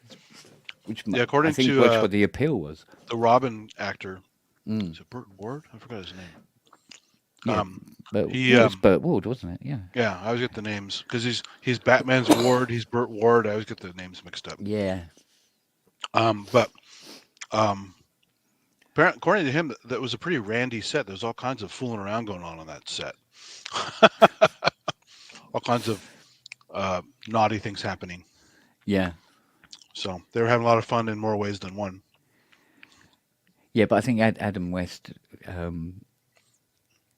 really did strike gold when he became Mayor West in Family Guy. Well, plus if you look at his career, he did a lot of silly stuff.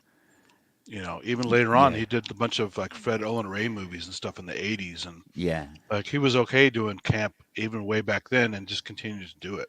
Yeah. But there was something about that the Mayor West character was just brilliant. Especially with that thing about the water thieves. Where he pours the water into the plant. He goes, "Where do you go?" I will find out. Yeah, that's lots of weird stuff. I mean, I'm sure the drugs helped back then too. So. Oh God, yeah. Yeah, I bet it did. A little bit of LSD on set, and watch out. No, we used to have quite a brilliant set of comedians knocking about one time a day. Yeah. There seemed to be I don't know. There's some of them were a little bland. Some of them, not like those classic ones like Python, like Peter Cook and Dudley Moore, for instance. Well, look at the old George Carlin, back when he was doing TV shows a lot. Like he was on the Jack Parr show or Johnny Carson or something like that. Totally different appearance. Richard Pryor, same thing. Just mellow, different guy. And then you get him out on the stage years later and you saw the real guy, right? Yeah. Letting it loose. In fact, Carlin had many phases. He went near the end when he was getting just like the I don't give a shit attitude. Those HBO specials were awesome because he was just nailing everybody from religion to politics to everything, and it was just right on the money. Well, I think here, I mean, because Peter Cook, Dudley Moore had their alter egos, their Derek and Clive. Oh, that's I only heard about that stuff about 20 years ago. That stuff. Yeah, but that's the stuff that went on to vinyl. Yeah. Right. Yeah, that didn't get broadcast. And those records, they were gold dust. Yeah. And they'd be circulated around the school. Yeah. You can have it for the weekend. Check out the lobster sketch. It's so funny. Mm-hmm. Stuff like that. Well, the guy with the ant. There's a nude man on the floor with an ant on his nipple, and like, what? Yeah, and most of this was completely ad lib, just off the It cuff. seemed like it, right? It's Yeah, just yeah, so yeah. out there. Yeah. Were they ever actually drunk? It was always acting. Peter Cook was. He was acting. He probably had some substances. He had some Dudley Moore start. was probably very, very drunk. Yeah. Yeah. So, you know, he goes, was that tapping at the door, at the window? That bloody Greta Garbo wanting me to remove lobsters from her arse. What? Where'd that come from? No, it was another lady. Who was the guy? Who was it?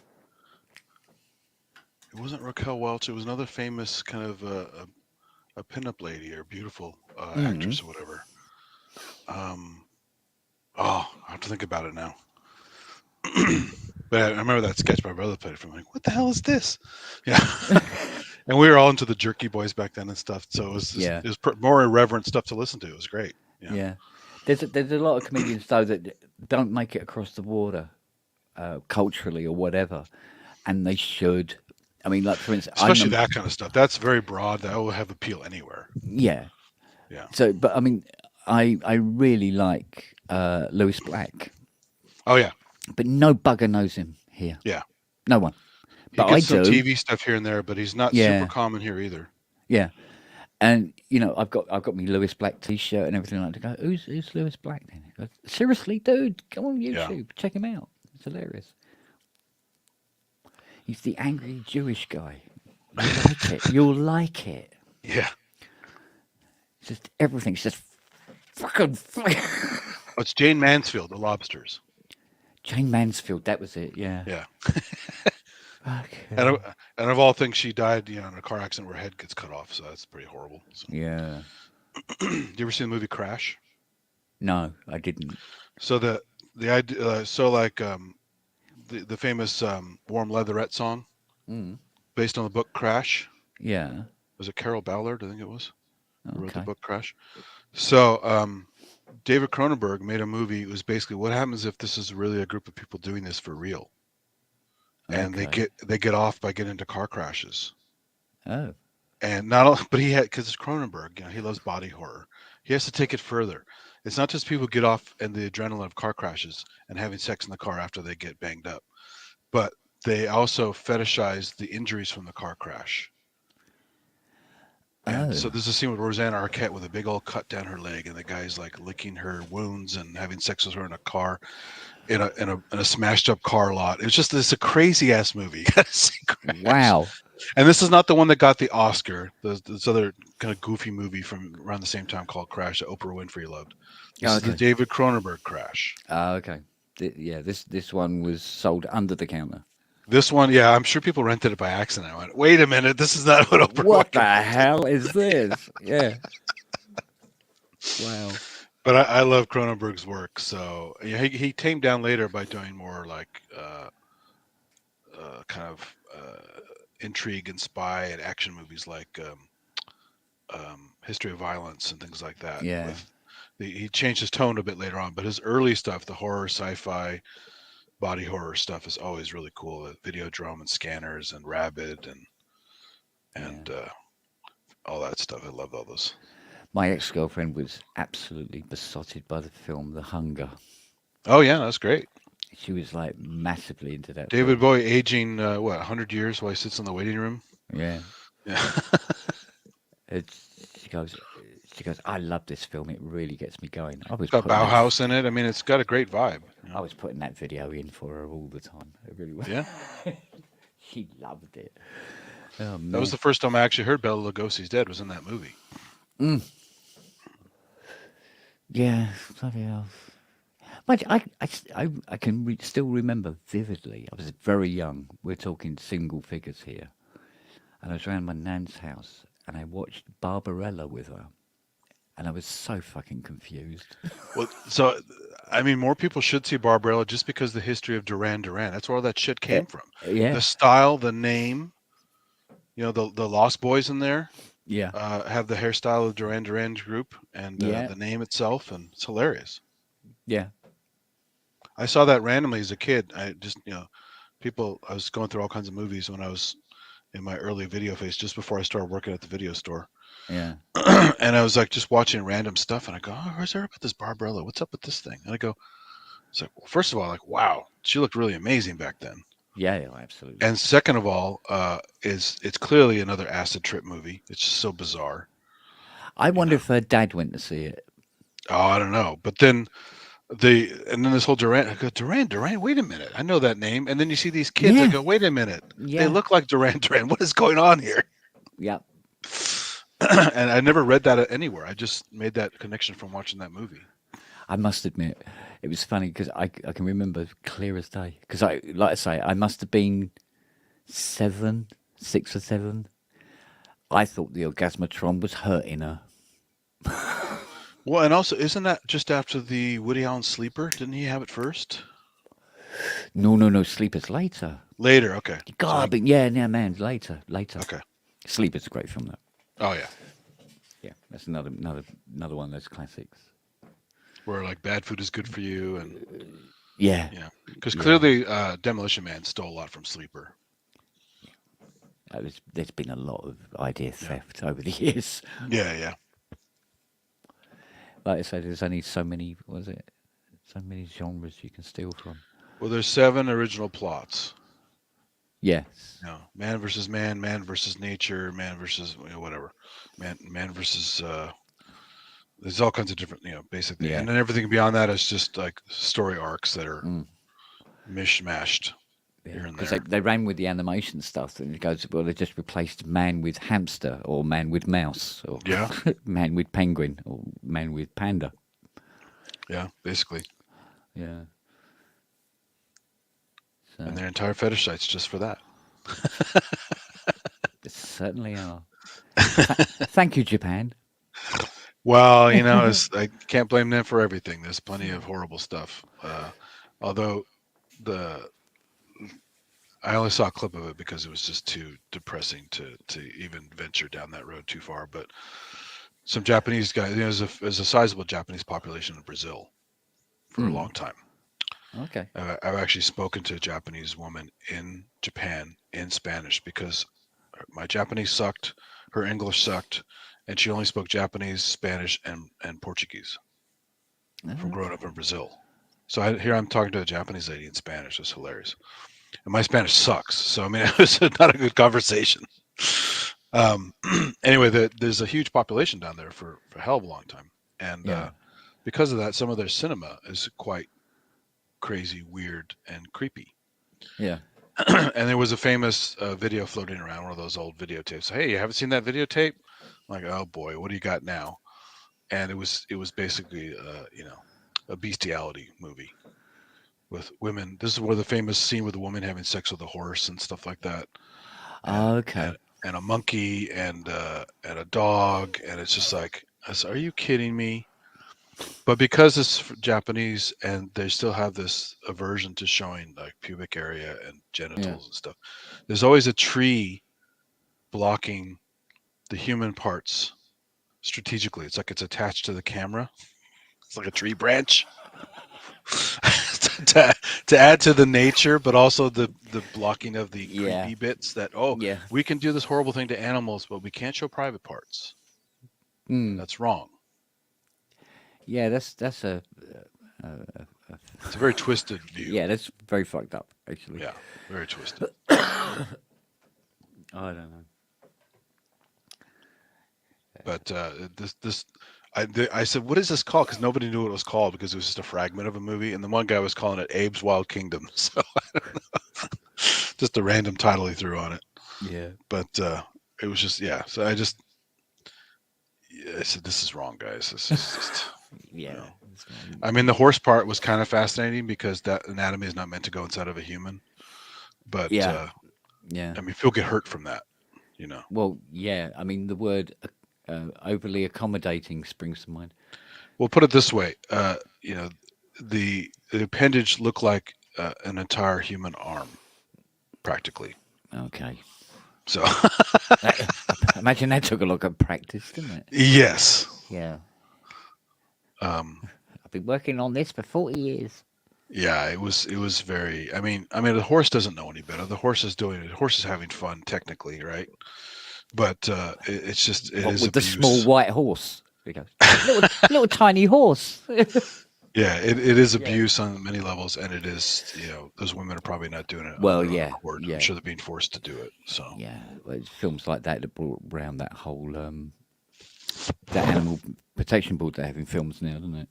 yeah, So that animals are not harmed in the making of any film. So, yeah, it's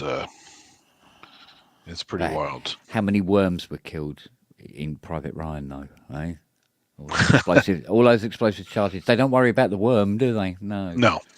Who will speak for the worm? Poor little buggers. So, yeah, I know it's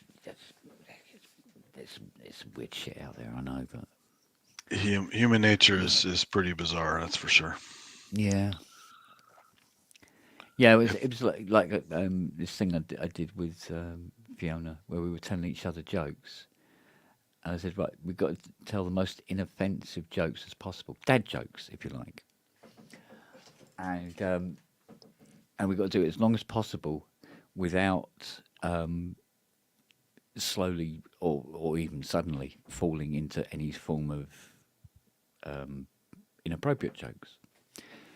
And I think we lasted about 12 minutes. And then they just started to get darker and darker and ruder and ruder. But I must admit, the darker and the ruder, the more we laughed. So, well, that's also part of human nature too. Is dark humor, right? Yeah. Gallows humor. I mean, this is medical professionals and paramedics know it by heart because it's the only way you can get through the day. Yes. I mean, there's scenes of like I've only seen parts of these movies, but when I took driver's ed in high school, they used to scare you with these like Hamburger Highway movies, right? Blood on the asphalt, to show you all these horrible accidents that happen if you drive like an asshole. Yeah. Right. And at some point somebody decided it was too inappropriate to show that. So here we are thinking, oh, we're going to watch some crazy movies. No, they already took them out of the curriculum. I'm like, hey, we don't get to see the gore movies. What is wrong with you guys? No, it's inappropriate. So then I had to go search them online when the internet happened, right? Yeah. But I mean, those guys are creepy. I mean, they'll like someone's face gets ripped off at an accident. They'll pick it up and use it like a puppet. And go, me, me, me, me, me, me, me. Yeah. Yeah. Well, I mean, it's sort of like, I mean, this is why I think the hardest job a stand-up has to do is to be able to read the room. The thing is, you can't read the room. You actually have to. It's like a litmus paper test. You have to try something and then judge the reaction from the room.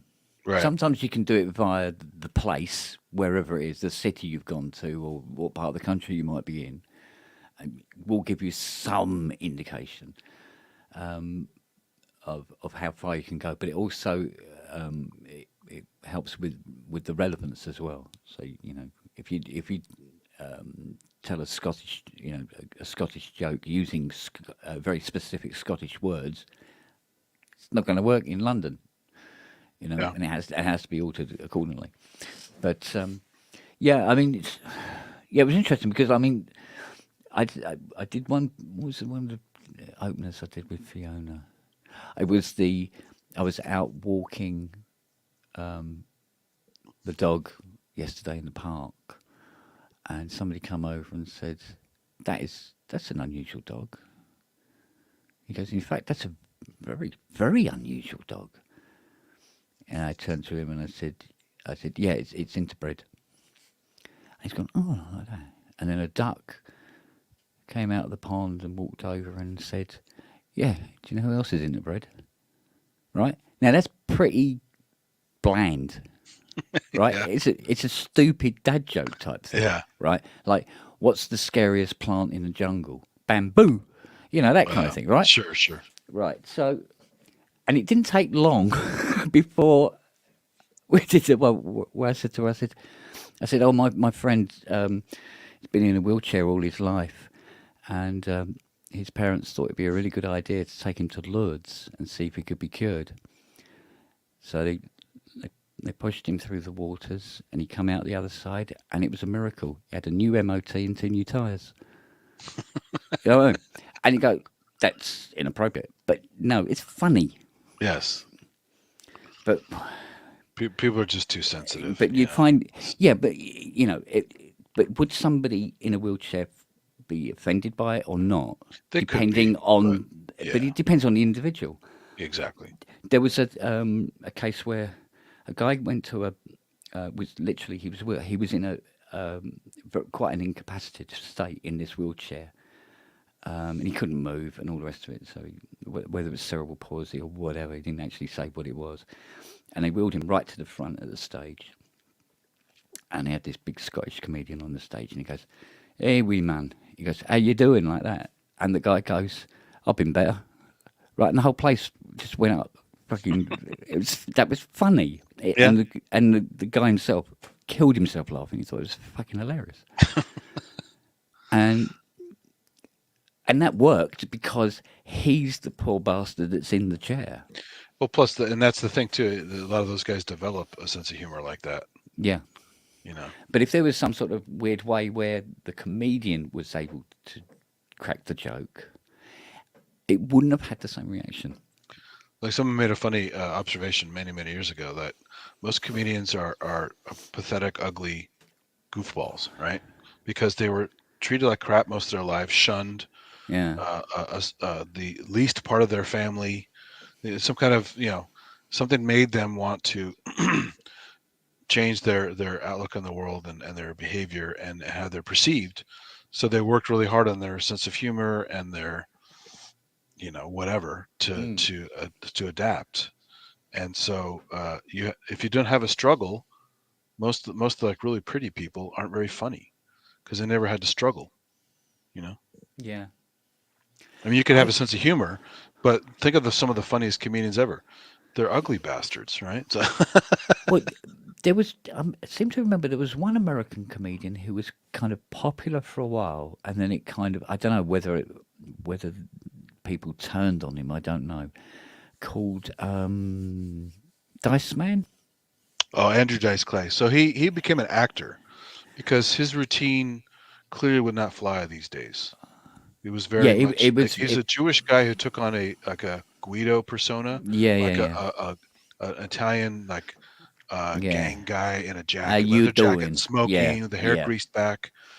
You know, and so he took on this whole persona, and it worked for him for many years. But then it's a lot of his misogyny and gay humor, anti-gay humor, and a lot of other stuff that just doesn't fly these days. So he probably saw it coming. Because he used to sell out like Madison Square Garden, like huge arenas, right? Yeah. And had a movie career for a while. It's just kind of a bit character showing up here and there. And I think he just realized that, hey, I'm already acting, doing this stuff. Why don't I turn it into real acting? And then I can kind of do whatever I want, and I won't be maybe shunned, or I won't have a short lifespan as an entertainer. Yeah.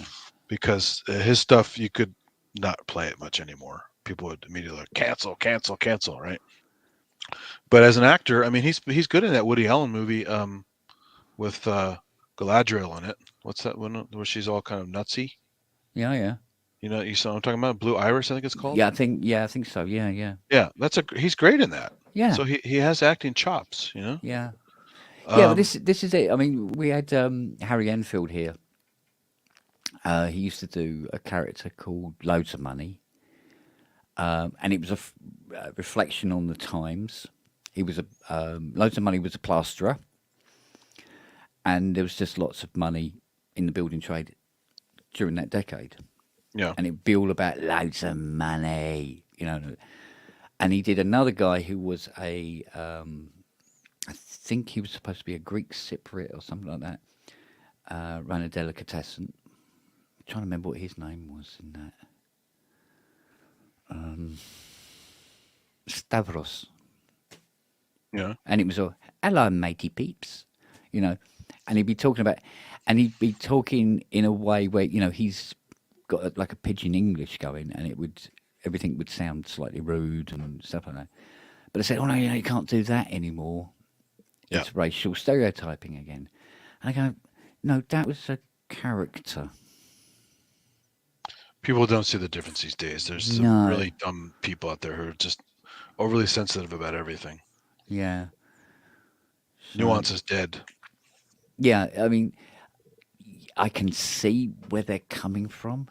But what was very interesting, the people complaining about that, none of them were Greek Cypriots. Most of the complaints you get are not from the people who something is about.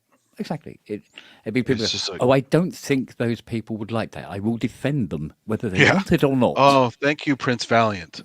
Yeah. that's where most of it seems to come from. And it's quite bizarre.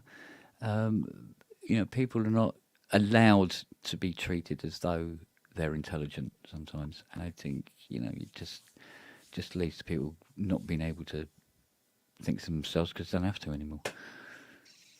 It's just it's so easy to just get on the bandwagon and go, yeah, I don't think that's right. Yeah, hey, what he said. Like, did you think about it? No, I trust him. Whatever he said. No, I don't know whether this is true or not, but I mean, since turning 60, I don't know. It's almost like I just suddenly noticed that I'm going, am I out of step with everybody now? Most likely, yeah, because things have changed. Yeah, that classic thing of like, you go, oh, you old people, you wouldn't get it, kind of thing. Us kids and everything. But now kids seem to be. I don't know. When I was young, older people would be looking at us, going, oh, you know, like they did for many generations before. The kids were rebellious. The kids were outrageous. They were trying new things. Technically, they weren't. They were just different. Yeah. The kids in the 60s had done it. It's just they did it differently. That's all.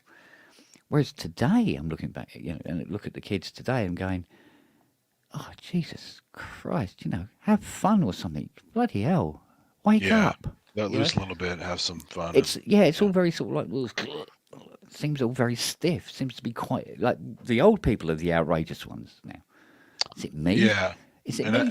No, because, I'm getting up there. I'm almost mid-50s now. And steady on now. Yeah. And careful.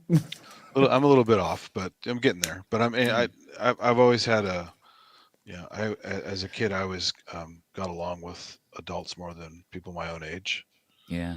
And I've always liked things that older people seem to like, certain kinds of movies, certain kinds of music. I mean, classical's still my favorite to this day, even though I like all kinds of electronic crazy stuff and rock and punk and all that.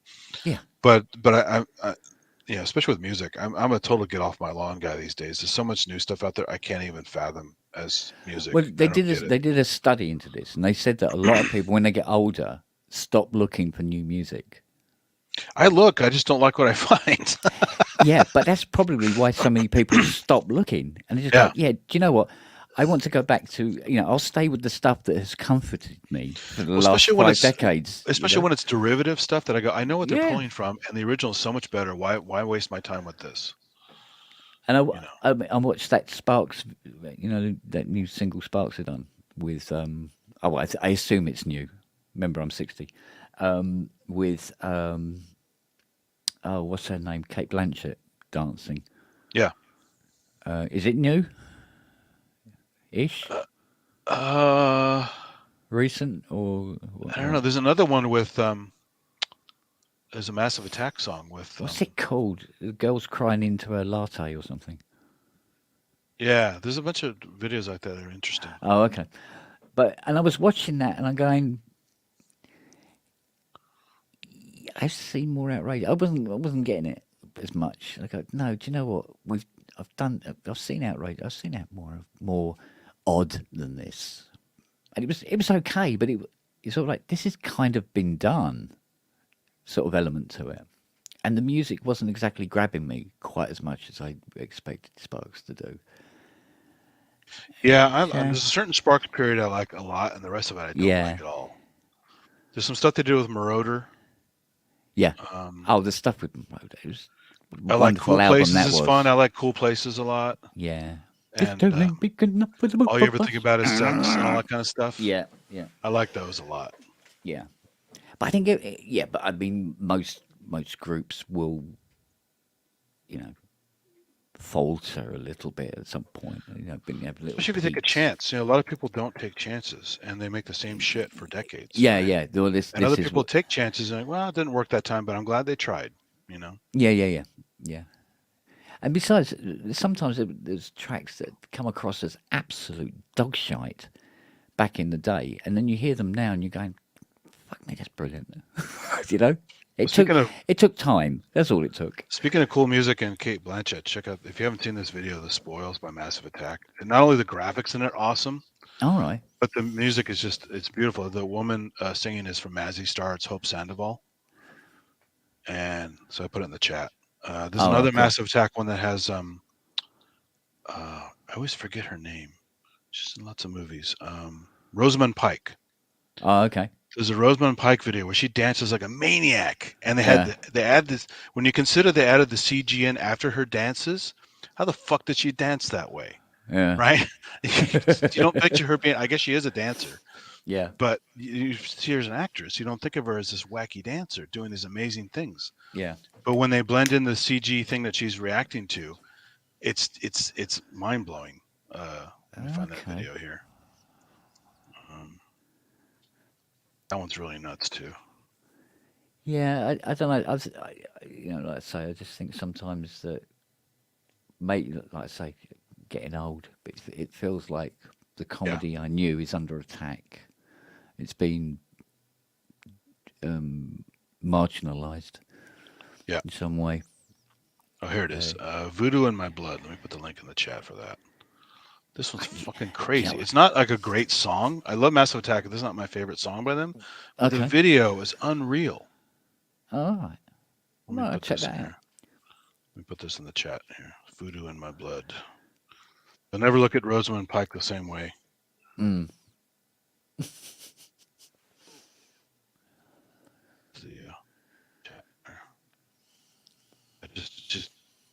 It's trippy and it's weird, and it's when you consider there's no wire tricks. It's just her in like a subway tunnel doing these crazy dances. It's like, what the fuck? I think it's Pink. You go to Pink for all the wire tricks now, don't you? She likes to. Oh, really? I haven't seen that. Hang around from wires a lot now. Oh, I haven't seen that. Yeah. This is just, you know, it's not wire tricks because she just walks into a room and just starts doing it. There's no. All they do is add CG of this little orb thing that she's reacting to. Now, I think Pink did a performance on Graham Norton last weekend with a guy just bouncing up and down on a trampoline a lot. So it's quite interesting. It was different, but it would have been more fun if she was doing it on the trampoline herself. But there you go. Yeah. You know, doing that thing where she falls off the step. You fall off the steps onto the trampoline and bounce back up and literally just go exactly back to where you were, type of thing, and walking along the wall and then down and walking along the wall. Oh, it's like Matrix kind of stuff and all that. That kind of thing, yeah. Yeah. Although I've seen a guy on YouTube, he's done out with all the garb, the big long coat, and he does all the stunts, and then they film it in slow motion, and he, honest to God, he looks like he's doing the whole Neo thing. It's very, very good. But he's doing it in like a supermarket and stuff like that, and it looks really fantastic. Oh, really? That's cool. Yeah, so he's doing all the cartwheels and the leaping back stuff, and then it's all done in this slow motion. Yeah, it's fun when they do it for real if they can, because so many of those like Chinese Hong Kong action movies where they're like crazy wire tricks, they're fighting in the air for like 2 minutes. I'm like, okay, what? Yeah. You know, and it's fun to make fun of. There's plenty of like kind of grindhouse stuff that made fun but it's of almost like the fantasy type conflict. Exactly. Yeah. Once you have like sorcery kind of stuff and all that. Yeah, that exactly. When you have those more traditional ones, so you've got people like like Donnie Yen, Jet Li. Yeah. Young Jet Li and stuff like that. When all that. But Jet Li's been wire trick from day one. Unfortunately, he has talent, but he refuses to do anything without wire tricks. I'm like, dude, you can do better than that. Yeah. Because even that Lethal Weapon 4, I think it is, when he first showed up in that, there's tons of wire tricks in that. Yeah. But you look at some of the early stuff that he's done, the ones where they just haven't even bothered to dub them. It's like, oh sure, you know, I mean, Jackie Chan's the you most read this amazing because he went to the Chinese circus, so his Yeah. skill set is amazing. yeah, Like when he like shimmies up a building between two walls, yeah, and he's no actually wires, no doing protection. it. Holy shit, Yeah, he's like a spider. but it's I mean, it's like Michelle Yeoh's come so far, you know. Yeah. But she was. Is it me? Was she always? She was always young. Some people just don't show it, you know. Yeah, she doesn't look any different than she did. But I gotta say, those Star Trek Discovery things she's in, those are terrible. She didn't do herself a service Hey, by being in those. Andy, Those are money's awful. money, mate. Oh, I know, but I mean, she's not even good in those.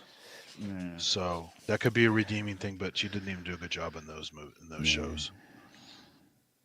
But I mean, that Everything Everywhere All at Once was a great film. Well, she's great in Super Cop. Speaking of Jackie Chan, Talking of good films that I didn't think was going to be a good film, and I mean a really good film, I thoroughly enjoyed it, was Bullet Train.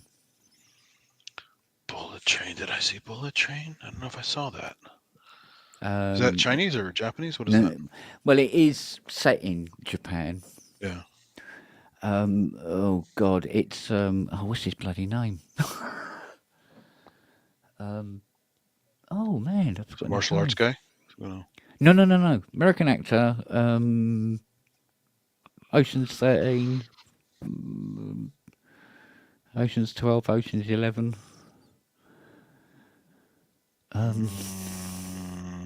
Come on, chat. Do your thing. Ocean's 11. Who's in Ocean's 11? God, it's been a long time since I saw that. Well, we got George Clooney and Oh. It's an older guy, isn't it? oh, what's his fucking name? No, I have to look at the credits for Ocean's 11. Hold on. You know, Jodie. What's her face? God. What is the matter? Matt Damon?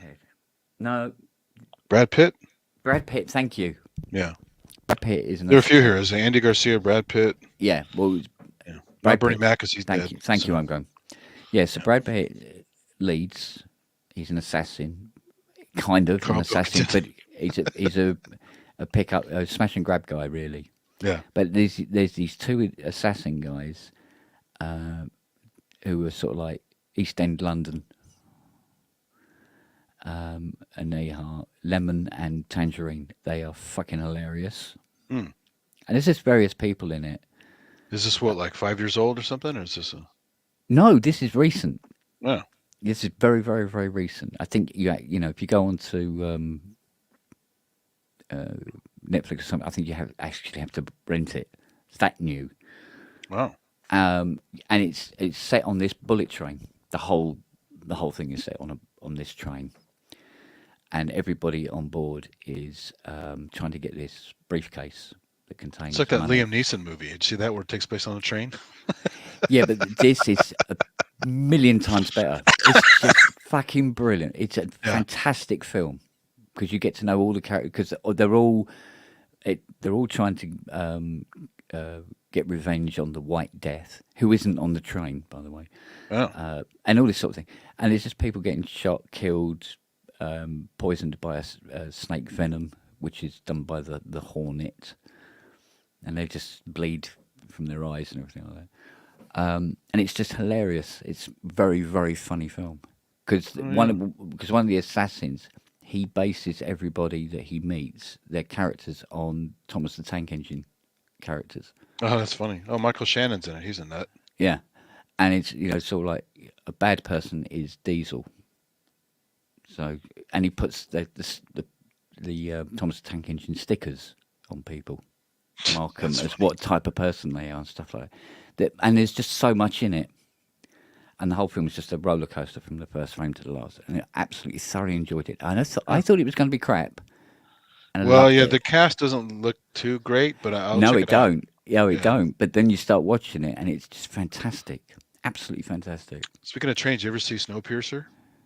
Yes. That's nuts. Yeah. I mean, a ridiculous premise, because if the world is freezing, the train isn't going to work. Sorry. Doesn't matter if you keep moving or not. Yeah. That's not how physics works. Yeah.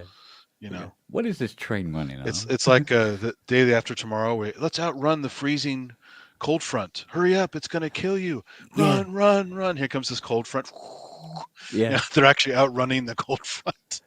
It's the end of was it Day After Tomorrow? Or was it the other one? Was it Deep Impact? There's so many. Deep Impact was a better movie for sure. Or it might have been 2020. I can't remember. 2012. But at the end, they're all Roland Emmerich movies, which are just crap. they're going up this very mild slope on a dirt bike at the end, trying to outrun the massive tidal wave. Yes. The tidal wave, which I must point out, completely engulfed skyscrapers. Sure. On its way in. Oh, but it dissipated by the time it got in. Yeah, and we go 200 feet up this gentle slope, and they were safe. Yeah. It was travelling at the speed of sound. What happened? That was actually Deep Impact, I think. Yeah. Was it Deep Impact? Yeah, that was Deep Impact. Dear. Although that was better than Armageddon. Around the same time. Yeah, Armageddon was Michael Bay garbage as usual. It's just... Yeah, it was that classic sort of like. He just doesn't care. He wants it. You know, he's an ad guy. He makes things look a certain way. Yeah. And he has like this typical stupid jokes in there. Plenty of racist content. People don't seem to matter. You know, like the racist Transformer robots, and all kinds of stereotypes and stuff. And he gets away with this shit. It's like and blatant sexism. You know, and it's to the point even where like there's all these jokes about Marky Mark's underage daughter. And it's like, God, what a fucking creep. Oh, dear. Michael Bay's a total asshole. Yeah. But, I mean, you know, it's weird when... You see, like, you can have, like, you have in America those roasts, for instance, which I don't think we have here. I don't think we do celebrity roasts. You must have done something like that in the past, right? I don't have any memory of them. Really? Yeah. Doesn't seem like a real American thing. It just seems like a comedy thing. You know, just. Well, there seems to be some sort of. It's hard. It's hard to because it's more direct. See, if we did something like that, we wouldn't do it. You know how Ricky Gervais did it for the the Globes, right? Yeah. That's the Ricky Gervais thing. That is more direct. What he does is he goes, look, let's go somewhere where people wouldn't go normally, and see how it goes, kind of thing. Well, that's mainly for that crowd because it's mostly Hollywood elite. Yeah, who's a bunch of self-serving assholes, you know. Yeah, but I mean, put them in their places. But you know, when you pick up on people's foibles and stuff like that, although I must admit, you know, respect to Ricky Gervais, he was able to ridicule a room, and at no point did Will Smith come up and smack him in the face. Well, he probably would try now because you know that guy, another train wreck. Yeah, also talk about a hypocrite. He's a total jerk. Yeah, but you see, this is the thing. Like, you know, obviously, you know, what's his face wasn't reading the room quite that well. You know what I mean? Well, I mean, Chris Rock, it wasn't a good joke anyway. No. But at the same time, yeah, what Ricky Gervais said actually was even funnier. What the joke he should have made about his wife fooling around with that guy. Yeah.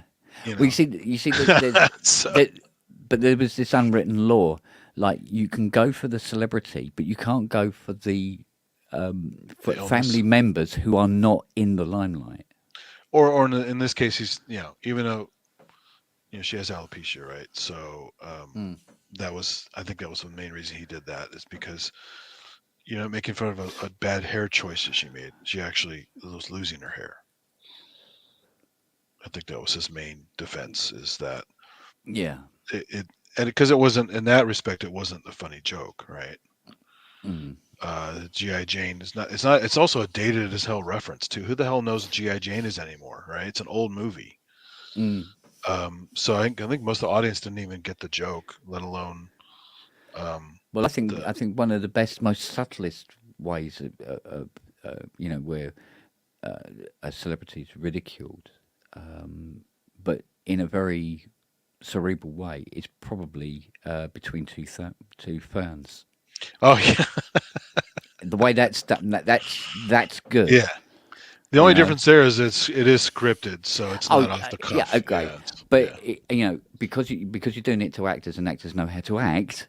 Yeah, they can give it a bit of credibility. I mean, the one with Matthew McConaughey, I thought was hilarious, where he goes, "You're wearing a shirt. Are you okay?" Yeah. No, those are definitely all right. For scripted comedy, those are pretty funny. Yeah, absolutely. Oh.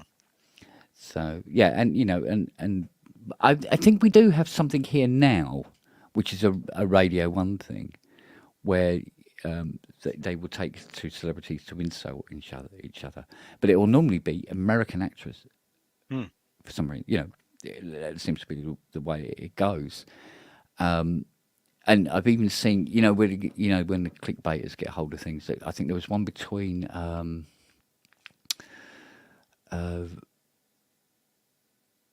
what's so mush from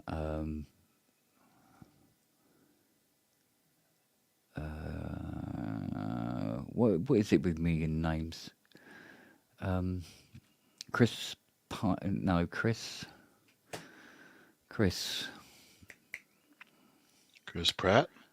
Chris Pratt, thank you. Yeah. And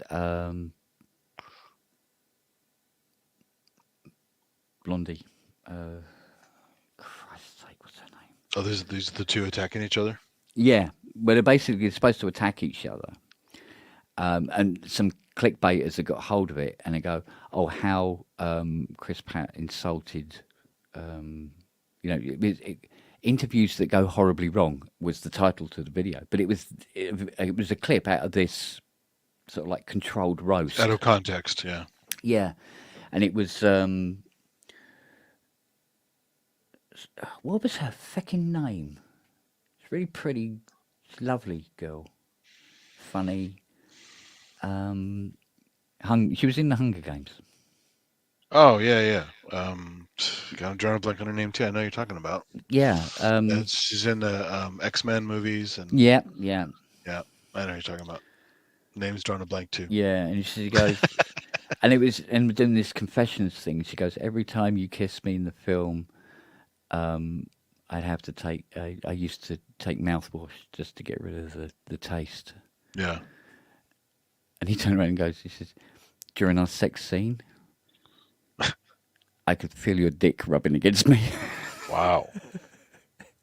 So, which is an incredibly funny thing to say to a woman. I'm sorry. Sure. But that's funny. But that was taken out of context, and it's all like, what are you talking about? Yeah, cancel. Yeah. That kind of thing. Okay? No, we know where that came from. So fuck yourself, all right? So, but yeah, you look at the comments. Loads of people fell in. Yeah. Right. Fish hook. Yeah. I mean, that insulting each other goes way back to like you get like the urban settings, like they call it the dozens, where basically like, your mom is so fat, she did it. Yeah. So that's been around a long time and just yeah, common goings on. But the roast, I think the first roasts were like in the 50s. There were probably more like Henny Youngman was like one of the original guys on the roasts. Right. That's how long it was, Was it more Frank Sinatra would be there. Family friendly, would you say? No, it was mostly old white dudes complaining about stuff drunk. And they're usually like Dean Martin would host a bunch of them, so he's drunk. Yeah. Right. Yeah. Well, Sinatra's there. His eyes they are can only open. joke with him so much because too many mafia jokes, someone might disappear. Yeah. There's always some like Shecky Green, a bunch of famous guys. They kind of made fun of it in if you saw Amazon Women on the Moon, and they have a roast for that guy's funeral, and a bunch of the old guys on the panel, they call it the dais, are actually famous roast guys going way back. They got them in the movie before they died, basically. And they've been around doing roasts forever. So they have a comedy roast of this guy, this kind of loser guy, and his wife actually gets up and has fun roasting him as well. It's pretty funny. That's a great little movie. That stupid Amazon Women on the Moon. Yeah. God, yeah. Which is basically just a redo of Kentucky Fried Movie. John Landis's first thing he did like that. Yeah, but it was a funny film, wasn't it? But it's like with Mel, isn't it? With old Mel Brooks. I mean, he's done some fantastic work. And again, they say, "Oh no, yeah, but you couldn't make that film today." Fuck off. Blazing Saddles, you could not. Sorry, there's no way, no fucking way you can make Blazing Saddles now. Yeah, but the thing is, there's so much racial humor in there, and it's written by black guys, so you know. But this is the thing: the black, you know, you have the black sheriff, right, who is more intelligent than everybody else in the town. Of course, yeah. That was a great thing. That was the smart thing that Mel Brooks did. Is he made this smart guy who all the women want, and everything is great except he's black, and so people have to be nasty about it. And the whole thing about you know, oh look, what have I told you about not washing your hands before weekly cross burning and everything like that? It was funny as fuck. Well, especially the little scene with the little KKK guys go, "Hey, where are the white women at?" Yeah. Yeah. Yeah. I mean, you know, it's basically co-written by Richard Pryor. Yeah. Well, and what's your crime? Stampeding cattle. Yeah. Well, that's not much. Through the Vatican. He's like kinky. Well, there's one where he goes something rape, something, and rape. Yeah, goes, I like rape. Yeah, you said rape twice. Yeah, I like rape. A Mongo. I mean, man. Candy Graham from Mongo. Wonder like candy. You know, it's like Warner Brothers stuff. Yeah, exactly. No, God damn it! I said the sheriff is sting. Yeah. Yeah. Yeah, it's great stuff, but it's just too edgy for people now. People have no edge; they're all soft. But the premise has been laid out.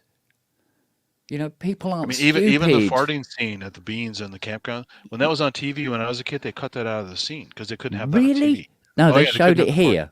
They showed it here. Yeah. Yeah. But we'd always had that. We were always able to show that little bit of stuff that was more edgy. But then, you know, like you said before, you know, they had to quell sponsors and stuff like that. We didn't have that problem to deal with, you know.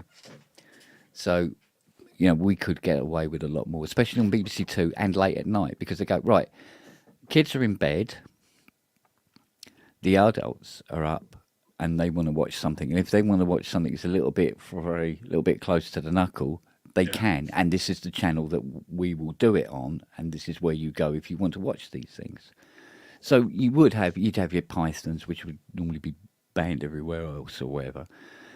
You're near the knuckle kind of comedies and this, that, and the other. But then, as the evening wore up into midnight, it would be The Sky at Night with Patrick Moore, because that time's done now. I'm curious. So it only aired on certain channels because it's content, right? Yeah. So what it was like if you wanted mainstream, you went to BBC One. Yeah. If you wanted the quirky and the more interesting, the more off track or niche, you went to BBC Two. Two, okay. Yeah, and for donkeys, that's all there was. Yeah. And then ITV came along, which was seen as a bit brash and a bit, a bit colourful and a bit woo. But it built up its own serious side as well as its young person appeal. Then Channel 4 came along and then ITV became the old fogey, and then Channel 4 was the hip new channel, which was close to the knuckle again, and then it eventually became multiple channels, and you could have channels for whatever you want. So why they can't have a channel dedicated to just all the stuff that they said, you couldn't make that today. Well, put it on that channel then. And if you're stupid enough to go on that channel and be offended by it, it's your own stupid fucking fault. Well, and that's should be. But unfortunately, it doesn't work that way. The people say, Like I was saying earlier, like you can't have it on the kids will watch it. Well, police your fucking kids. I Yeah. can't. You guys should be doing that. Well, don't have fucking kids then. Yeah. Yeah. Yeah. Yeah. You can have channel locks on your remote. I've seen it. Yeah, they have Net Nanny for blocking internet sites. Yeah. They have all kinds of stuff for TV. There's any number of things, but parents often are lazy. They'll put the kid in front of the TV babysitter. And yet, And you then can download an innocent game on the iPad from your app store or on your phone, right? At any age, and it's an innocent little puzzle game. Yeah. But every now and again, it's adverts in it, and the adverts can be the most misogynistic, fucking sexist shit you've ever come across in your life. Whew, nobody's taking any fucking notice of that. They may as well put little clips of like in Fight Club, little clips of a guy's cock in the ads, subliminal. Yeah, yeah. And you've got this thing like you've got to give this cartoon girl a makeover because her boyfriend isn't interested in her, and he's looking at other women now because she's ugly, because she hasn't had her hair done and her nails done, and she's not wearing the right clothes. And it's, so it's all right for the 6-year-old girl to be watching that, right? Yeah, you can have all the body shaming you want. Yeah, yeah. That's normal. Where's the regulation there? But oh my God, you see half a tit somewhere on TV, and oh my God, it's the end of fucking civilization. The Janet we know Jackson it. thing was famous. Like people just lost it. Yeah. And it wasn't wardrobe malfunction. They planned it. It was, for lack of a better term, titillating, right? And it backfired. It pissed a lot of people off. So. Yeah. Well, it's. I mean, if you take something like shock humor, it can be funny. It has to be so carefully done. Sure. And I know some comedians who didn't quite get it right somehow. But then you'd have Spike. He'd dress up as Hitler, and he'd start singing the German national anthem. Right? The camera just cut to him, and he's there, and he goes, Deutschland, Deutschland, wow. And then somebody just custard pie him in the face. There you go. End of sketch. Right? Yeah. And it was, and people would be laughing at it. And let's face it, that's only what 30 years after the war finished. So yeah, as opposed to now, it's like, really? Yeah, we're not over it yet. We can't talk about the war. We can't take the piss out of Hitler. Yeah, really? Oh God, it's outrageous. The things have gotten so weird. Yeah, I mean, at one level, it's good that people are more aware and are holding people to task for certain things that are unpleasant versus how it was in the old days, my grandparents' days, when you could be blatantly racist, sexist, whatever you want to call it, and it was perfectly normal. Nobody even questioned it. That's just how things were. Yeah. So the fact that people are reacting now is good to a point, but they're overreacting, and no sense of nuance, no idea of different levels of humor. And again, the fact that you can choose to not watch, you can change the channel, turn it off, go out and take a walk. Yeah. Go spend time with your goddamn kids. Do something productive instead of sitting around writing letters and complaining to, senators about this problem and that problem. And it's really sad. It's just people just have too much free time apparently, because they're willing at the drop of a hat to complain about the dumbest little thing. Yeah. And, it's like, I remember it was one of the few Facebook bans I ever got. I'm surprised I only got one. I really am surprised I only got one. And it was I was bored one day and I did a joke on my Facebook page.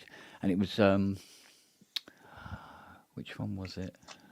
Actually, it wasn't the bad one. The bad one stayed. Really? That one didn't get flagged. It was the one that wasn't actually that bad at all, which was I did it in first person. I was going, I had to go to the doctors today. Don't worry, it's nothing serious or anything like that. Well, I hope it isn't anyway. Blah blah blah. And I said, but I went to see the doctor, and he said, he says, I'm sorry, Mr. Spong, but you're going to have to stop masturbating. And I said to the doctor, I said, oh, why? He says, because I'm trying to examining you. And that got banned. That got banned, huh? Wow. That one got flagged. And I think I was in You were Facebook doing jail. sexual harassment. See, that is wrong. Yeah, even though it was me that was masturbating. Yeah, and it was... well, this is the whole thing about... I got a week. I think I got a week off for that one. This whole thing about that guy... God, my names are freaked out today. I can't remember anything. The guy got banned, who got canceled for masturbating in front of some fans of his, even other comedians. Yeah. He's a famous comedian and had a show for a while. And God damn, I can't remember anything today. He actually grew up. He's a white dude that grew up in Mexico, and he's been a comedian for a hell of a long time. And redhead guy. Someone's got to know in the chat. Redhead. Yeah, redhead balding guy. You know, you wouldn't know his background is Mexican because he's super white. But yeah. You know what I'm talking about. He got canceled for whacking off in front of even Sarah Silverman was there. And she said she didn't care what he was doing. He asked ahead of time, can I do this? And they said, yeah, go ahead. Like he even asked for permission. Did he have freckles? Yeah, exactly. You know. Yeah. I just can't remember his goddamn name. I can't remember his name. Louis C.K., that's it. Yes. So he is canceled immediately just from that story. And meanwhile, he did get consent. He did. I mean, it's a weird thing to do, and it's a weird thing to ask, but he did ask before he did it in front of several ladies. Yeah. And he just wanted to whack off in front of some ladies at some party. And so, yes, of course that's inappropriate, but he did ask their permission, and they watched, and they let him do whatever he's going to do. And then only 2 years later, 3 years later, whatever, complained about it. So it's way different than someone like Weinstein, who was like abusing people and using it as a power trip to take advantage of people and hiding the whole thing. This guy was doing it out in public with approval, even though it was weird. I mean, you'd have to know what sort of like premise behind this stunt was for it to make any sort of like. Yeah, we'll never get the whole story, but from what I've said, and even Sarah Silverman kind of defended him a little bit. So I said it's okay, go ahead. I don't care because she's kind of crazy, right? Yeah. And whoever else was there apparently said it was all right, and he did his thing. And then later on, they decided, hey, wait, maybe that wasn't okay. And all of a sudden, he's canceled. Yeah. And it's a shame too because he actually was a very funny comedian. Yeah, His he's a funny show guy. and super clever. I mean, he actually shot and edited all those shows of his own. He's a director. Yeah. So he's a very talented guy. He's just odd, right? Well, I mean, we had it. I mean, although I suppose really we had a comedian here, John Barrymore, and was it John Barrymore? I think it was John Barrymore, not the actor. And I think he was coming to the end of the career really because it was all beginning to get a little bit not funny anymore, kind of thing. But he held a party, and some kid or younger person drowned in his pool during this party. Oh. But that ended his career. He didn't push the kid in the pool or anything like that. But it was simply by association that somebody died at a party that he held, and he was completely unaware that this had even happened, sort of thing. But that was the end of it. And he'd gone from star billing kind of thing to like nowhere. And you think, yeah, okay. But there again, what he was doing wasn't really funny anymore. He'd done it all. I mean, William Shatner's wife died in the pool. It was a famous 911 call, and he got through it. So yeah, he got through that. Didn't There's he? even talk that he actually made it happen. So. But it was quite funny when there was a video of William Shatner watching people do impressions of him. Yeah. And he was going on about. He goes, I don't get it. I don't get it. What are they? I don't understand why he's doing that kind of thing. You know, you go because it's a parody. Of course, and they're going to extremes, and they're also based on his actual old Star Trek performances, nothing else. Exactly. They're not doing T.J. Hooker. They're not doing. Yeah. You know. No, exactly. Everything is about literally that one scene, really. Although they Star did Trek. do his Rescue 911, which is pretty funny. Yeah. Rescue 911. Yeah. But it still relates kind of back to that scene where he stops and pauses. You know, that kind of thing. Yeah, he's totally nuts. And and other stuff he did back then, if you listen to those recordings, those albums he did, because he fancied himself a singer, he did a reading of Henry VIII with some music to an album. And it's so horribly dramatic and awful. Come on. Even Stewie has done Rocket Man. In the style of William Shatner. And you know where that came from? That was an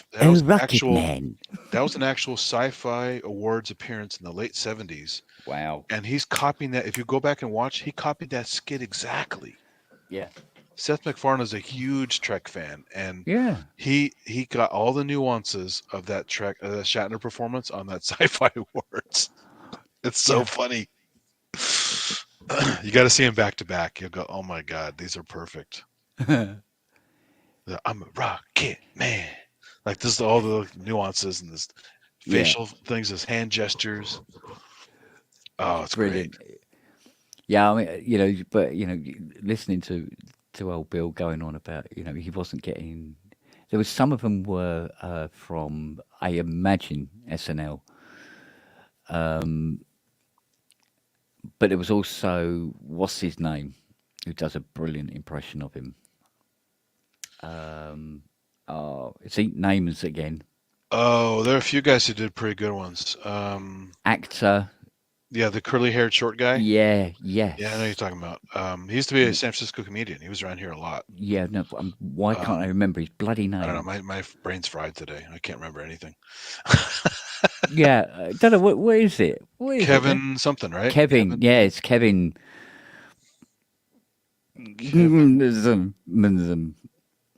Yeah, it's pretty bad. I got Kevin at least. Yeah, he just said everything seems the same kind of thing, and it was. He also does a great Columbo. Yes, does a fantastic. Even got the eye wandering and everything. Yeah, brilliant, absolutely brilliant. But you know, the whole Kirk thing is a, you know, like I say, it's a parody. You're supposed to accentuate and overinflate certain mannerisms. Yeah. But Bill Shatner's watching this and he's like, I don't even sound like that. You know, they go, yeah, I know. It's not about trying to sound exactly the same as you. It's about the mannerisms. And Pollock, that's it. He's been a long time. Yeah, he's real good in Usual Suspects too. It's like one of my favorite films, comedy films, was weirdly, it wasn't amazing. It wasn't overly funny. I just loved it. Called Running Scared, which that's the one with Jay Leno. No. This is a buddy cop movie, basically, but it's a good one. And it's Gregory Hines and. All right, babe. What's up, man? What? Yeah, Gregory Hines and. Oh, for crying out loud! Harry Met Sally. Oh, right. God, my brain is so. Yeah, I know. I've got a COVID fog. I didn't even have COVID. I've had it twice, so I've got serious fog, mate. Billy Crystal. Billy Crystal, thank you. I'm thinking of the other one. There's a movie actually made with Pat Morita and Jay Leno. Oh, okay. A really bad buddy cop movie it's called Collision Course. Holy smokes. Anything with Jay Leno is bound to be terrible. I think the bad guy in this was... Jay Leno, when he was pure comedian before The Tonight Show, was a funny guy. Once he became Tonight Show guy, he was milquetoast and he's awful. He used to show up on Letterman's show just as a comedian back in the early 80s. He was a funny guy. He used to do a talk show. He's Scottish. He went to... he's Scottish. and he went to America, did a talk show. Oh yeah, I know you're talking. Craig Ferguson. Craig Ferguson. Yeah, and it was quite good, but it was even better once he got that skeleton. That's silly. Yeah, yeah, it's fucking hilarious. That guy was funny. Well, that was just funny because it made fun of the fact that most shows had horrible sidekicks. Yeah. So he decided, let's just phone it in with some guy controlling a robot. And Yeah. just kind of like... And you just ask him a very, very serious question. You just turn and go, balls. Yes. Yeah, it's like the worst puppet ever, but it's fun. That makes it funny. Yeah, it was hilarious. Has like a mohawk or something. We've got a place down there. We just throw beads at people. Yeah, funny. Very funny. Yeah, he didn't last very long. He was only on there for what, like 3-4 years, I think. It wasn't that long of a show. Wonder might have missed home.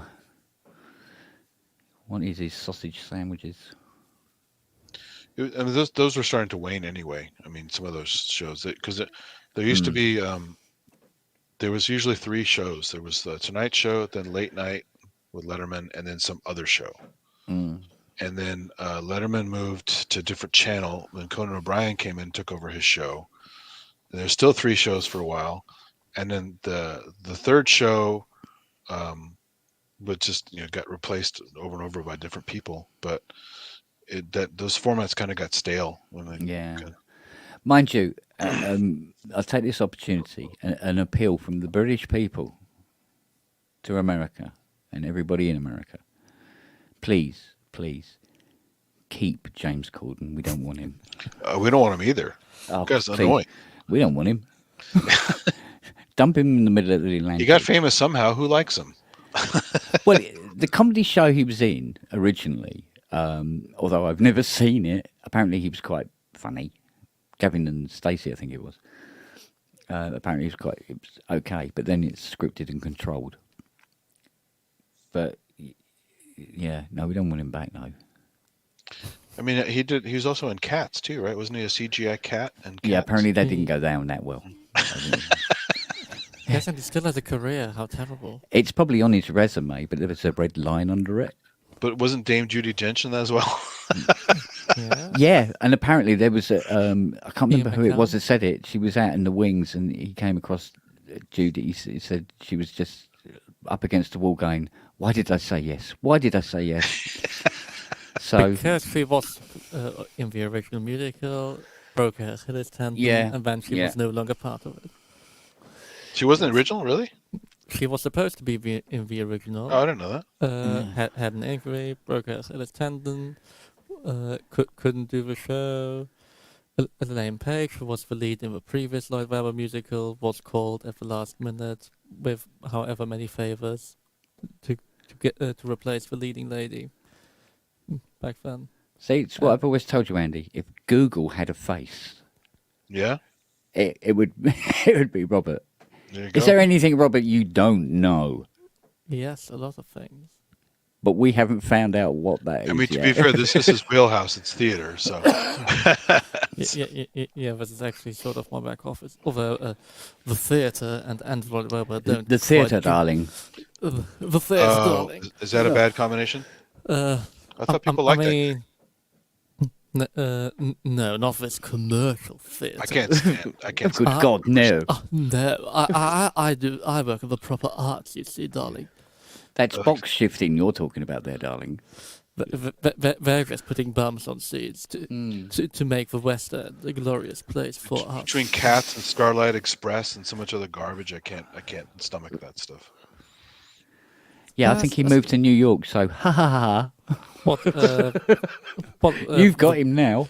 The Baron of Sidmonton, his lordship, Lord Andrew Lloyd Webber. For the Phantom, ugh. Well, the Phantom's closed now on Broadway. So he's only making half the money. How terrible. Isn't there a stage show now of the British Bake Off? Yes. But a musical? Yes, apparently. Okay, I'm not even going to start to think how that's going to work. Because I'm old and I haven't got enough time left. And I don't want to waste any of it. It was very weird suddenly getting requests in the cable store at work of like a Bake Off musical. It's just what? If that's so much fun when you like me have no idea what's actually going on, and then you just get all these emails for the jobs like coming through. Like, oh, we need this for what? What about Fenton the musical? That'd be good. Fenton! Jesus Christ! Fenton! And then just have deer running across the stage with the dog. Who's Fenton? Oh, it's something that happened here. It was there was a young student, and he had his camera phone out on was it Richmond Park, wasn't it? And he's filming the deer.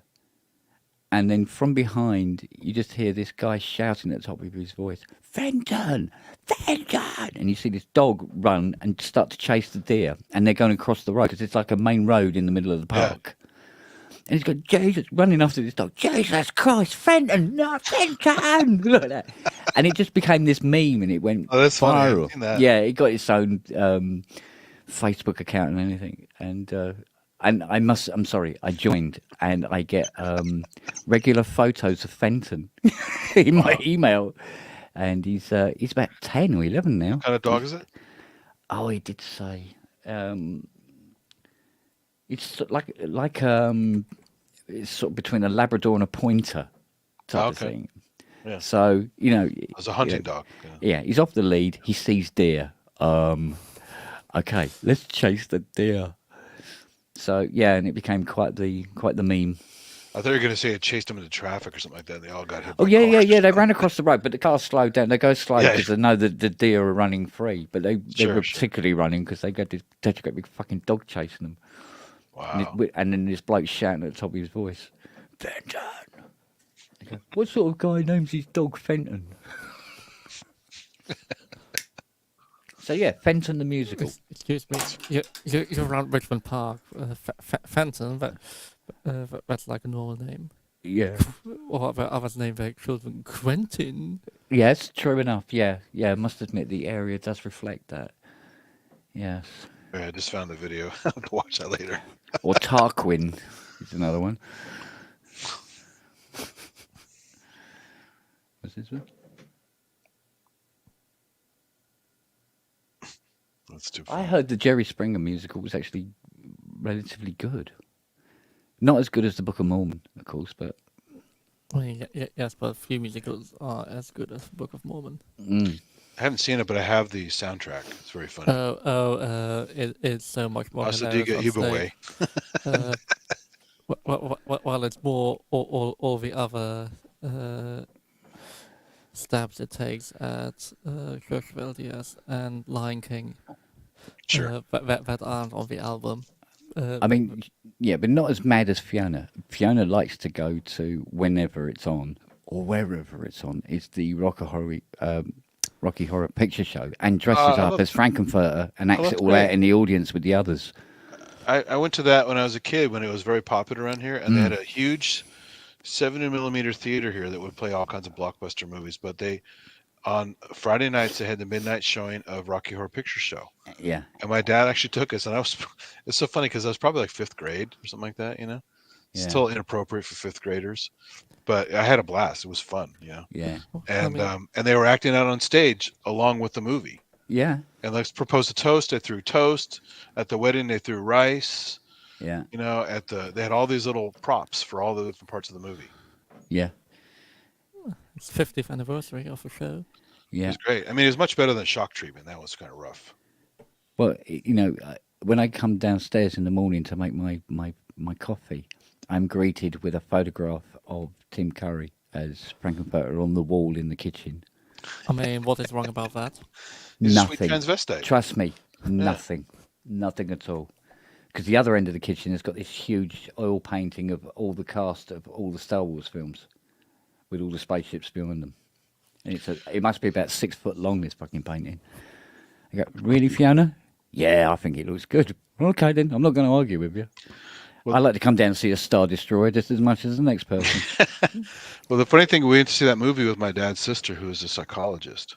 And of course, she had to have her own review of it when we got back. About all the psychological ramifications of Frankenfurter and all the other fucking guys. But it's all about the anticipation. Exactly. You're shivering with anticipation. Well, we knew those songs when I was a kid because they played them on the Dr. Demento thing. So I knew those songs before I even saw the movie. Yeah, but even if the time warp comes on the radio, she's off, mate. Oh, it's great. Yeah, Just to jump to the left. yeah. And then she dances with Nelly because Nelly will jump up if anybody starts dancing. So she dances the time walk with Nelly.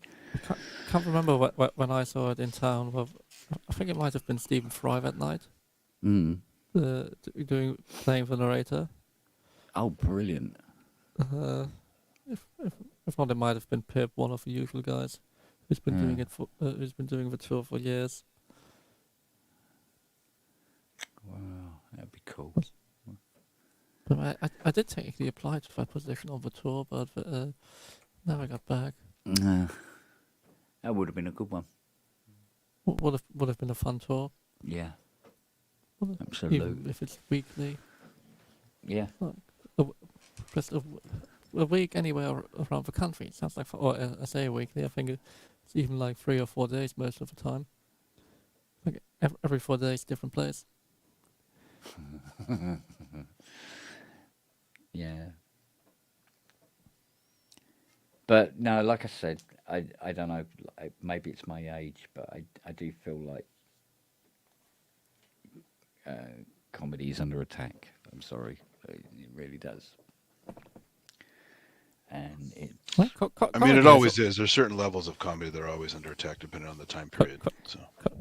Comedy is always under attack. It will just inevitably change. I've never seen it this much across such a large swathe of it, though. I think it's more the reason it's under attack is that too many morons use something out of context and justification without realizing that it's comedy.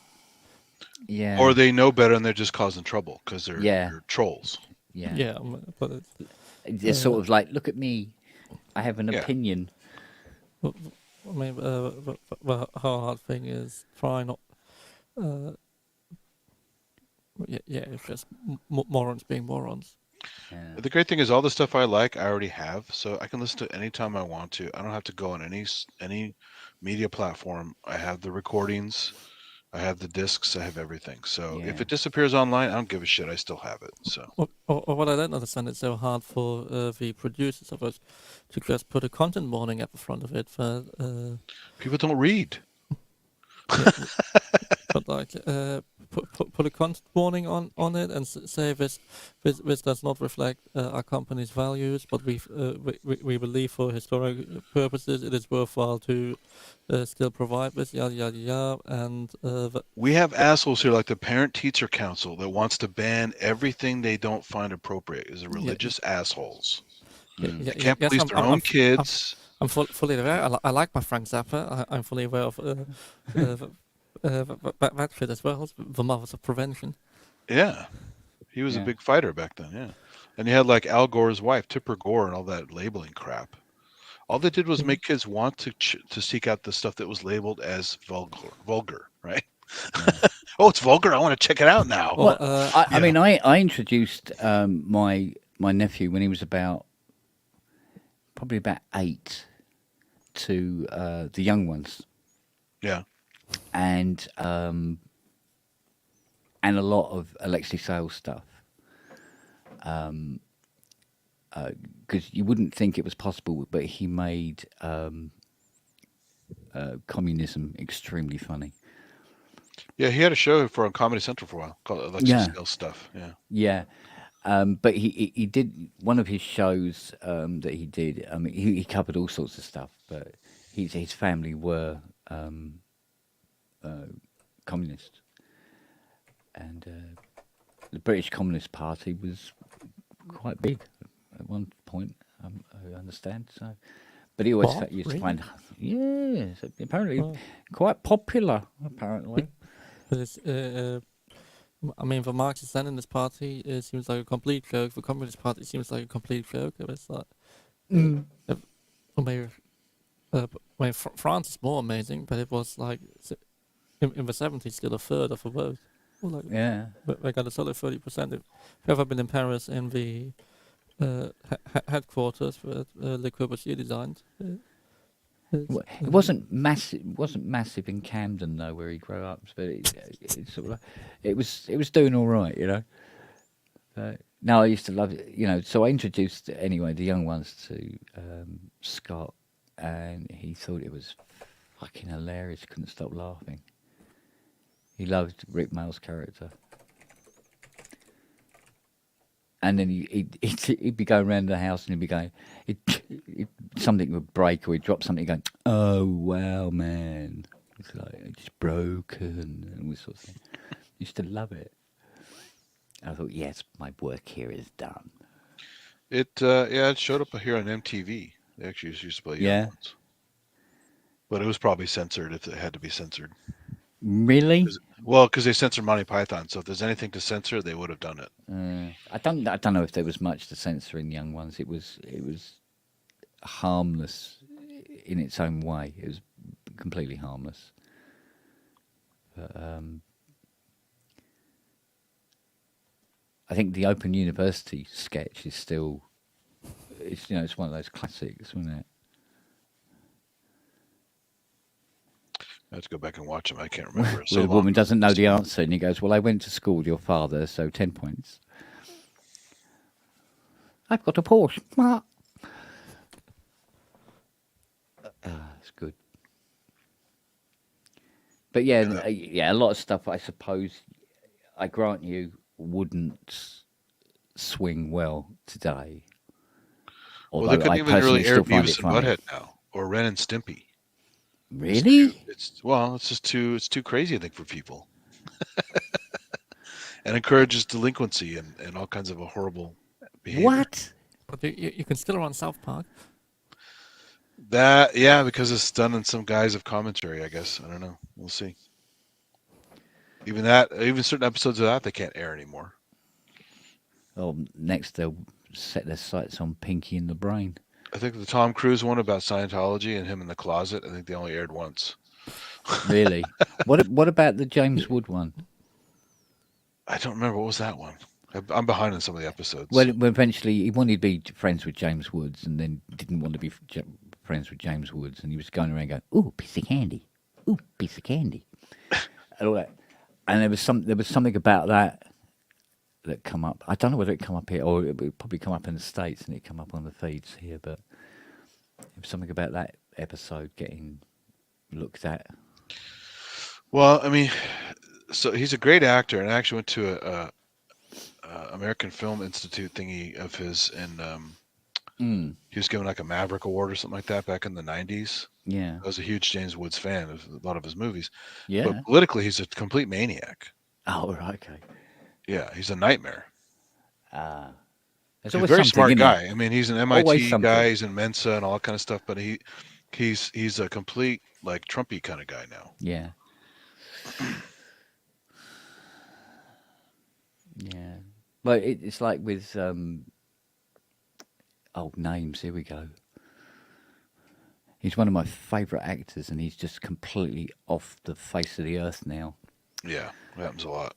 It's like don't meet your heroes kind of thing, right? Well, yeah, no, it was something that happened, 1,000 years ago, and it came out, and suddenly he was just cancelled. And you go, you can't cancel him. He's really, really fucking brilliant. Yeah. House of Cards. Oh, Kevin Spacey. He's made lots of stuff. Yeah. Yeah, and it was sort of like. But he's a complete monster when you see his backstory. Holy shit. Yeah, and this is it. And you go, yeah, but at one time of day, you used to find out about these things after the fact. I mean, I still like his performances. That you can't take that away. Yeah, but it ruined fucking House of Cards, didn't it? Well, yeah, but the timing was everything, right? Yeah, well, it came out right around that time. But it's like everybody was enjoying the John Wayne films. But it was only after he died that it came out about him being sort of like racist and Christ knows what else and all the rest of it. I think he was always assumed to be racist. He grew up in Iowa. He's got I think it's in the blood, Yeah. Everybody liked Jimmy Savile. Racist by osmosis. Yeah. Yeah. I actually drove by John Wayne's birthplace on a road trip through Iowa. It's a little shack.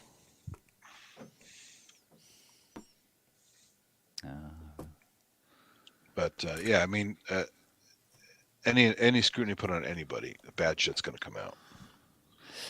It's just a level of bad shit. And Kevin Spacey was pretty bad with his grooming and his aggression and all that kind of stuff. That's pretty awful. Mm. Yeah, it's a shame because it ruined probably one of the best series on TV. For a long Oh, you didn't like time. the last season? No. Strangely, I didn't. It was pretty bad, yes. Yeah. She can be good and stuff, but she couldn't. Yeah, she was good, but she was good next to him. Yeah. But she's Not good at other so- stuff. She can carry other stuff. Yeah. In the past. But the whole premise of the show was about him and about her interaction and how they worked together. If you take one of them away, it's like a bicycle. You take one wheel off, it doesn't fucking ride as well, and it won't. Yeah. No matter how good the other wheel is, it's not going to work. And it was a real shame. But shit happens. It was a good show though, because it really did show, and even on a most surface level, because it's worse how bad that whole scene is. I don't mean to be offensive here, but with the deepest respect, Andy, it was the first time I'd ever watched an American show that was a copy of a British show that was better. It was done better than the British version. Hey, it happens. What was the copy? What was the original? House of Cards. Oh, it was? Okay. Yeah. But was it late 70s, early 80s? This show took it further. It was able to take it further because, let's face it, the White House, Congress, House of Representatives, Houses of Parliament, fuck off. There's more rats in the Houses of Parliament than there is MPs, and I trust the rats more. Yeah. Right? And it's all very sort of like upper class and, I say, can I stick my head up your ass? And that's about it. Whereas you've got American politics, which is much more diverse. But can that up a pig's ass? Oh, God, yeah. Now, they were saying about they're not quite so sure about how true that actual statement was now. Why did that take 15 years? All of a sudden. Well, maybe he didn't stick his knob in a pig. Yes. That reminds me of that episode of Black Mirror where the guy actually does. Yeah. Actually, whose line is it anyway? Came first, the American or the British one? It was always hosted by a British guy. I figured it was a British show. I think was it Clive Anderson here, wasn't it? Roy? Clive something, yeah, I forgot his name. So that was a here, and then it moved over to there. I'm guessing, because why would there be a British host? I don't know what the. Oh well, that's happened, hasn't it, James Corden? Well, yeah, but that's because he's so popular. People love him. Yeah. It's the same as the Mayflower. We got rid of all the nutcases and shipped them over there. Okay, you have them. Yeah, but there was that thing on QI, wasn't it? About the, we got we got the religious maniacs, and Australia got the penal colony, right? So yeah, you guys are good at shipping stuff off of the. Yeah, we're a nation of exporters. So no, there's a thing on the QI when where are we putting Jacob Rees-Mogg? Oh, 18th century. I think he'd be good as landfill. Personally, I think he'd make really good. I think time traveling is the correct solution. 18th century. Yeah, it proves that time traveling exists, doesn't it? You see him, you go, all he needs is a penny farthing, and we're done. Fucking hell, he needs a wax moustache, and we're off. So no, there was a thing about when the Mayflower arrived in United States, and they came ashore and they were met by Indians. And the first thing that was said was by an Indian, and he said in perfect English, "Do you have any beer?" Straight up. It was an Indian. What was it? I can't remember what he said his name was, but there was this Indian. He'd been to London twice. He lived in London for a little while as well. So because a lot of people used to This think. is an actual story. This is actually. Yeah, no, this is real. This is proper Really? proper history. Never yeah. heard that. Yeah, there was the first Indian they spoke to, and he said in perfect English, "Do you have any beer?" And he'd sailed across the Atlantic 2 or 3 times Well, it's by the perfect time for the American. Mayflower ran. That's the American way. Is beer. Yeah, because a lot of people used to think that the Mayflower was the first Europeans reaching America. Like nobody'd ever been there before. It's like, no, mate, lots of people have been there before. Well, supposedly Leif Erikson was pretty close, right? Yeah, so you got He's got the Greenland, I think. Got to do the whole Christopher Columbus thing, and they go, yeah, but then they go, no, actually, the Vikings, mate. Yeah, Christopher Columbus. Where did he get to Latin America? He didn't really get. He didn't even really get anywhere beyond the islands down in the Gulf of Mexico. Yeah. He just murdered that part of the world. Yeah, you know what? It never works out well.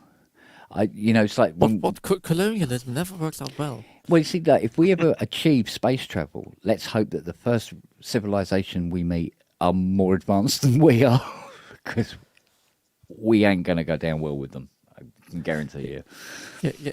Yes, but what if you get the Khan scenario? On a Star Trek where everybody is just confused, like everybody's peace loving is just confused. What are these morons here? Why are we fighting?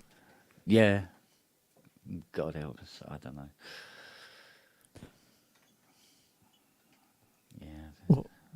Or what's the thing in Star Trek 4? They still use money. Ugh. Yeah. It's a very primitive society. Yes, where's that? Mind you, if we had replicators, we'd still need money, because how are you going to buy a replicator? Well, let's replicate it. But you have to buy a replicator first. Maybe you could hire one. Replicators are us.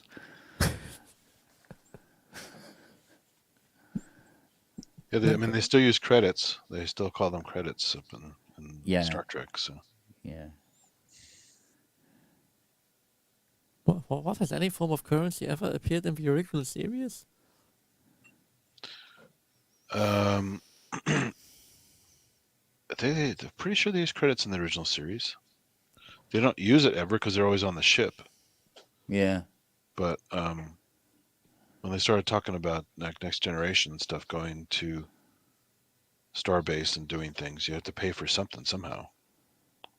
Yeah, but by the time you get to Next Gen, they've started to think a bit more broadly. Yeah. About, because it was basically just enter the unknown, and either. Well, it's wagon train to the stars is what it was. Yeah, so they either had to try and defeat and kill something, or try to get away from something more powerful by killing it, or have a war with a race of people, or prevent the war. Yeah, it was basically human nature in space. Everyone must die. There were always westerns in there. When there were the occasional juxtaposition stuff. Yeah. Of like current problems, but and then the sheer awesomeness of exploration. Mm-hmm. The Western was a very important part of it still. Well, they even had the episode where the guy wanted to basically do away with the Prime Directive and say, well, your society's having problems. Let's follow a model society. Here's this thing called Nazis. Remember that episode? Yes. And oops, that didn't go over too well. Yeah. And it's weird having a Klingon sort of like quoting Shakespeare. Well, that was so much later. Yeah, that was. But Hamlet, the Klingon prince, it's a very important book. I have it somewhere. Mm. In the original Klingon. not in the English translation. Yeah. That's like Chekhov always talking about stuff in original Russian. Well, they always say they always said that Shakespeare probably didn't write those plays. Who knew? It was General Chang. He goes, that was invented in Smolensk. Pok-tuck. Knock-name. Did he just call me a wanker, or is he clearing his throat? Hard to tell, right? Yeah, it starts many a fight in a bar. You call me a wanker? No, no. I think it's funny it's actually a real language. I knew some people that actually learned it. Yeah. They converse in it. Yeah. I was never that committed. You can even do an exam in it. Really? Yeah. It was very tempting during lockdown to actually try and get to, what is it, B1 in it. I mean, that would be a hilarious thing on a CV, or even worse, when you went on at an interview and because it's on your CV, your person opposite starts talking in Klingon. But that's when you really hit the perfect job, right? Oh, man. Imagine you try to take the same parking space, so they get into an argument, and I challenge you to patak to the death. You pull your batleth out and go crazy.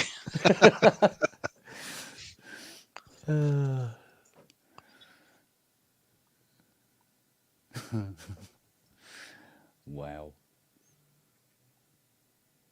There was a great old Star Trek game where you play as a Klingon. Yeah.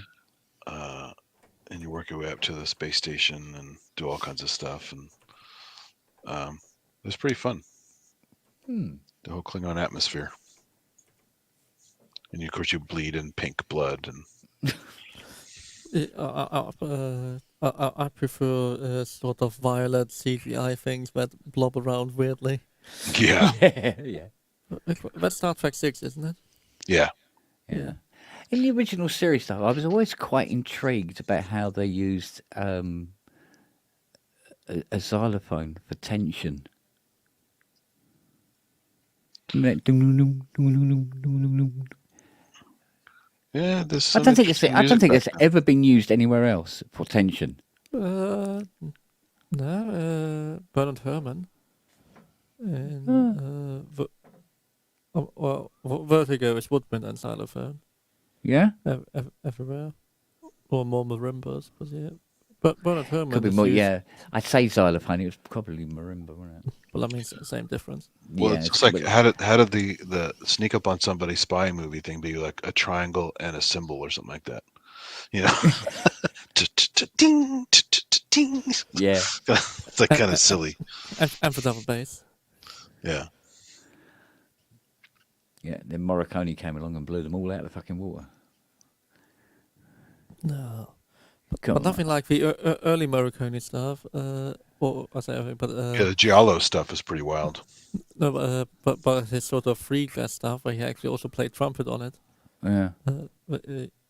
His like late 60s stuff. Yeah. That is really wild. Some of the Italian films were. His Giallo horror movie music was pretty wild.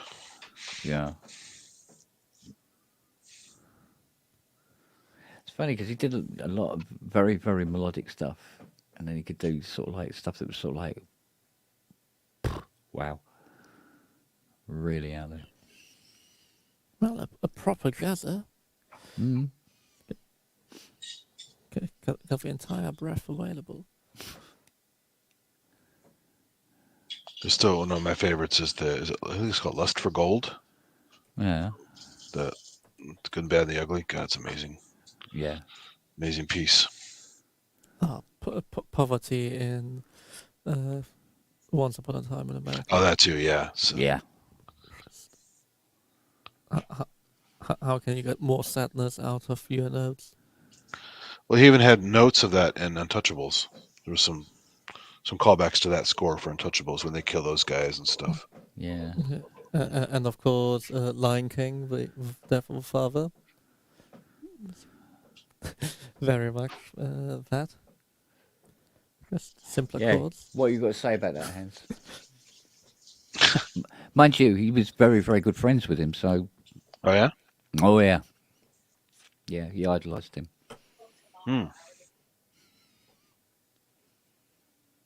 So, Probably a nod there. But yeah, it is like I was but yeah. The first time you see it in Once Upon a Time is when it is when he's the old man going just going upstairs, right, and then when you see it the second time with kid being shot and him going to prison, that obviously takes a whole different meaning. Mm. And I think there's a third big moment where it appears again. Yeah, just so stark and depressing. So I still simple. think, going back to Star Trek films, the music to Star Trek films, I think my favourite has got to be James Horner's Wrath of Khan. Khan, yeah. Oh, you mean Battle Beyond the Stars? Well, and Hush, yeah, hush down there. He's right. Yeah, I know. That's what's so infuriating about it. Don't get me wrong, I love it. Hey, Roger Corman needed some good music too, so you know. Yeah. Well, he didn't need to but it's revisit every film. like John Williams with Harry Potter's theme is Darth Vader's theme. Yeah. You know. Which one's Harry Potter's theme? You know. No, that's Hogwarts theme. Let's see if I can get it. What do you mean Hedwig's theme?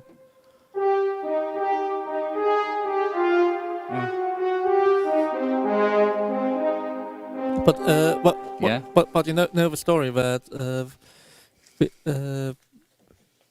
or as it was Hedwig's theme, it was never supposed to be any. It was actually the first sort of main theme he wrote. Columbus didn't like. The second one he didn't like, and then this is the third thing he wrote, and everybody liked it, but also agreed that it's not the theme for Harry Potter. So it was just this is a nice piece of music, right? And then it accidentally became the branding of a thing, but. As the name suggests, it is Hedwig's theme. It is not really the main thing. Well, I thought the Harry Potter thing was just that opening Celesta thingy. That's considered his theme. No, but again, that's Hedwig's theme. But, I always pick up on the where's it?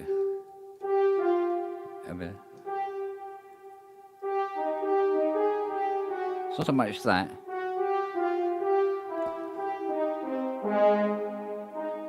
It's that.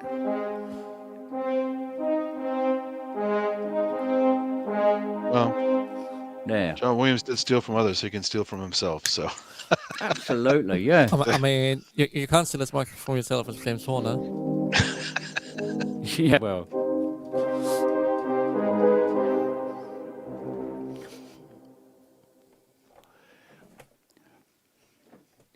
Join me. I bought too many pretzels.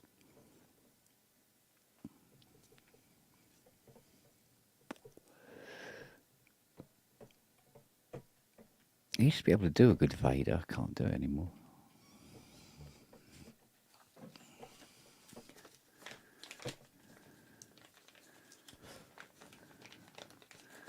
Sound more like Jar Jar now. Mr. Football. Ah!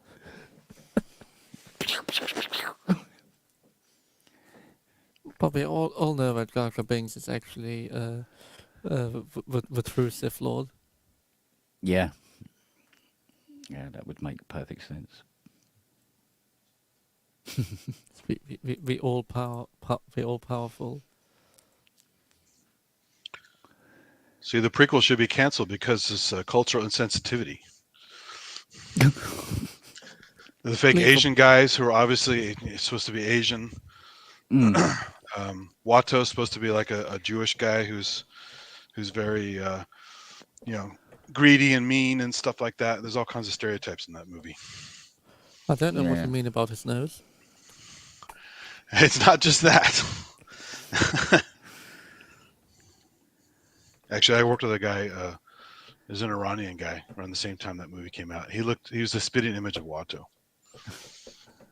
He had the same facial features and accent and everything. We had some fun with that. He was a good sport. We weren't mean about it. We were just having fun. So.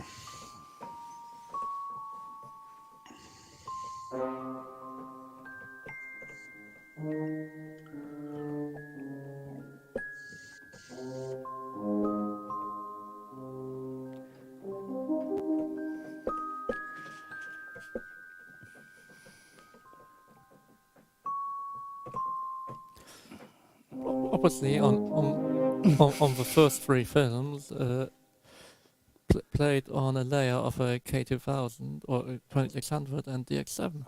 Yeah. Really? Yeah. You can buy that actual, but it is the keyboard player used some Celeste samples and layered them with the DX7 to get a very clean and good Celeste sound. Because the normal ones you tend to hire don't play too well, and given that there's then all the glides and other stuff. Well, the GM ones on the sound canvas aren't that great, so. No, it's more real Celestes. Celestes tend to not be too great to play over the entire range, and have issues.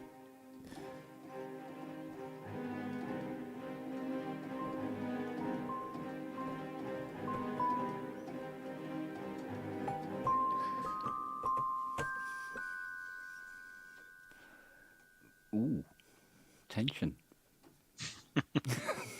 This is a dodgy question. Yeah.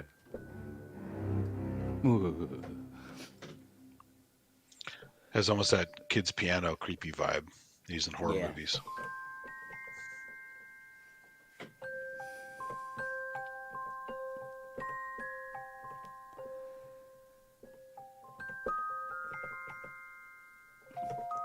That's a really decent Celeste. Why haven't I got a really decent Celeste? You've got this one, but it's True Strike.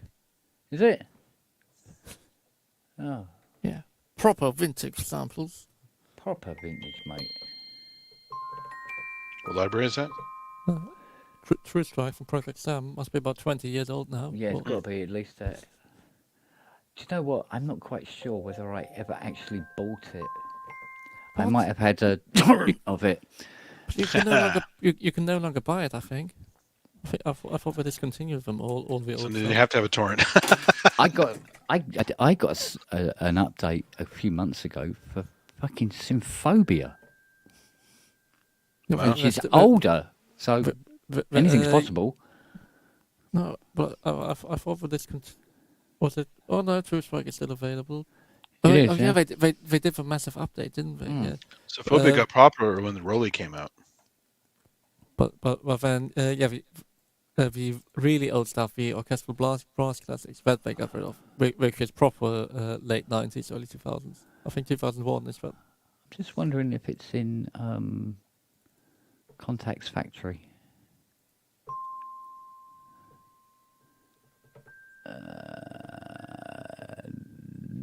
Oh, that's World. Band synths, urban beats, vintage work. No, it's the wrong kind of library. Move on, Kent. Do you ever use the Loot Audio stuff? It used to be Contact Hub. Pass. Can't remember. I don't think so. It's a British company. It's a good aggregator of some are quite expensive, usually reasonably priced Contact libraries of all kinds of stuff, like famous synths, orchestral stuff. There's a really good one, a choir one, which is pretty damn impressive. I got on sale a couple of years ago. Haven't had a chance to use it yet, but yeah, Loot Audio. They have some pretty good stuff, and they always have deals. So they rebranded, but my stuff is all still there. My account still works, and my stuff is there. But yeah, they just rebranded under over a period of time, and so if you try to go to the old site, I think it takes you there. But so I needed certain sounds for some recent hardware jams, and I couldn't find it in Piano Book, so I had to go to Loot Audio to find them.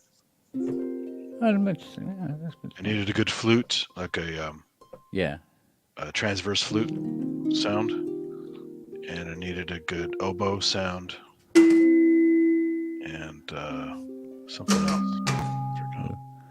A pinball machine. Really? Sounds like really? Yeah. That is a pinball machine, apparently. Yeah. Talk about I don't know what to sample next, library. You know what this is? The ball going down the thing? No. It's an electric train set. Oh. Apparently. It's like that toys collection on UVI. Mm. The whole toys library. Basement Cowboys. Oh, yeah. Oh, no. Don't go to that website. Moving along. Yeehaw. Yippee-ki, motherfucker. Yeah. Was that recorded in my playroom? Yeah. See what else we got here. I didn't know sample libraries for now also sold on OnlyFans.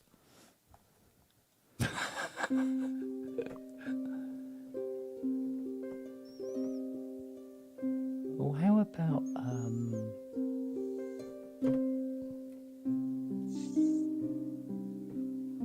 Let's try it. Ooh, black leather. Oh, hello. What's the theme going on here? What's going on? Here we're going. Got whips and chains next? Is it?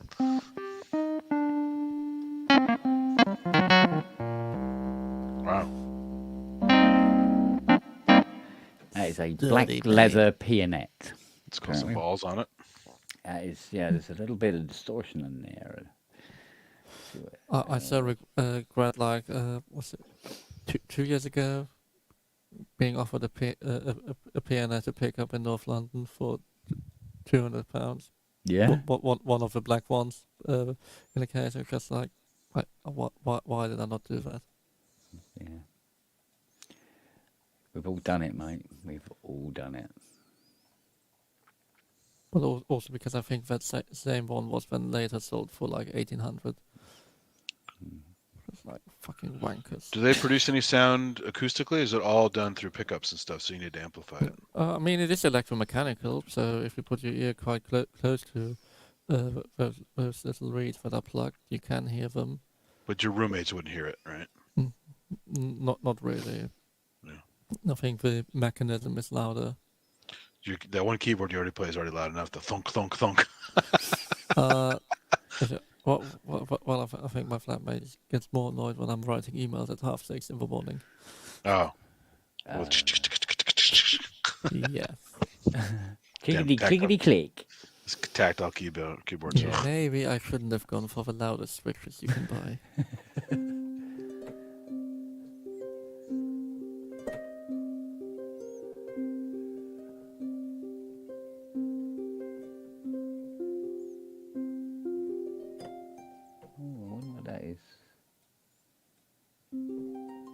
I don't know what. Waiting for Robin of Locksley to show up. Yes.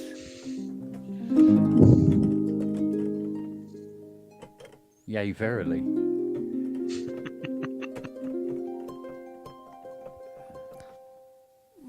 Marianne de Begel. Robin of Locksley. Have you seen that lady? She goes by Emily Harpist on, I think it's on Instagram. She does a lot of clever harp stuff and stuff with effects and connected synths and MIDI conversions and stuff. Mm. I don't Instagram. Perfect Circuit had a couple contests with her lately. Her playing some music stuff, and you had to sign up for something. You could win some thing that she likes to use a promotion thing. But it's just she makes some really interesting stuff that's very not harp. Even though it's made with a big old harp that you put over your shoulder, Have you now reached George Duke's Soul Treasures, Kent, or? Yeah, this is the first time I've ever fired it up. I'm just like...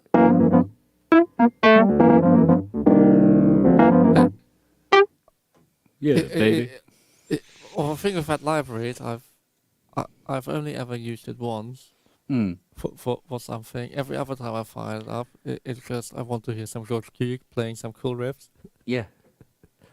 It's one of those ones that is a niche library right there. Yeah, but every time you need something that sounds like a true 70s still playing. Yeah. It's the dog's doodles when it comes to that, mate. It's there.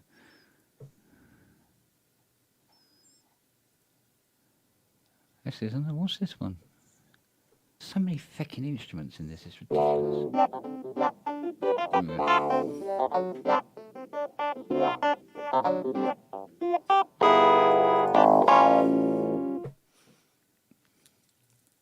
Sesame Street, isn't it? That's a Grover's theme. Yeah, Grover's theme.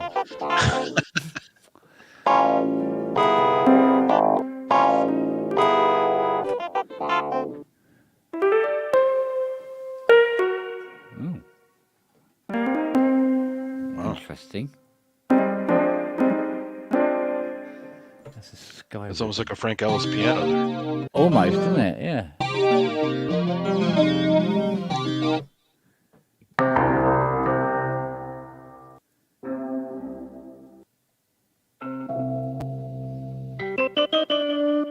Weird. Some of these are really going to have a look at. It's just too many libraries. Too little time. It really is. I must admit, I am not a fan of Action Strings 2. I really liked Action Strings 1, but I'm finding the second iteration of this too aggressive. What did you like about Action Strings? Action Strings was more subtle. Action Strings 2, I find, are very sort of like, really, really hard and aggressive. There's nothing soft in it. Yeah, it's too in your face.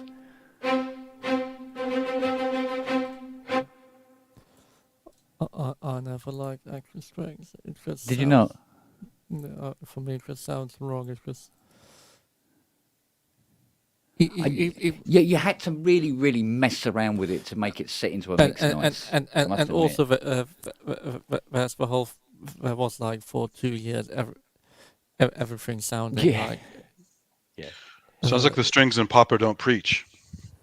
But it's when you get every bugger using it. That's it.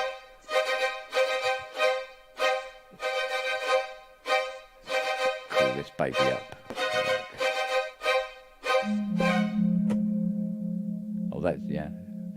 Oh, this is the one that old. What? Which one is that? A preset? Yeah, this is the one that old Rich Hilton was using a couple of weeks ago.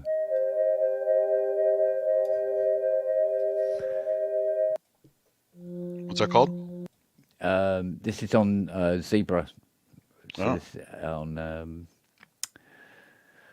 the dark Zebra or Zebra Hit? No, it's just weirdly it's the normal Zebra. Although I think it might have the HZ built in rather than have it as a separate instrument, because it always used to be separate. It was one you fired up separately. Now it seems to have the patches in it, because that is Batman Begins all day long. Yeah. Well, yeah, the virus stuff. This is Dark Knight, I think. Yeah. Oh, Mel said he made that sound on that PPG modular for the wings.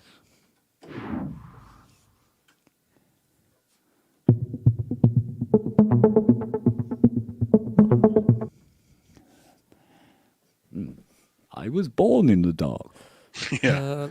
I mean, that's great Vangelis style brass in there, or to agree. Yeah. I think it's the crazy diamond poly and the Angelus. Pass. I don't know what it is.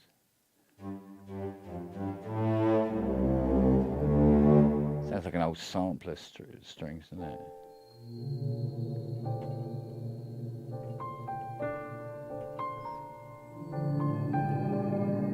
Ooh. Yeah. Slow down stuff is nice. Yeah.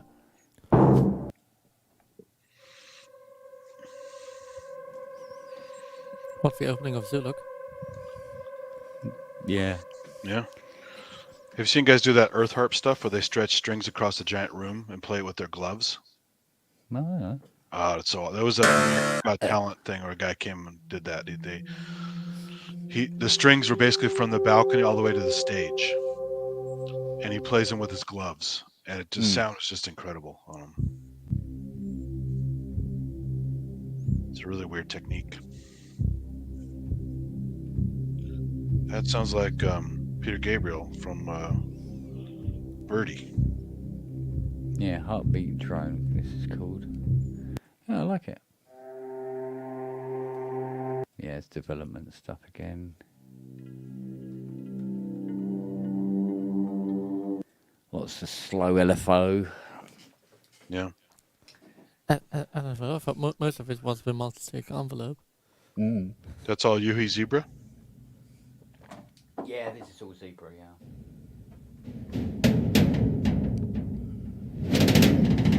Yeah, nice. I have to go back and check that. I have an old version of that, I think. There's lots of that kind of stuff. Oh, it's going like on. a water fountain. That's nice.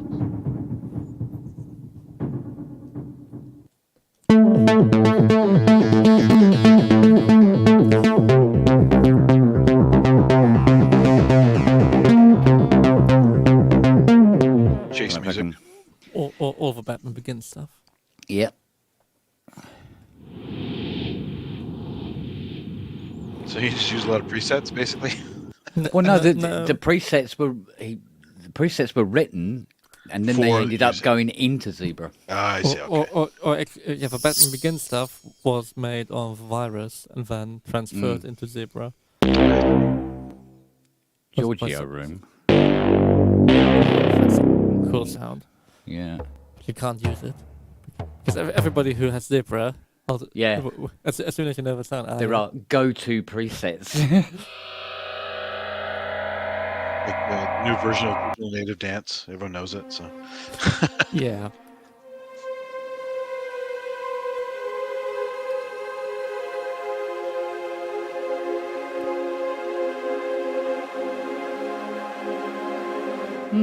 Doesn't seem to matter what notes you press, it kind of sounds alright.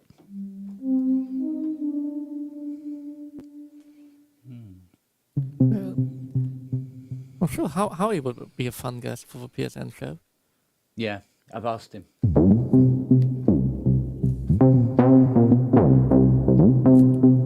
Yeah, it's going to be. It's all about how you play this one, isn't it?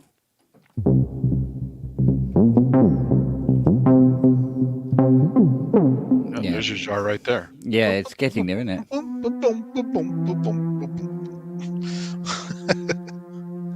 Nice fast electro strings. Get a stone phaser, you're gone, man. Yeah, man.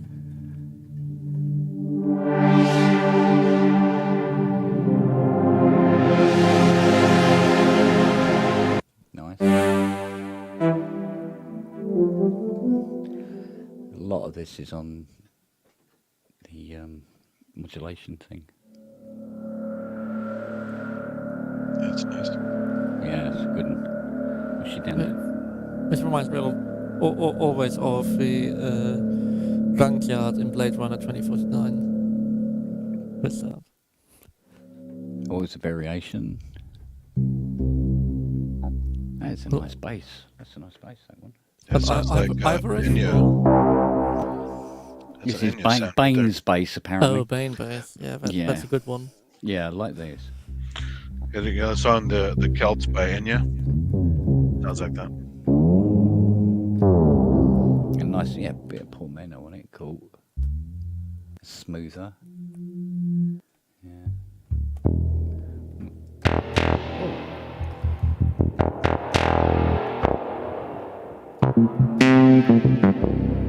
Yeah, dynamics. That's good. I like that. Basic analog drone.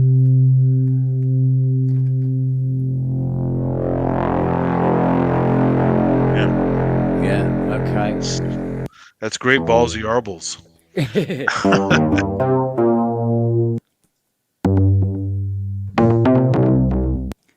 Some big stuff on this.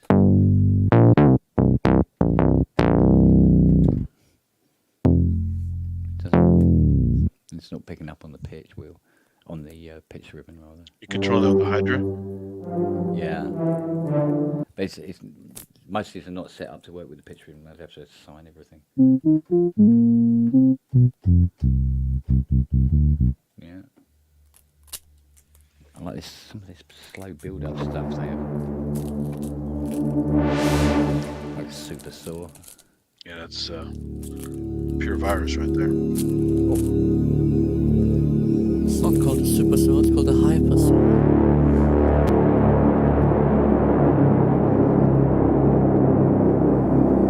Yeah, I could definitely use some of this, but I'd have to alter it enough for people to go, oh, he's using A Zebra. little bit of Vengeance sound kind of stuff in there.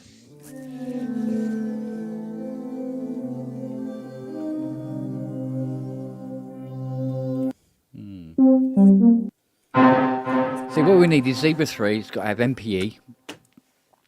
And we're laughing I then. think it's on the list. I But if not, it can take Poly Aftertouch. But all the UE stuff could always take Poly Aftertouch if we send it to them. None of the UE stuff does have MP or no? I don't think there's MPE available on them. Oh, that's nice. Although Oz has been a roller user for a long time. So it might just be Zebra and some of the other old stuff that doesn't have it.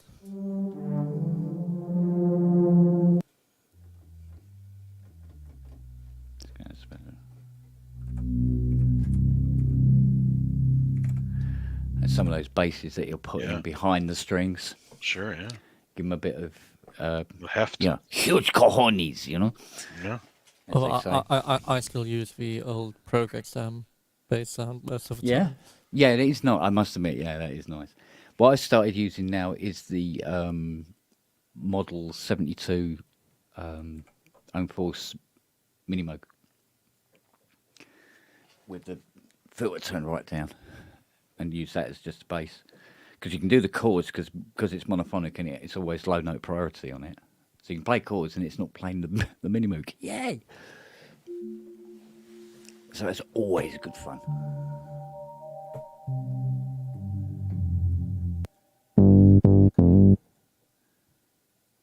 What's that?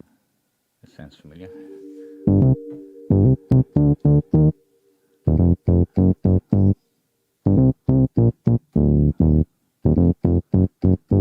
Something like that.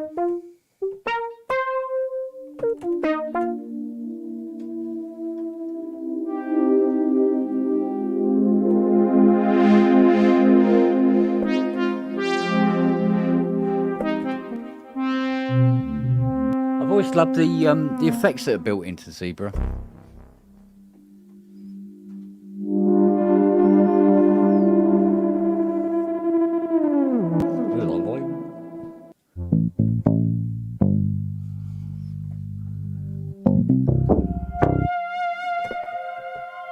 That's a nice one.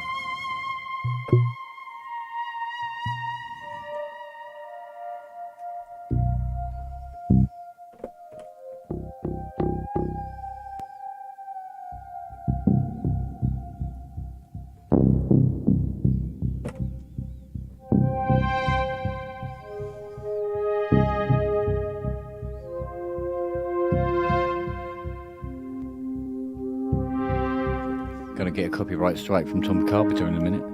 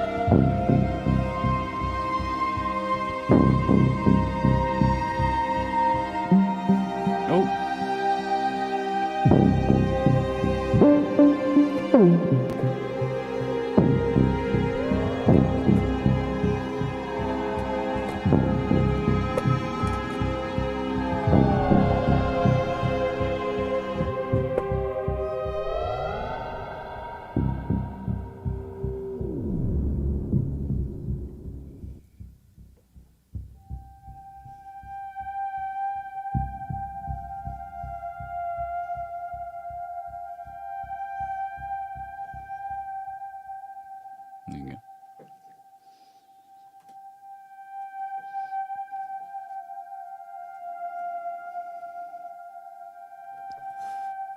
Pretty sure if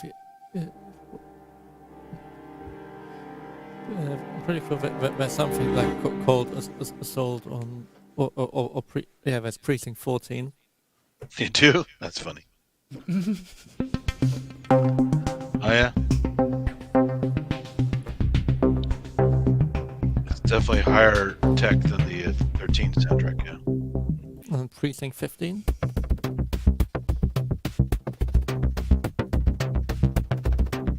Oh yeah, ratchets and stuff. That's way fancier. I have a replica of Assault on Precinct 13 on the JDXI on my channel, and it's pretty fun to make. But it's actually really easy to make because it's so minimal.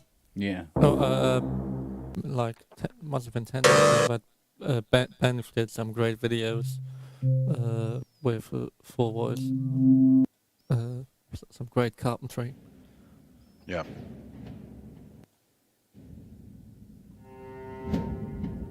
His stuff sounded great, but it was actually pretty easy to make. A lot of it.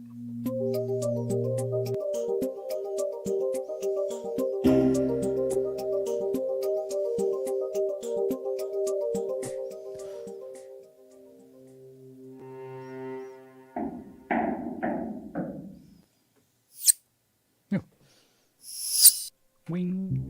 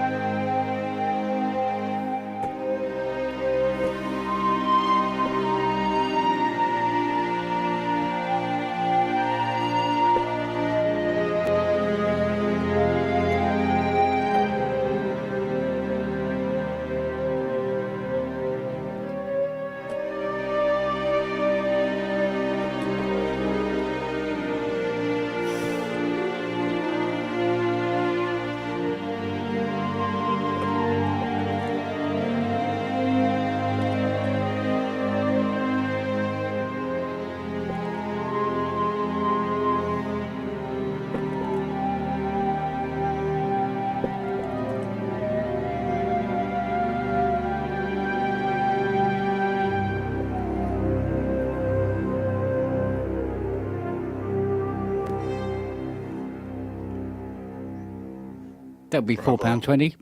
Bravo, bravo. You'll be here all week. That's quite naughty. I've just played the opening chords to the second track on the album I'm working on.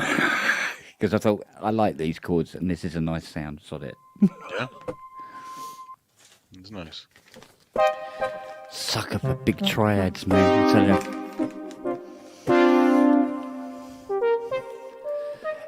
Ennio Morricone would love me. Actually, John Barry would as well, thinking about it. John Barry loved his ostinatos. Yeah.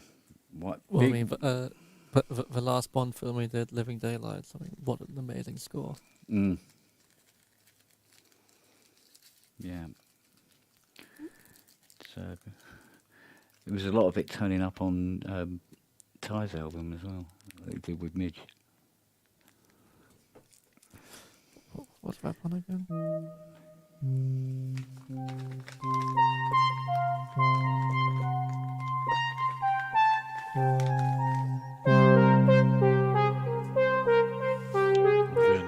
Tangram.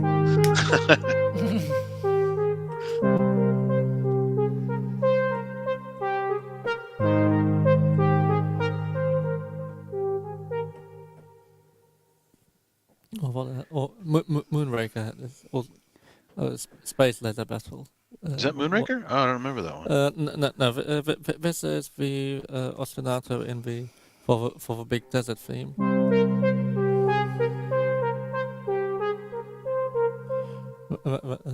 When you have your big sort of there's the big sort of Lawrence of Arabia melody in the Italian bass is below it. You got me thinking about Tangram now.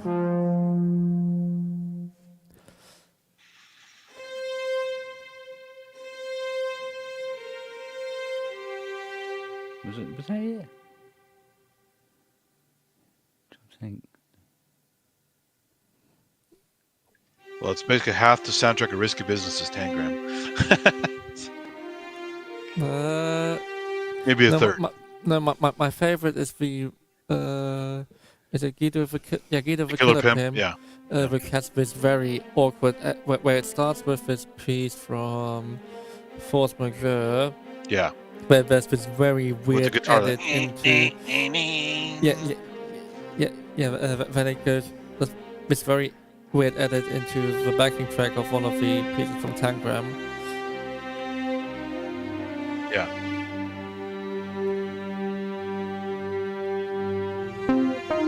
Yes, who said it's There you go, Inky.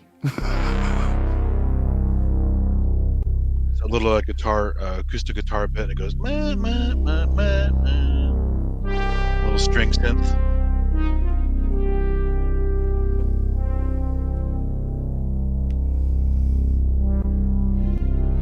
I think it's the Cloudburst Flight was the track. Yeah, Cloudburst Flight with Force Majeure.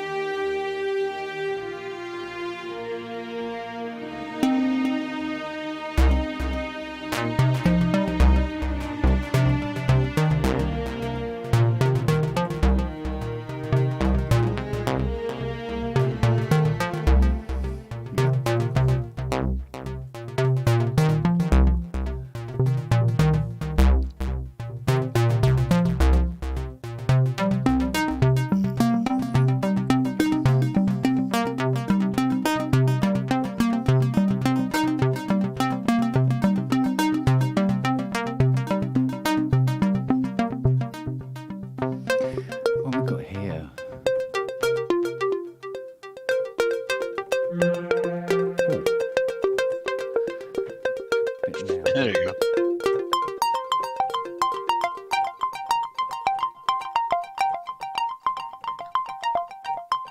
That's Love on Robert's Real Train. You're on the train today, right? So there you go. That's your theme. Yeah. Eight bloody hours. How did that go? What was the chords to that? What? Love on a Real Train? Yeah.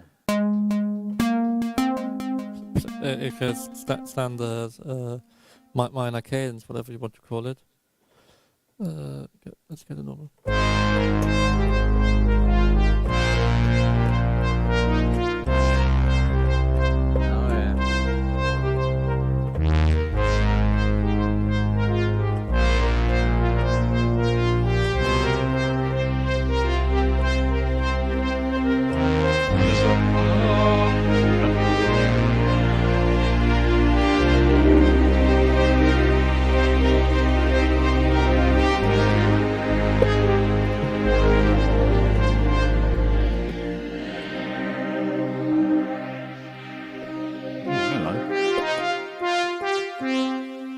Rolling synth choir for the background. I think that might have actually been one of the loop Mellotron tapes on that. It probably was, but it sounds a lot like Some of the choirs made on the JX8P. Yeah.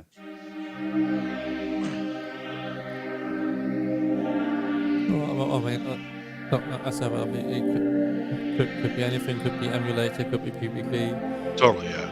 It just had that sparse, like, non-human quality to it. Or it could even be the Birotron choir for anything, because it sounds. Oh, Jean Michael Jarre. Yeah, he has been known.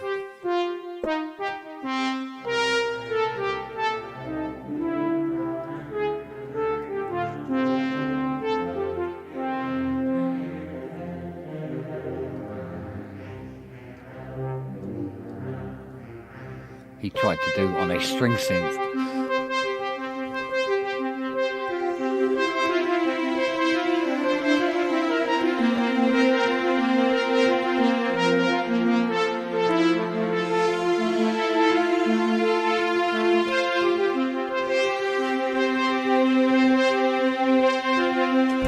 Weird oscillator.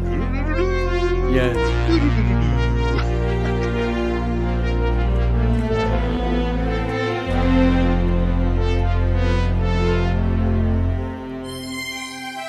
Was it? No.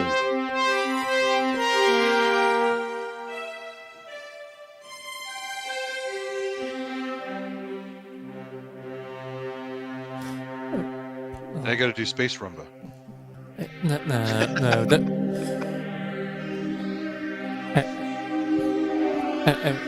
Equinox must be like his best album.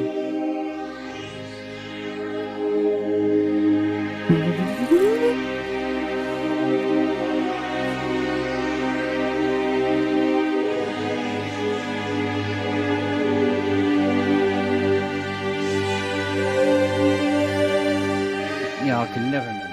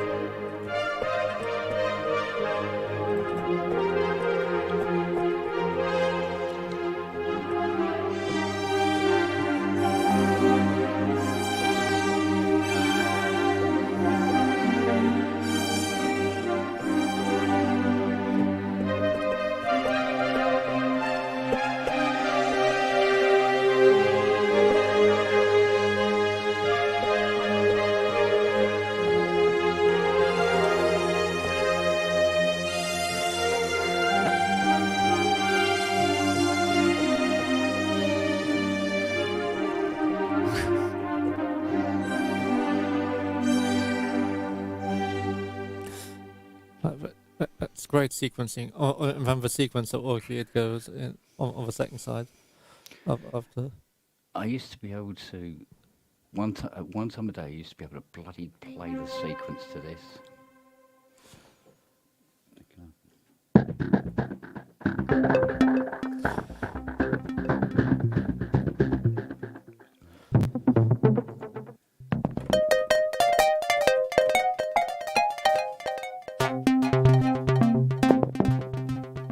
What's that? See about quite 2600 sound. Hmm.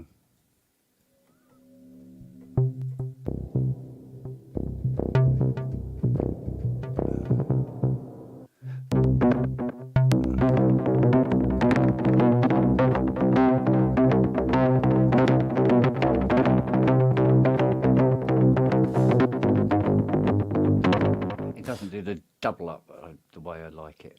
Damn you to hell, Zebra.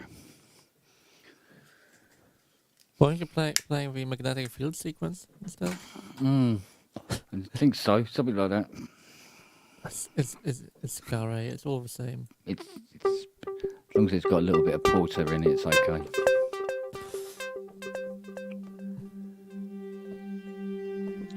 I like the track he plays on the concert in China, Arpeggiator Tour. Arpeggiator, which is sort of. It seems like a bit of an outtake from magnetic fields. Yeah.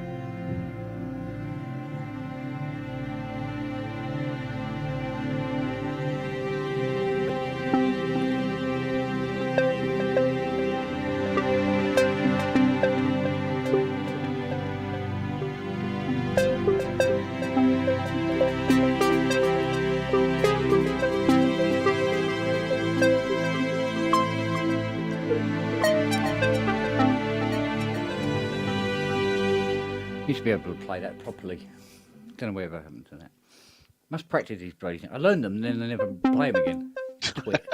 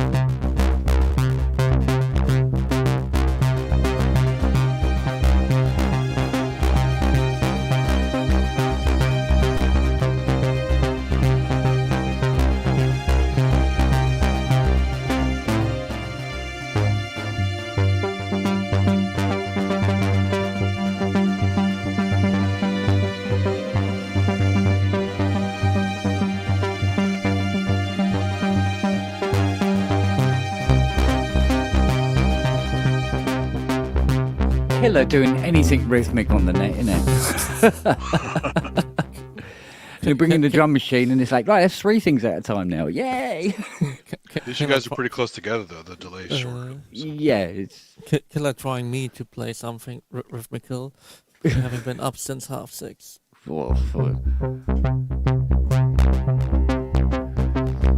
That's what I like about my chords. They're very relaxing. I can fall asleep and still be playing them.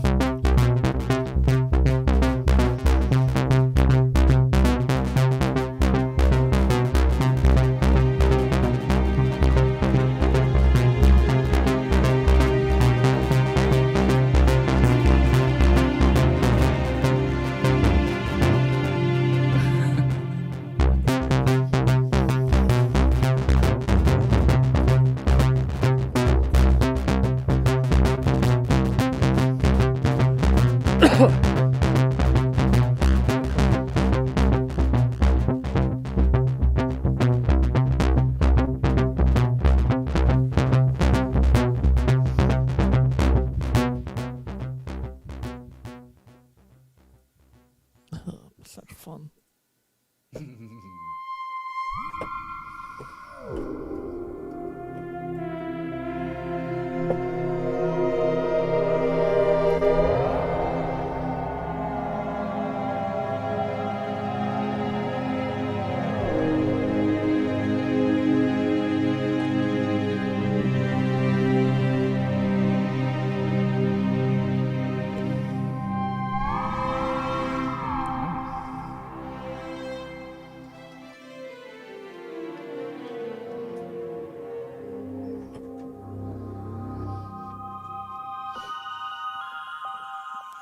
What else we got on here?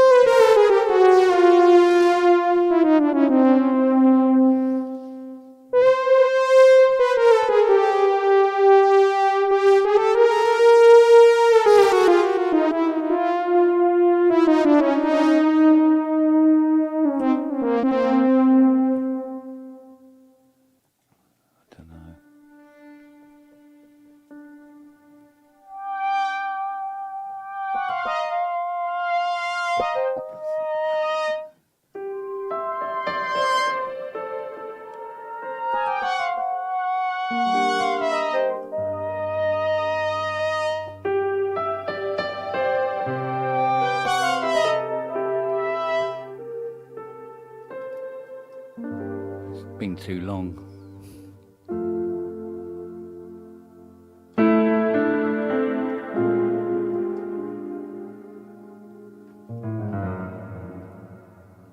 No, it's too long ago.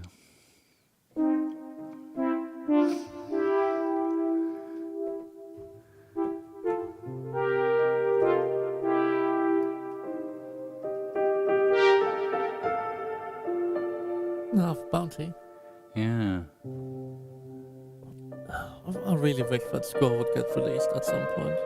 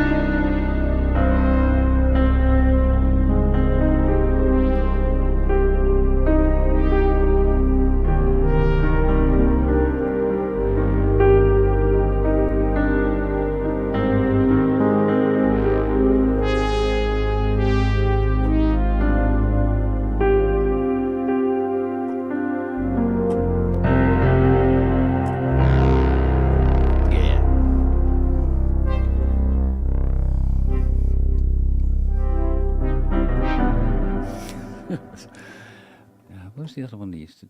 Other one.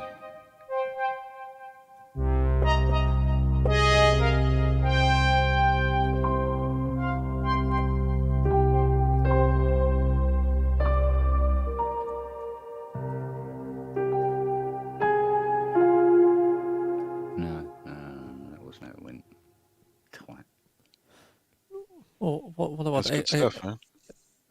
Which one's Abraham's theme is the one that I've been constantly playing and annoying everybody on here. Go on. I need to get a rep first, so that I can be peak annoying. Isn't Abraham's theme just a version of Ingund's Green and Pleasant Land? Isn't that the? No. Because that's also on the soundtrack as well. Well, Jerusalem. Yeah. Of course, it doesn't recognize the keyboard. Do you know the theme from Missing, Kent? Missing.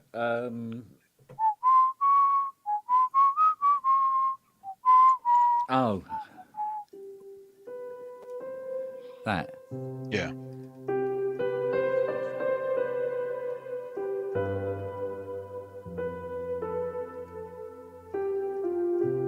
That one, yeah. Mm-hmm.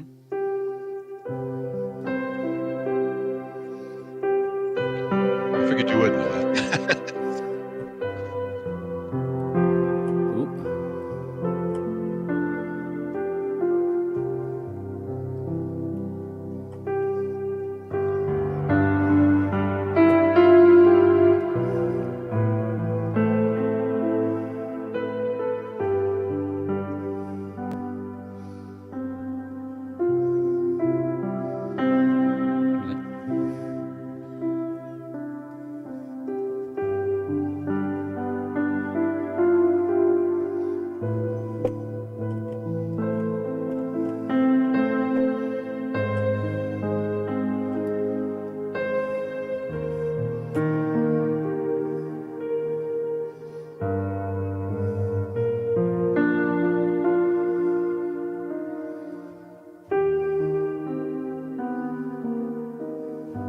There's elements of Rachel's theme in it.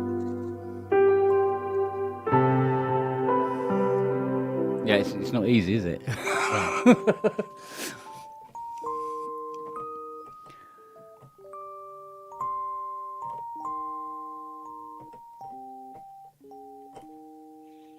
really like the one from Ignacio. Do you know Ignacio album?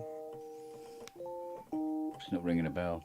The thing is, sometimes what happens is people go, "Oh, you know the one that goes blah blah blah blah," and I get it, and then if they give me the name, and I go, it's Ignacio has some cool, it's some cool kind of creepy choirs, Spanish guitar, kind of old school kind of Spain, kind of a little bit churchy vibes, a little bit. You know, could easily be in a even in a spaghetti western kind of. It's cool stuff. It's pretty sad and dark, but it has some great chords in it. They used it in Cosmos. You've watched the show Cosmos? Yeah. With Carl Sagan. Yes, yes. It's all Vangelis music in there. Mm. And there's one of the tracks in there. Oh, okay. That they No, use. I've got that. I'll dig Breakfast that out. Actually, I'll dig that out and have a look. It's a dun dun dun dun dun dun and a ba dun na na na na na na na na. It has this kind of like choir in it and guitar, and it's very pretty sounding. Oh, okay. Very soundtracky Vangelis stuff. Yeah, I'll check that out, man. I'm trying to remember the one that was on the back end of. But last year was one of the soundtracks, wasn't it? Yeah, it's a soundtrack from something. Yeah. It's just like the one you've always played, the Petite Fille de Mer from Apocalypse to Animo. Like, what's the one I used to play with it? That's the wine one. Opera Sauvage. That's from the Ernest and Julio Gallo wine commercial. Yeah. No, that's Opera Sauvage. Yeah, because there was one on the back end of it was either See You Later or China, one of them. I don't remember what it was.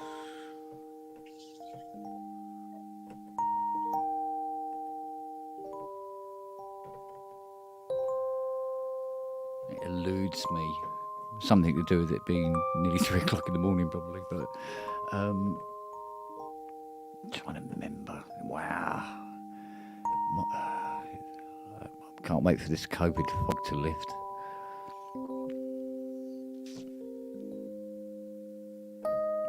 And I know that one, but I don't think I've ever played it. Weirdly.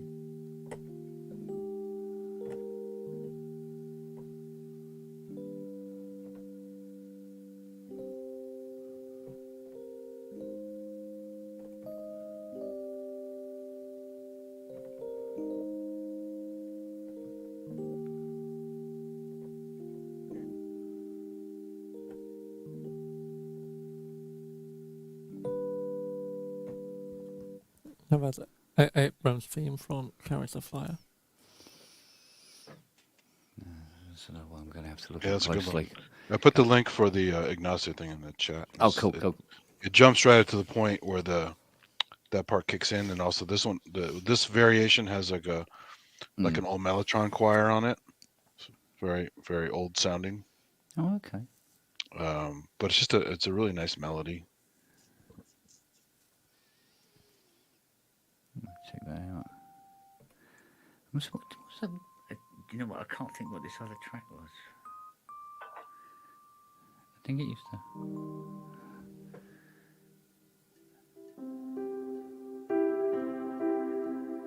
No, that's on China, isn't it?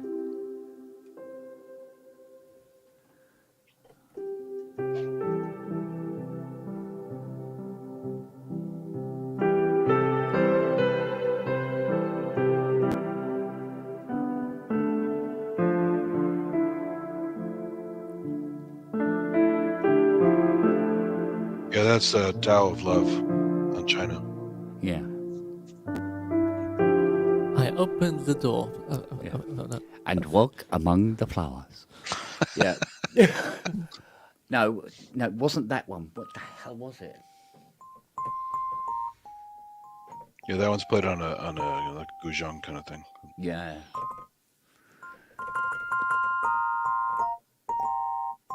Diggy, diggy, diggy, diggy, diggy. Shall I go and fire up the 80? we need the 5 4/3. Yeah. Is that Abraham's theme, Robert? Is that the scene where he's running in slow motion and falls down? I mean, I'm aware the director just died, but I haven't watched that film for a long time. Oh, really? Yeah. I think it's a slow-mo scene. Would you be jealous if I said I had a signed copy of the CD? Yeah. Yeah. With thanks, Ken. Right at the end, I get to make contact with him. I still love the video where he's doing the main title theme and he's chain smoking with the piano in a room. Yeah. He's a dude. Yeah. Oh. but cigars, of course, right? I think it was just a cigarette. Yeah, but just he's just constantly going. He's like a chimney.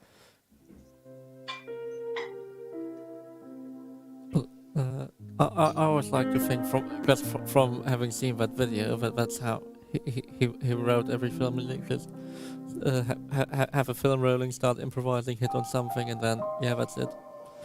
And never change it. I mean, a lot of guys do that for sure.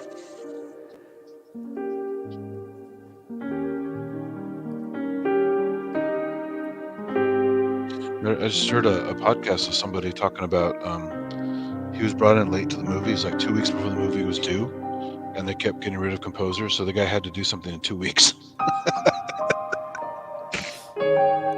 or like the Team America soundtrack that was done in like 1.5 weeks. Yeah. And that was Harry Gregson Williams and his team, and like Trevor Rabin and anybody else he could send stuff off to.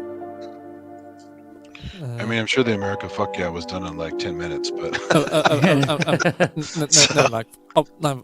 the songs were all obviously they're all Trey. Yeah. But the whole action music.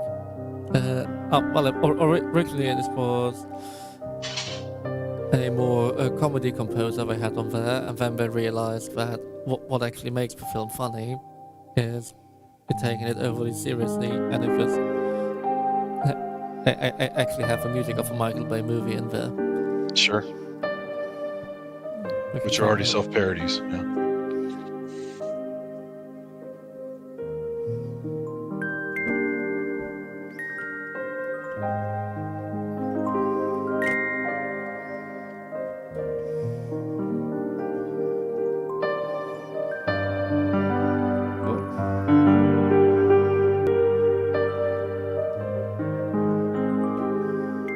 This is where he grabs her, throws her against the wall, and then.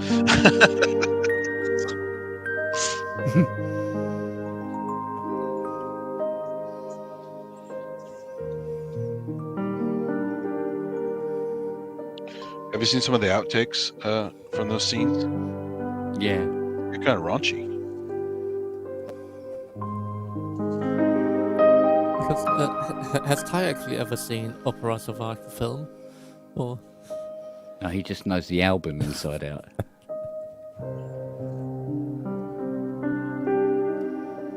Is that his favorite?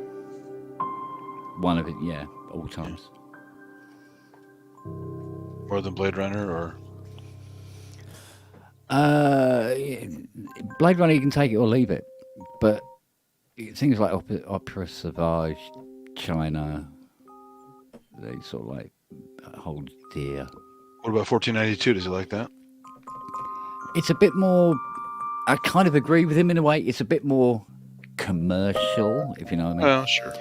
You know, written to a. It's written to a thing. It's written to a point. So but it still has his stuff all over it. Yeah. I mean, it's got his vibe, but his China Sauvage, where he was writing to nothing in particular. He was just writing, and it's got more freedom. Yeah. So there's something more natural about those particular type of tracks. I mean, although I'm sure some of those Asian themes he just stole from something else, but there's a lot of Asian music out there. But he's got that pattern anyway, isn't he? From C to G to A minor to. It's like Jar doing that Fishing Junks at Sunset. That's just a classic track redone. Mm. So. Yeah. Even if you actually read the original liner notes, it does say that. No, he wasn't taking credit for that, obviously, because the orchestra had to play it because that's one of their standards, right? Yeah, it's just. But yes, if we were to just look at the back of the record, then yes, it would be misleading. But in the original liner notes, you can just tell if you listen to that music at all. Normally, you can tell it's an original. It's not something he made because it's too authentic.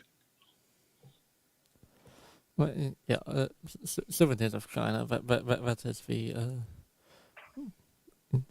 interesting. That is the one he actually made, with a tiny bit of hints in there, but mainly just the samples. Yeah. Mm. Oh, we're gonna have to go to bed, and so you, Robert. I don't know what you mean. You've got to get your sleep, young man. You end up looking like this. Oh. Old and haggard. It's called character. My hands already look like that. Yeah. I mean, by that standard, I think, really sort of like wrinkly old tea bags have character. What, do you not reuse them? Wait, who are you Fiona teabagging? does. Yeah. Well, hey, wrong channel. Actually, it's the right one. Yeah, thinking about it, yeah. Yeah, the only fans is over there. Oh, man. Oh, right. Well, I think I've got to do something tomorrow. Guys, get your beauty sleep. Well, the more the There hours aren't roll, enough the hours less on the likely I'm day. going to do it tomorrow. That's for sure. Yeah. Okay, right. Lovely. Must remember to turn off the Rolly because it's battery. Oh, yeah? Yeah, NICAD's now, so if you do forget, leave it on and come It's back. NICAD and not NIM, really? As far as it's some form of chargeable Okay. battery anyway. Yeah. And Nim, it's pronounced Neve. Neve. it's the knights that say yes. That's the secret of NIM. It's the nickel metal hydride batteries. Oh. But I mean, NICADs are so much nicer when they actually explode or run out. It just makes such a lovely mess. Yeah, what the hell are they putting in Teslas? Well, Gunpowder? lithium. Lithium ion, yeah. Is it lithium ion? God, they don't all go up well, don't They're they? just in packs, just stuck together. It's like the most low-tech thing you can think of. God. Yeah, if a standard 3.7 cells, but they stick together 1 million. Yeah. Really? But to be fair, that gave them a lot more efficiency than anybody else trying to do oversized lithium phosphate. It's True. like $20,000 for a replacement battery or something, isn't it? Or it's basically 1 million, or like 120 of these cells that make up one module.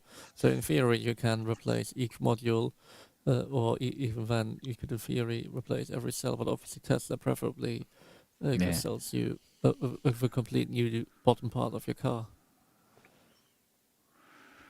But they have definitely approached the Mercedes school of business. Give me a Mustang V8.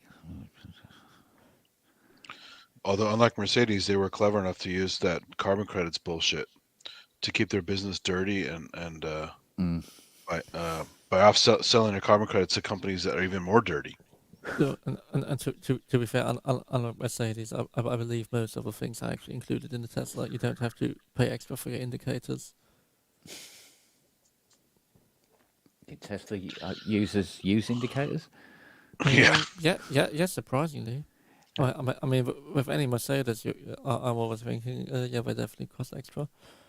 You couldn't afford it with your S-Class. It's like, had to save on the indicators. Mm.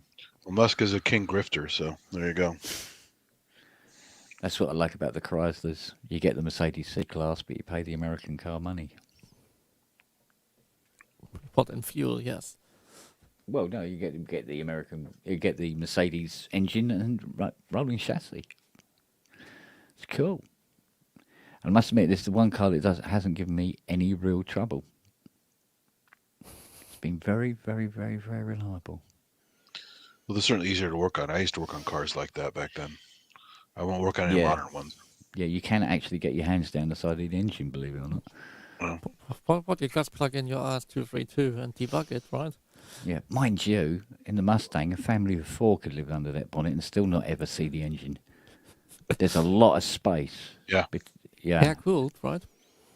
Mostly. That's why they're great to learn on because they're so easy to yeah, they're so sort of like, caveman kind of, and that's why they're quite reliable as well because there's no fancy bloody shims going on to. But there's certain things you need multiple people. Like try to change a water pump by yourself. Good luck. Yeah. So. Or take the lump out. Yeah. Well, I was quite like watched that scene in GoldenEye with that ladder of it just like hitting it with a sledgehammer and that works again. Yeah. Yeah, just clout it one. But some of those have multiple fan belts. They didn't have serpentine belts back then, so you have to get tension on all the belts, which is a total nightmare. Yeah. I think even this one's got 2 at least. I think I usually had 3 in mine. Yeah. I think there's one for the. Because AC added an extra belt. Yeah. Yeah. AC would be a 3rd belt on that. I think one's alternator and one is. Can't believe I fan. remember all that shit. It was like back in high school.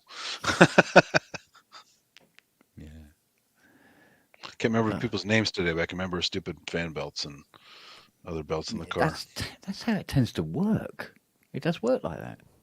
Yeah, but some of these names I know really well because I'm a movie nut. So you would think I would just have better recall, but I used to. I just don't anymore. Yeah. Yeah. But it's like there was a guy I used to know at college. I went to college for 3 years, and I knew the guy really, really well. And now I can see his face, or at least how he used to look like back in 70, back in 82. But I cannot for the life of me remember what his name was. Yeah, I'm good with faces too. I know I've met people before, but I can't usually remember the name. We used to have customers come in the video store and go, "Oh no, not this guy again." I don't remember his name, but I know he's an asshole. Yeah, he's a diesel. Yeah, it's just Yeah, he's a diesel, mate. Anyway, another bombshell. Yeah, it is time to sleep. Yes. To go to nick the picnic basket. I've still got my I got my Yogi Bear up in the window. Apparently, it was given to me when I was born. The day I was born, it was brought into me. Actual Yogi Bear character? Yeah. I'll show you what. No Boo Boo? No Boo Boo. I don't think the Boo Boo. And the colour scheme is not exactly very realistic. But so this is a 60-year-old stuffed toy. Looks like Teddy Ruxpin. So that. Okay, yeah, and I said the Yogi. Yeah, the big face. Yeah. Oh. Hey, Boo Boo. Oh, Boo Boo. Picnic basket. Get that picnic basket. Yeah. Such a grifter. And yeah, so this is 60 years old. I've had it since I was. Jesus. Yeah. It should be more like. For some reason, it got folded into a small tie and ironed. And it never moves. Was the Hanna-Barbera stuff popular there? Oh, Yogi Bear certainly was. Bear, yeah. Actually, early on, we used to get a lot of American cartoons and TV shows. So do you like Wacky Racers and stuff like that? Oh God, yeah. Yeah. Yeah, with Peter Perfect and Penelope Pitstop and Tom what's Slick. his name? Yes. George of the Jungle. And the caveman guys in the Boulder Rock racing car, whatever it was. My I always favorite. thought that was like Captain Caveman somehow. Captain Caveman was so ridiculous. Captain Caveman. Well, that and just his club as like James Bond. His club has all the goodies in it. Yeah. Yeah. So we used to get all those sort of shows. Maybe not the one with the moose. Oh, Rocky and Bullwinkle? Yeah, I don't think we got Rocky and Bullwinkle. Oh. Maybe you guys would appreciate the Russian parts of that. Well, let's kill the moose and squirrel. Yeah. But we did have one of my favourite spin-offs. It was in the Pink Panther show, which was the Anteater. Oh, yeah. Well, so that's so funny. Jackie Mason. It's Jackie Mason, and Dean Martin is the ant. Yeah. Basically. That was brilliant. Yeah. That was a great show. Really good. It was actually in many ways better than the Pink Panther bit. And the music in those is really great too. Well, Henry Mancini, mate, you can't go wrong. But I mean, just like it's real mellow, like not in your face, little background jazz. It was perfect. Yeah. Yeah. Yeah, but I think it was quite a while before we got Charlie Brown over here, if I remember rightly. Well, that's that's that was late taste. in coming. Yeah, it was late in coming, but the most depressing thing ever made is a Charlie Brown Christmas, where like the sad tree and the sad music and the kids singing like "You Want to Kill Yourself," you know. Yeah. Mind you, I mean, I think we got Charlie Brown too late here because I would have loved the opportunity to be, at school going to the teacher going, wah, wah, wah, wah, wah, wah, Yeah, wah, wah, wah, wah. Sorry, miss. Wah, wah, wah, wah. Yeah, any adult or teacher. Yeah, everything was. Wah, wah, wah, wah, wah, wah, wah, wah. So, yeah, we did got quite a few bits. We got was it HR Puff and stuff? Oh yeah, any of the Croft stuff. Sid and Marty Croft. Oh, and the banana splits was huge when it hit. Yeah. So a lot of that stuff. But did you get the Croft Super Show too, like Sigma and the Sea Monster, and all that stuff? I don't know whether we got that. Dr. Shrinker. No, I think we got got Electro Woman and Dyna Girl, all that kind of stuff. No, we definitely got Puff and stuff, but I don't know about anything else. Those shows are really great, cheesy. There's Far Out Space Nuts. How about that one? No. I said lunch, not launch. The guy hits the launch button, and the maintenance guys go into space. No, I don't think we got that. It's a bunch of dumb shit, but it was fun. Well, not back in the day anyway. I don't think we got it, but yeah, there was a lot of that stuff looking about. My Saturdays are filled with a lot of nonsense. So we had. Did you ever get Danger Mouse? I know about it, but I didn't catch it till later. Yeah, because that was David Jameson. And Terry Scott was Penfold, I think it was when they were away. Was Pinky in the Brain, is that British? Is that? No, I thought it was American. Is it American? Okay, yeah. I just know about that one too. I never saw it. So what we do tonight, Brain? Taking over the world. Like we do every night. But some of the stuff on Adult Swim is classic, like Venture Brothers. Yeah. You've watched that stuff? Yeah. More recent stuff. Yeah. Yeah, I've caught a lot of that. But it was like with the Robot Chicken stuff and. Yeah, Robot Chicken. There's that other new one too. There's a not something Chazar or something like that. There's some. It's like a black superhero that has his own kingdom. Voiced by that Lance Reddick guy. Farzar, I think it's called. Have you seen Farzar? I think it's on. I'm not aware of that. Check that. It's extremely unpleasant as far as like prurient content and juvenile humor. Oh, okay.